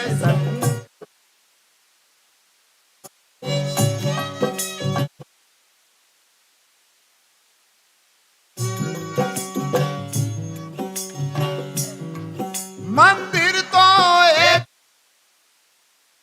है न्यारे न्यारे, मंदिर तो एक ही है न्यारे न्यारे,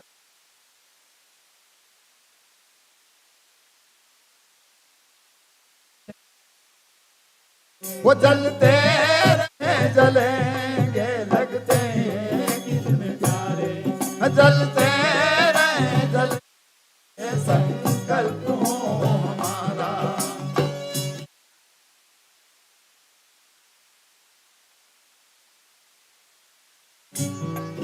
ओ बौद्ध जैन ओ या ईसाई, ओ मुस्लिम हिंदू हो या ईसाई, भाई भाई आपस में भाई भाई, वो सबके गले मिलेंगे, आपस में भाई भाई लेंगे, संकल्प हो हमारा।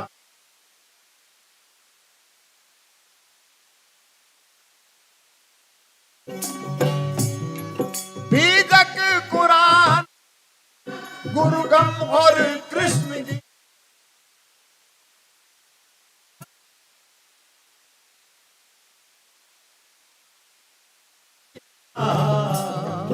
इंसानियत की गाथा, वो इंसानियत की गाथा, हम प्रेम से पढ़ेंगे, इंसानियत की गाथा, हम प्रेम से पढ़ेंगे, संकल्प हो हमारा, इंसान हम बने, संकल्प हो हमारा,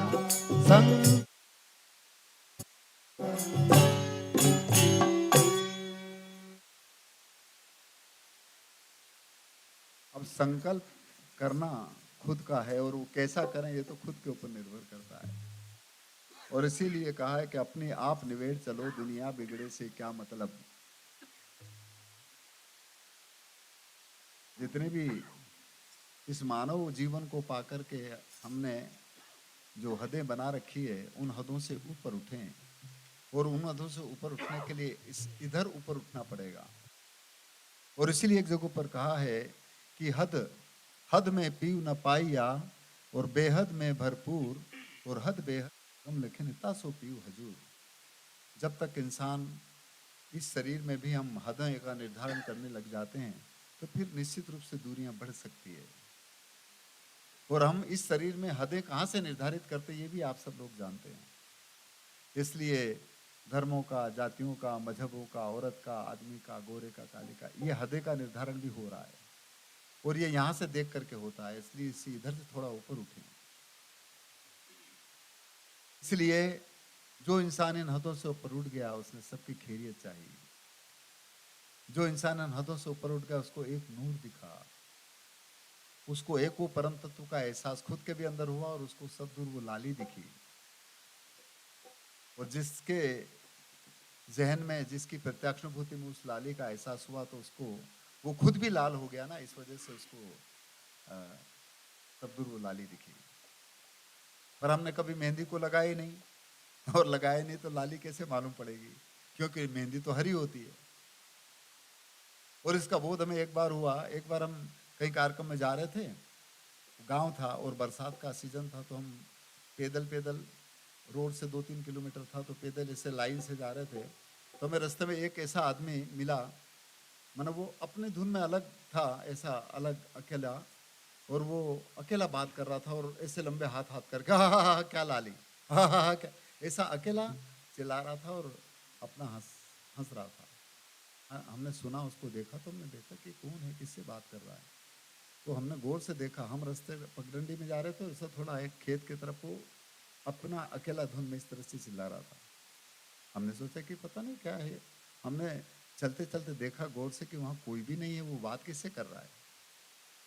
ना कोई ऐसा लाल कपड़ा था, या ना कोई ऐसा लाल फूल था, या ना कोई ऐसा कोई चीज़ थी, या ना कोई उसके सामने था। बस वो अकेला ही अपनी धुन में था, और वो एक साधु जैसा था, बड़े बड़े बाल थे और कुछ नहीं, एक लंगोटा पहन रखा था उसने बस। हमने सोचा पागल होगा, इसलिए अकेला इधर उधर चिल्ला रहा है। और जब रात को हम चले गए, जहाँ कार्यक्रम था, काफ़ी बड़ी संख्या में लोग थे, उसमें 5-4 ऐसे साधु लोग भी थे। हमसे वो रहा नहीं गया। अब हमने वो साखी गादी, लाली मेरे लाल किंजी देखूं, तो वो बात याद आ गई। तो हमने कहा कि गुरुजी, आज हम रास्ते में आ रहे थे, हमें एक आदमी ऐसा मिला जो अपना अकेले ही इस तरह से लंबे हाथ करके वो हंस रहा था और कहते क्या लाली है, क्या लाली है, कि कुछ न कुछ होगा। तो हमने कहा कि हमने गौर से देखा, वो कुछ नहीं था। कि नहीं भाई, कुछ न कुछ होगा, तो वहाँ था ही तो नहीं कुछ। तो हमने, हमारे देवनारायण जी जो वायलिन बजाते हैं, इन्हें कहा कि सर वहाँ कुछ था नहीं, वो तो वो खेत के पास बागर थे, और बागर में मेहंदी का झाड़ था जरूर वहाँ पर। तब उन संतों ने जो बैठे थे, उसमें से एक आदमी बोले कि वो पागल नहीं था, वो उस मेहंदी की जो हरी पत्ती है, मेहंदी का जो झाड़ था, उस मेहंदी की झाड़ में जो लाली थी, वो उस लाली से बात कर रहा था। तब हमें मालूम पड़ा कि हम तो सोच रहे थे कि पागल है, पर वो रूहानियत का एहसास जिन चीज़ों को होता है, आप और हम सब ने अलग अलग तरह के कपड़े, बनावट भी हो सकती है, रंग भी अलग हो सकते हैं, परंतु यदि जा करके देखें तो वो सूत है, सूत। जब सूत की निगाह जाएगी, या तो हमारी निगाह सूत के ऊपर यदि हो, तो फिर हमें उसकी बनावट के बारे में, उसके रूप रंग के बारे में वो भिन्नता नजर नहीं आएगी। सोना एक ही होता है, अलग अलग तरह के गहने पहन रखे हमारी माँ बहनों ने और भाइयों ने, पर यदि मोल होता है ना, तो उसका तोल के ऊपर जाने पर मोल एक ही होता है, ये भी आप सब जानते हैं। तो इसलिए, और यही बात संतों ने करी। एक जगह ब्रह्मानंद जी महाराज इस बात को कहते हैं, तो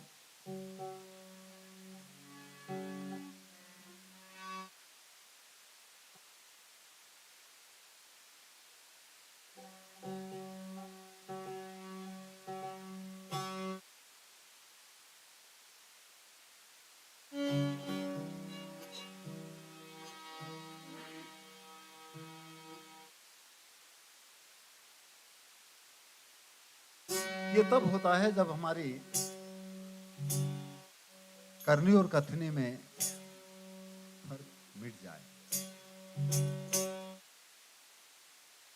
और जिनकी करनी अच्छी होती है फिर उसको सब दूर वही परमात्मा दिखाई देने लगता है, ऐसा भी आप लोगों ने सुन रखा है। इसलिए मैं पहले उसकी बात करूं। एक जगह कबीर साहब कहते हैं कि अच्छी करनी कर लो, बस सब दूर वो नूर दिखेगा। पद है,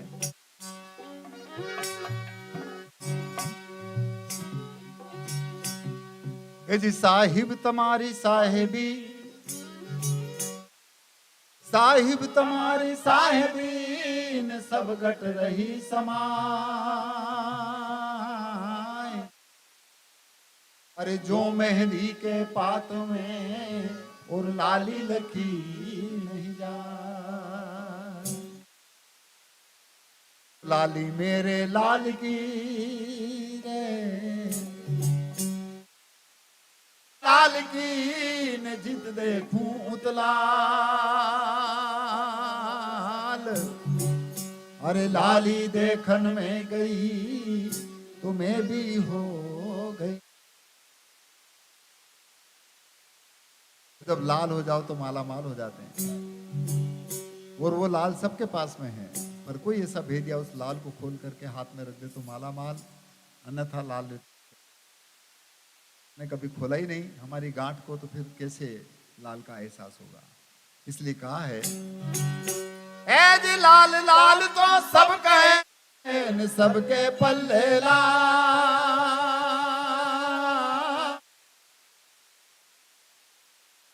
खा नहीं तो या से भया कंगा। इसलिए अच्छी करनी कर लो ताकि उस लाल का एहसास हो सके जो सबके अंदर मौजूद है।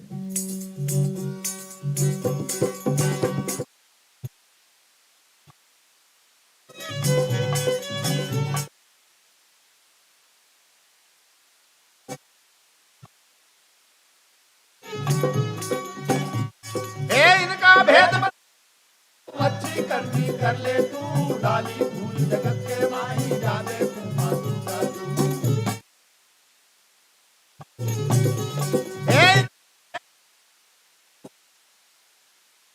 डाली फूल जगत के माही जाने तू मातू जादू। कहाँ ए हाथी में हाथी बन बैठो, कीड़ी में है छोटो तू, होए महावती ऊपर बैठे हाकड़ वाला तू जादू। ए हाथी में हाथी बन बैठो, कीड़ी में है छोटो तू, होए महावती ऊपर बैठे हाकड़ वाला तू जादू।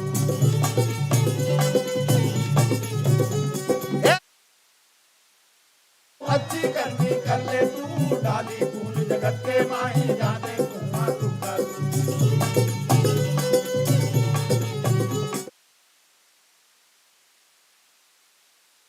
करता बदमाशों में भेड़ो तू, चोरी करके तू भग जावे पकड़ने वाला तू जादू।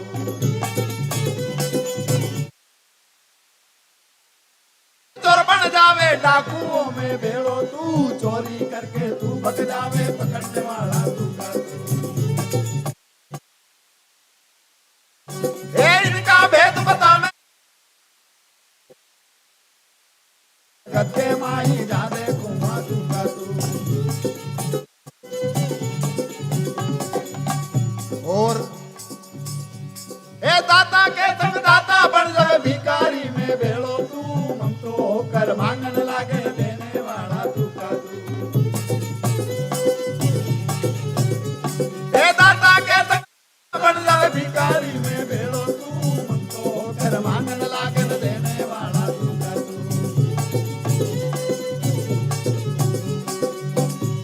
ए इनका करनी कर ले हाँ, डाली फूल जगत माही जाने कुआं तू जादू।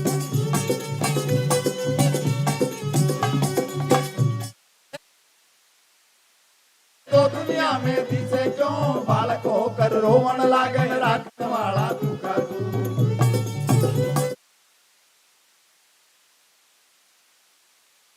तो दुनिया में दिसे क्यों बालक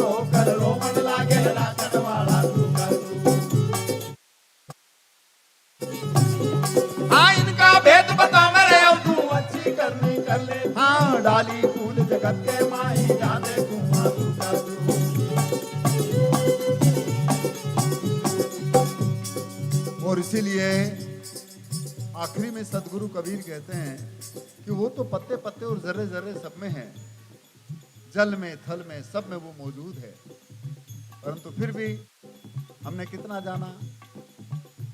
ए जल थल जीव में तू ही विराजे, जाते कुआं तू का तू, कहे कबीर सुनो भाई साधो गुरु मिला है तू का तू।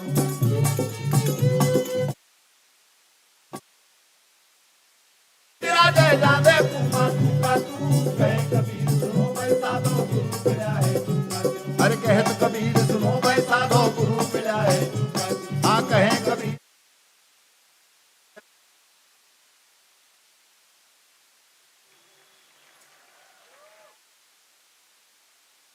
इस तरह से सब दूर वही वही है, पर फिर भी जिसको जैसा गुरु मिला, बस एक जगह पर कहा कि जैसा जिनका नदी नाला वैसा उनका कड़खा, और जैसा जिनका माता पिता ऐसा उनका लड़का। गुरु जैसा जिनका गुरु मिला बस, पर फिर भी हम उसकी समझ और परख को जब तक खुद एहसास न करें तब तक हम प्रत्यक्षानुभूति नहीं कर पाएंगे। आप सब जानते हैं, गुरु विचारे क्या करे ने, जो सिस्मा ही चूक और भावे ही प्रमोद, ये जैसे बांस बजाई फूंक। तो इस वजह से हम करके देखना चाहिए किसी भी चीज को। ये जितने भी संतों की वाणी है खाली गाने की नहीं है, ये गाना तो खाली लोगों को रिझाना है, परंतु इसको हम जब तक खुद एहसास करके ना देखें तब तक खाली झोली हिलाना है या खाली पढ़ने को हिलाना, उसमें बच्चे का पता ही नहीं, ऐसा है। इस वजह से ऐसी कोई शब्द की चोट लग जाए और हमारे सबके जीवन में बदलाव आ जाए, तब कहीं बात बने। और जिनको ऐसे शब्द की चोट लगी उनके जीवन में बदलाव हुआ, आप सब जानते हैं। वाल्मीकि को देख लें कि उनको उनके ऐसे शब्द की चोट लगी कि वो ऐसे साधु बन गए। तुलसीदास जी के बारे में भी ऐसी एक किस्सा हमने सुन रखा था कि उनको भी उनकी पत्नी रत्नावली से बहुत प्रेम था, और वो एक सांप को पकड़ करके चढ़ गए न फलाना, और उन्होंने कहा कि देखो तुम्हारा इतना लगाव इस शरीर से। वो वापस उधर से उतर के चले गए, और फिर उन्होंने मानस की रचना कर दी। तो ये शब्द की चोट किससे कैसे और कब लगे, ये आप और हम सबके जीवन में है। और यदि शिक्षा है तो वृक्ष से भी शिक्षा ली जा सकती है, जो हमेशा सबको छाया देता है, फल देता है। नहीं, कभी किसी को नहीं कहता कि हमारी छाया में मत बैठो। और हम क्या हैं, कैसे हैं, ये सबको पता है। इसलिए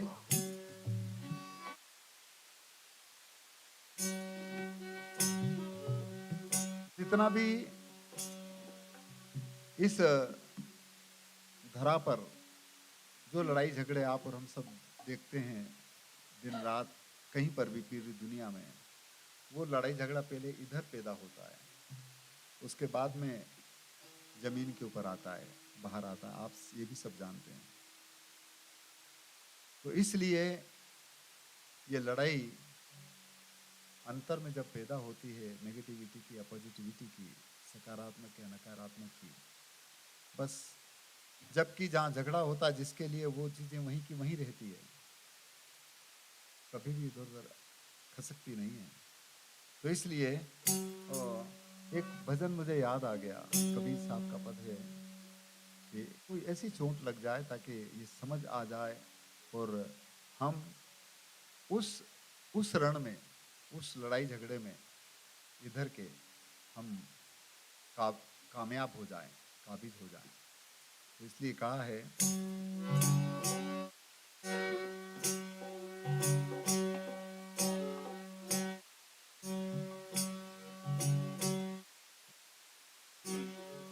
कि जी कबीर का घर शिखर पे, कबीर का घर शिखर पे सिलहली सी गे, अरे पावन टीके पपीर का जो मनवाला दे दे। गगन मंडल के बीच में रे, गगन मंडल के बीच में जा झलके है नू, रे नुगरा महल ना पाविया और पहुंचा कोई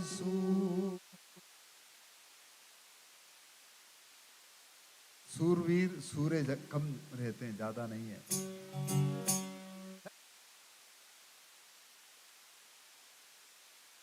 पे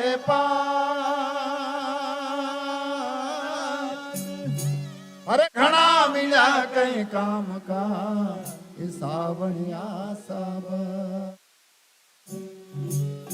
और जो कैसे से लड़ने चले भी गए मैदान में, और यदि वो कायर है तो वो मन में सोचता है कि कहाँ आ गया, फंस गया मैं, आगे जाओ तो आगे वाले मार दे और वापस पलटो तो पीछे वाले मार दे, नहीं। तो सूरा के मैदान में और कायर फंदियाया,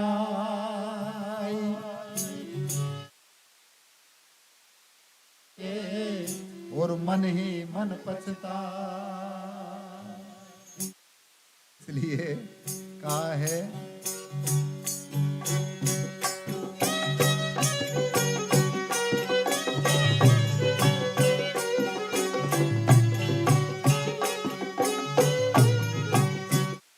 हर हर मारूंगा निशानु साधु चोट है समान की हो,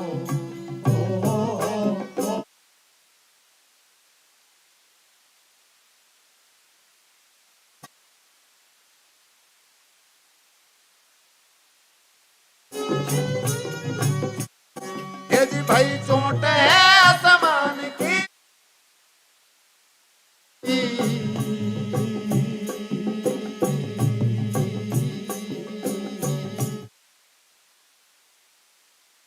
हर हर मारूंगा निशान चोट है आसमान की हो,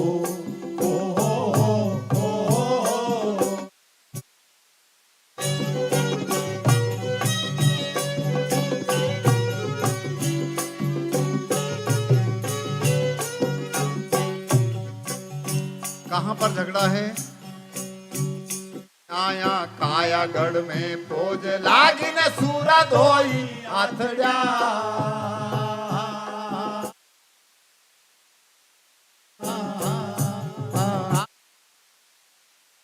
आजी कायागढ़ में फौज लागी न सूरा धोई,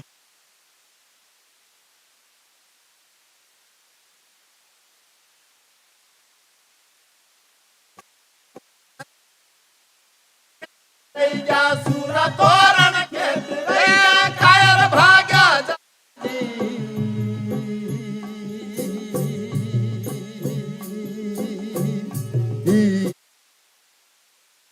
हर हर मारूंगा साधु चोट है असमान,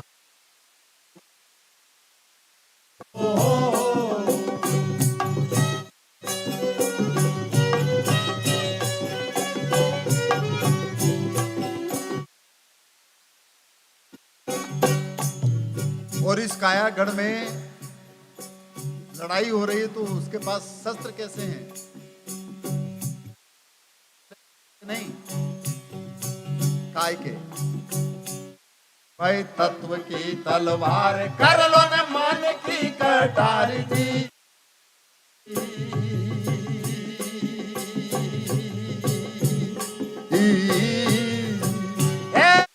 तत्व की तलवार कर लो न मान की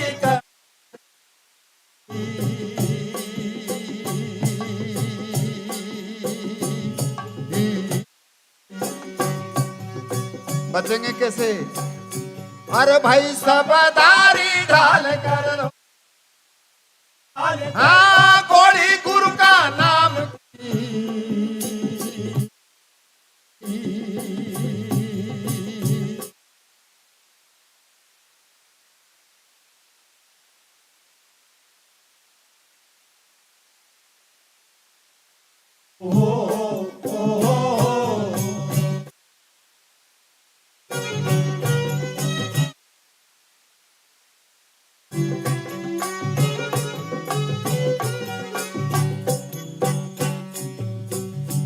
जब इस तरह का उसके पास में ये नहीं है, तत्व का एहसास यदि हमने किया तो ये सब जा सकती है, ऐसा संतों ने कहा। इसलिए कहा है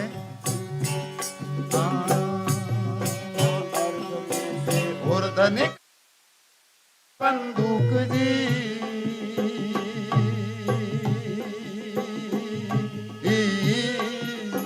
हाँ जी, अर्ध में से ऊर्ध निकला न तिलकुटी बंदूक जी।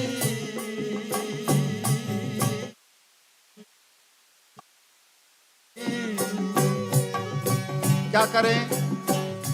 अरे भाई प्रेम का पाली का पालीता करना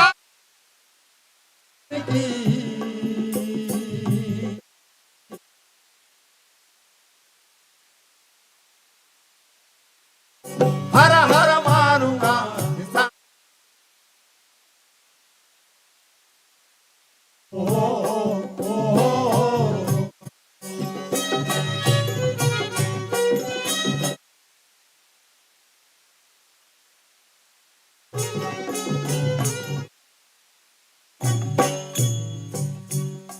इन चीजों का एहसास हर इंसान अपने संभव है, देखा जा सकता है, ऐसा संतों ने कहा। इसलिए आखिर में कहते हैं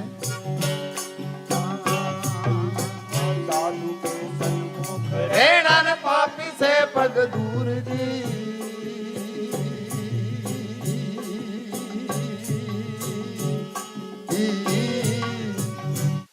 आहा साध के सन्मुख रेणन पापी से पग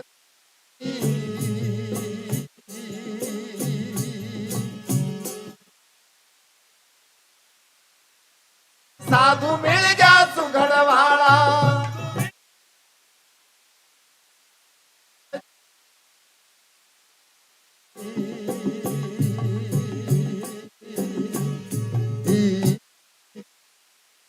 हर हर मारूंगा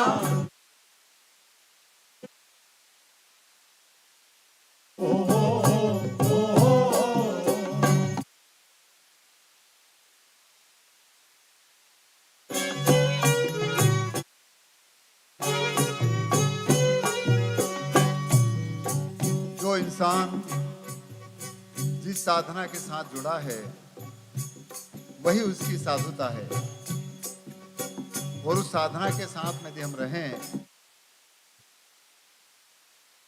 ऐसा वो कहते हैं। इसीलिए कहते हैं कि साधु के सन्मुख रहना, जो सबको खुद पी करके सबको पिला सके, खुद भी पिए और दूसरे को भी पिलाए, खुद भी एहसास करे दूसरे को भी करवाए, तब कहीं बात बने। आखिरी में कबीर कहते हैं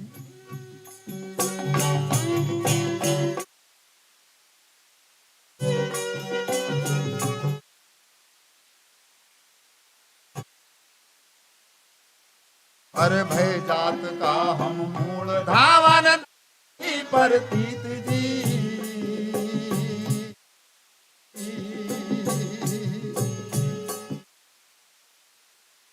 हे जी जात का हम मूल धावन ना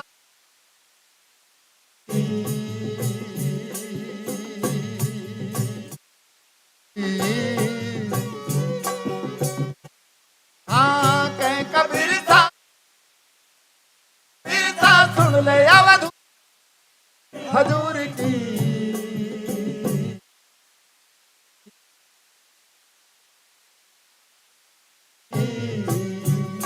हर हर मान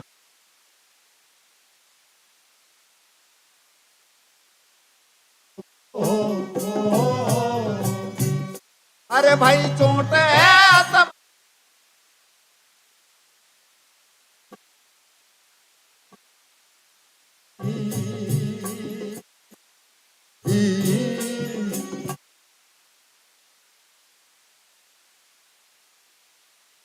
समान की हो हर हर मारूंगा निशान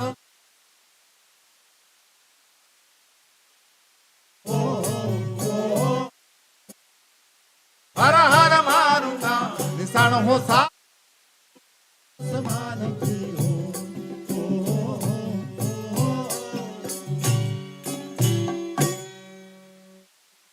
तरह से कोई ऐसी चोट लग जाए तब कहीं आप और हम सबके जीवन में वो बदलाव संभव है, और सबके जीवन में बदलाव संभव है। पर कोई इस तरह की समझ, इस तरह की चोट, इस तरह के कोई ठोकर लग जाए तब, क्योंकि जब तक ठोकर नहीं लगे तब तक ठोकर का एहसास कैसे मालूम पड़ सकता है, उसके दर्द को हम कैसे एहसास कर सकते हैं। ठोकर लगने पर ही मालूम पड़ता है कि दर्द कैसा है। तो इसलिए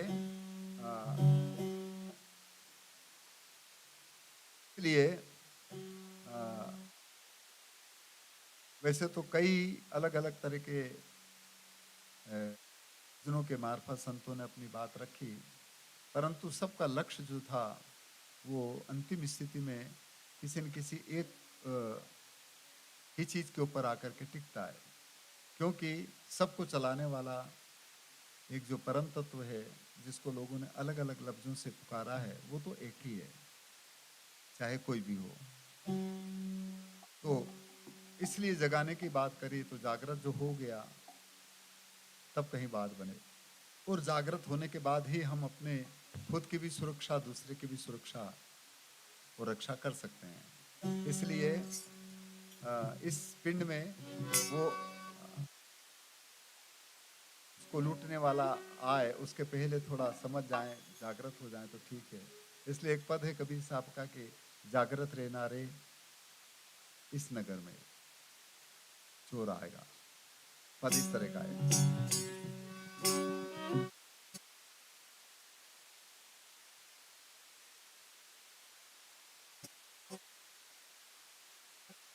जी यह तन काचा कुंभ है, यह तन काचा कुंभ है, न लिए फिरे थे साथ। अरे ठनका लागा फूट गया और कछु न आया।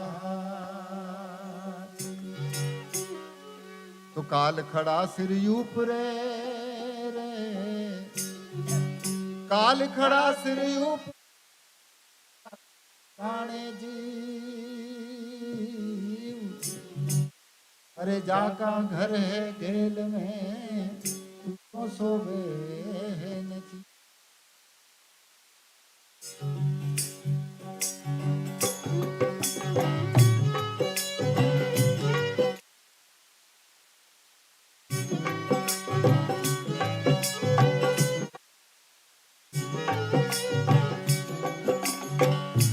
तू जागृत रहना रे नगर में,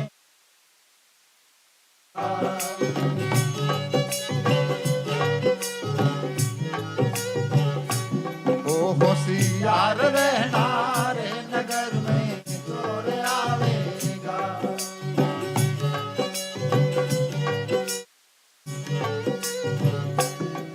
हाँ चोर आवेगा रे एक दिन यम आवेगा। चोर आवेगा आवेगा।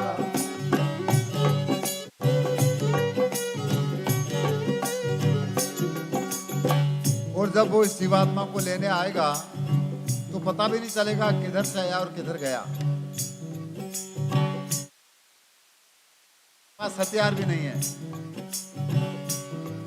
हाँ गढ़ ना तोड़े, किला नहीं फोड़े, ना कोई रूप दिखावेगा। गढ़ ना तोड़े हो, किला नहीं फोड़े, ना कोई रूप दिखावेगा।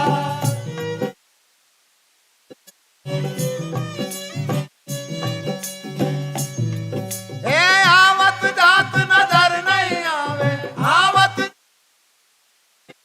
तुझे पकड़ ले जाएगा। होशियार रहना रे नगर चोर आवेगा। तू जागृत रहना चोर आवेगा।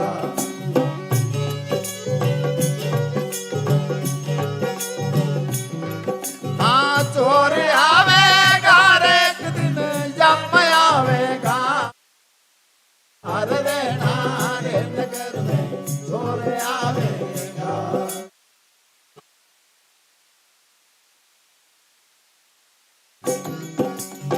अब उसके पास क्या है?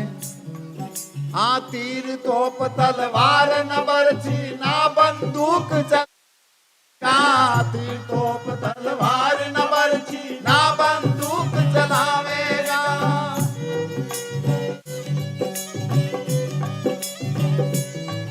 ए सारी न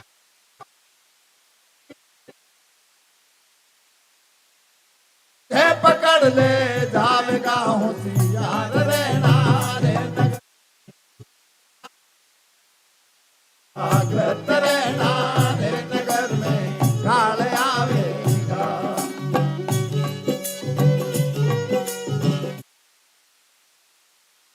हाँ, चोरी आवेगा रे कम आवेगा, होशियार रहना रे नगर में चोर आवेगा।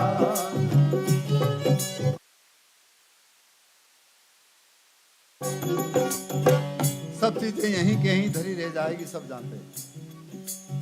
इसलिए अरे भाई बंधु और कुटुंब लीला खड़े देख रह जाएगा, थारा भाई बंधु और लीला खड़े देख रह जाएगा।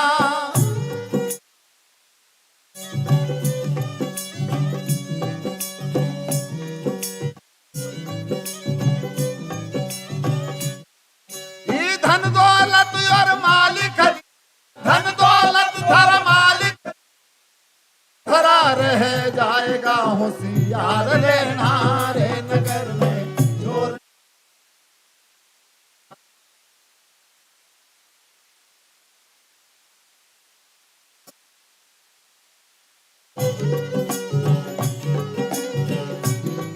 हाँ, चोर आवेगा,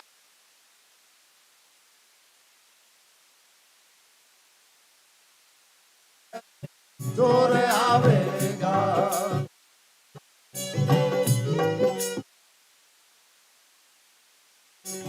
इसीलिए आखिरी में कबीर कहते हैं कि क्या हम लेकर आए हैं और क्या ले जाएंगे। और सबको पता है, जिनकी स्मृति में आज आप और हम सब यहाँ पर हैं, कह रहे हैं के पास में ऐसा कुछ नहीं था, पर वो हमेशा सबके ये स्थायी रहेगा।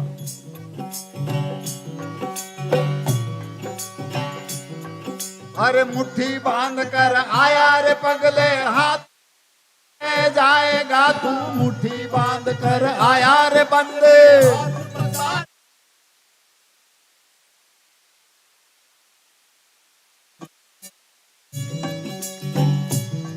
हे कहे कबीर सुनो भाई, तो कहत कबीर सुनो, चार रहना रे नगर में चोर आवेगा, जागृत रह।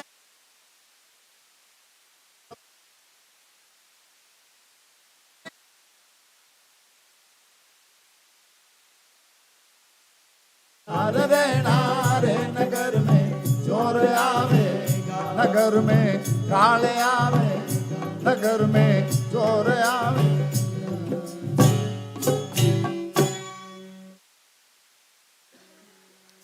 इस तरह से जागृत रहो। और वैसे तो जागृत है ही सही आप सब, और इस जागृति का ही परिचय है कि हमें आप सबका दीदार हुआ।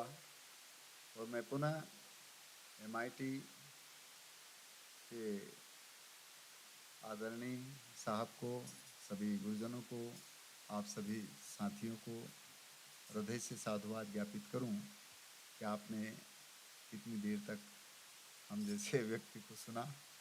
आपका बहुत बहुत धन्यवाद। और हम भी अपनी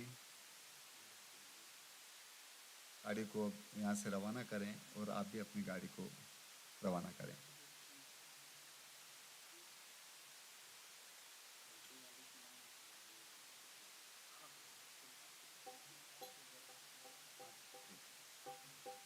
एक जगह पर कहा कि मंदिर तोड़ो, मस्जिद तोड़ो, इसमें नहीं मुजाका है, और दिन ईल का और इनका मत तोड़ो, पर ये घर खास बताता है। आप और हम सबको जिस इस रूहानियत की गाड़ी में बिठाया, उनको भी साधुवाद, आप सब बैठे आपका भी साधुवाद। और बस ये गाड़ी अपने मंजिल और अपने मुकाम तक पहुंचे, इसी आशा और विश्वास के साथ में अंतिम में कबीर का एक पद है,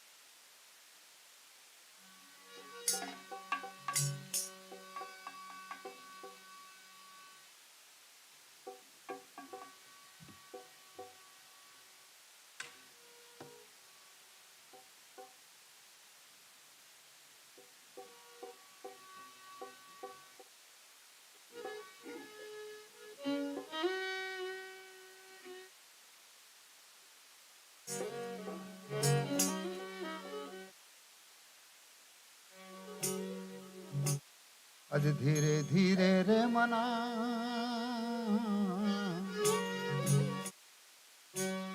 धीरे धीरे सब कुछ हो।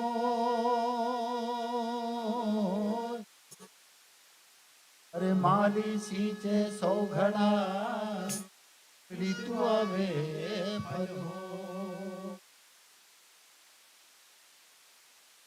पर कब होगा? जब एक को साध लें तब। और वो एक वो है जिसको आप सब जानते हैं, जो आप और हम सब कुछ चलाता है उसको। इसलिए वो कहते हैं, हर एक ही साधे सब सधे रे, एक ही साधे सब सधे न सब साधे एक जाय। अरे माली सींचे मूल को तो फूले फले अघाय। जिस तरह से वृक्ष के नीचे तने में हम यदि पानी डालें सब दूध चला जाता है, इस शरीर रूपी वृक्ष का मूल क्या है आप सब जानते हैं। इसका मूल है हमारी श्वास। उसको जिसने संयम और हिफाजत से रखा, बस वो निश्चित रूप से उसका एहसास कर पाएगा। सब चीजें उससे मिलेगी, क्योंकि यदि श्वास है तो भी तो हम सभी काम कर सकते हैं। यदि श्वास इसमें से निकल गई तो क्या होता है सब जानते हैं। तो इस वजह से इस मूल को सींचने की बात कबीर करते हैं। और पर मूल पकड़ भी लिया, पर यदि हमें उसका तरीका याद नहीं है तो भी गड़बड़ हो सकता है। इसलिए यूं भी कहा है, ए जी मूल पकड़ा तो क्या हुआ, मूल पकड़ा तो क्या हुआ, न चढ़ने की गमना। अरे चढ़ा पर चाखा नहीं तो होश रहे,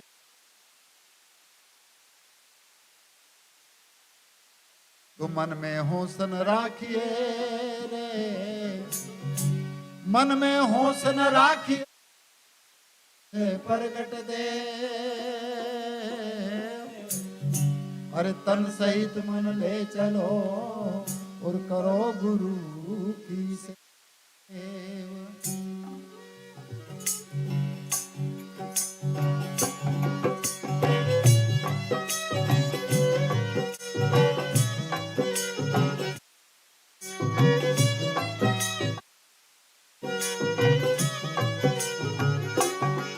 जरा हल्के गाड़ी हाथों,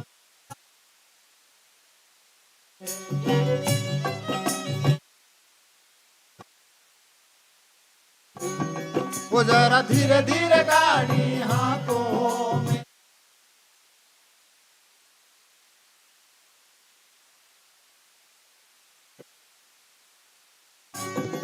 या गाड़ी मारी रंग रंगीली,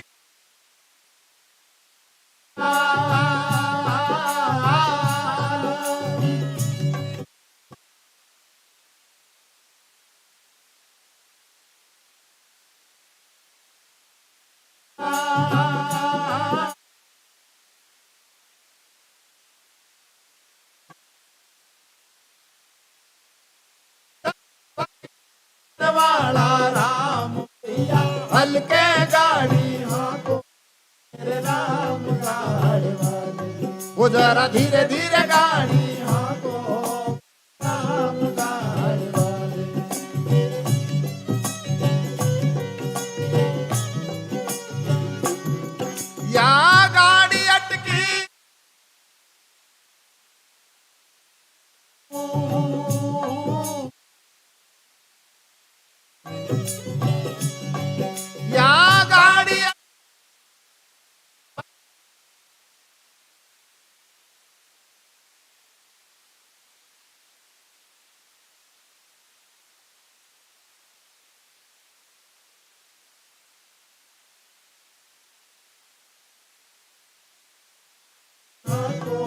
मेरे राम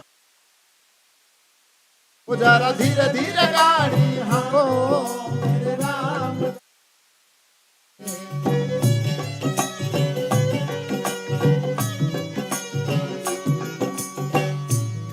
और जब उसके घर की टूट जाएगी तो कोई जड़ी बूटी काम नहीं आएगी, सब जानते हैं। ये जी देश देश का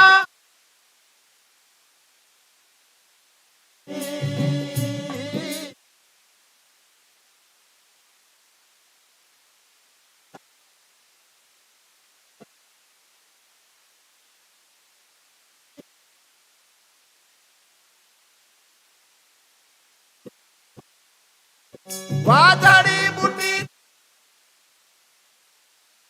टूटी रे भैया हल्के गाड़ी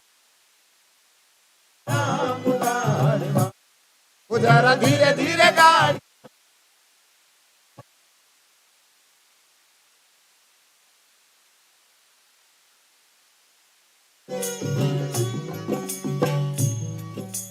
शरीर को कितना सजाते हैं, संवारते हैं, हिफाजत रखते हैं, रखना चाहिए, परंतु इसमें से एक चीज निकलती है, उसके बाद तुरंत कहते चलो चलो चलो जल्दी करो।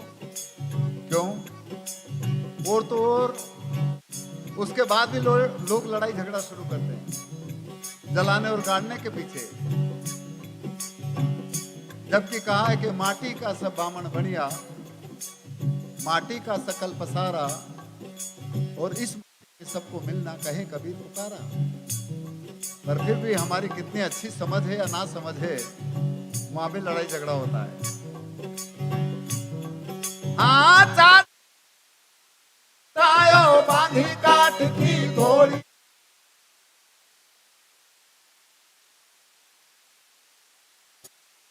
हाँ चाचना मिल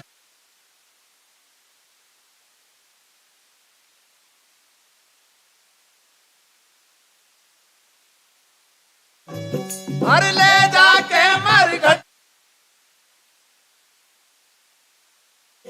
हल्के गाड़ी हाँको वो जरा धीरे धीरे गाड़ी हाँको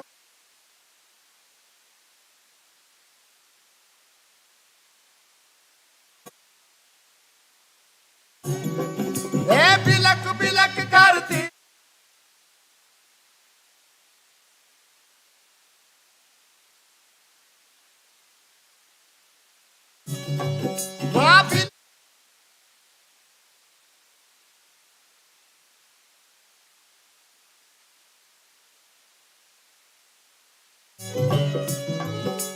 कहे कबीर भैया हल्के गा वो जरा धीरे धीरे गाड़ी हाँको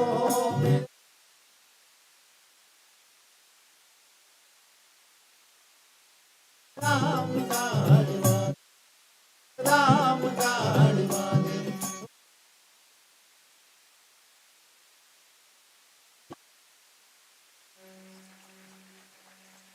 बहुत बहुत धन्यवाद, आपने इतनी लगन से, इतनी श्रद्धा से, इतनी आस्था से सुना। आप सभी साधुओं का मैं साधुवाद ज्ञापित करूं। मैं पुनः MIT को साधुवाद ज्ञापित करूं, यहाँ के तमाम गुरुजनों को, तमाम विद्यार्थियों को बहुत बहुत साधुवाद। साई बंदी।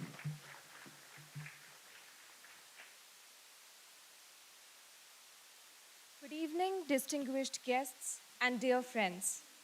I am Divya Kardile, and this has been an extraordinary evening. We celebrated the magic of Kabir's timeless verses brought to life by the renowned Tipania group, who have dedicated their lives to interpreting the verses of Kabir into profound musical messages for their audience. We have already seen how phenomenal the performance was. The heart and soul of this group is Padma Shri Pralhad Singh Tipania, a true maestro in the world of folk music. With him, we have Shri Ajay Kumar Tipania, Shri Dev Narayan Sarolia, Shri Dharmendra Tipania, Shri Manglesh Mangrolia, and Shri Himanshu Tipania.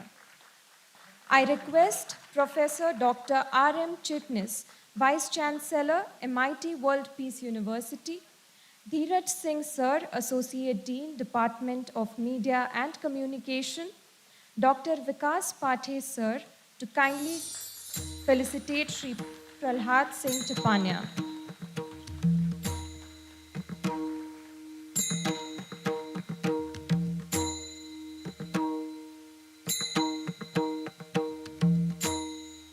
Next, we would like to felicitate Shri Ajay Kumar Tipania.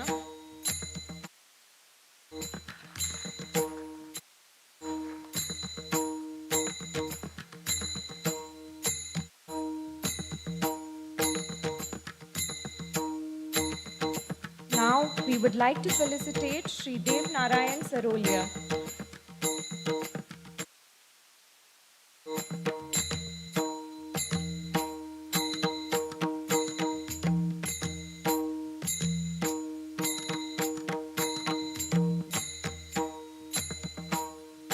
Next, we felicitate Dharmendra Tipania.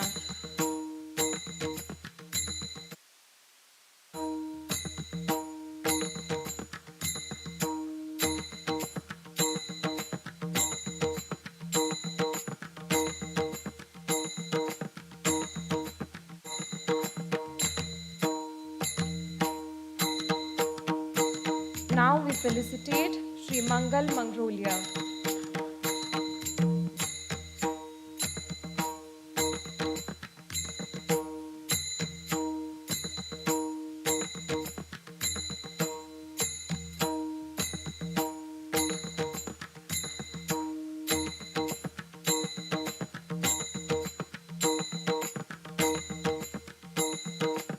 And now we felicitate Shri Himanshu Tipania.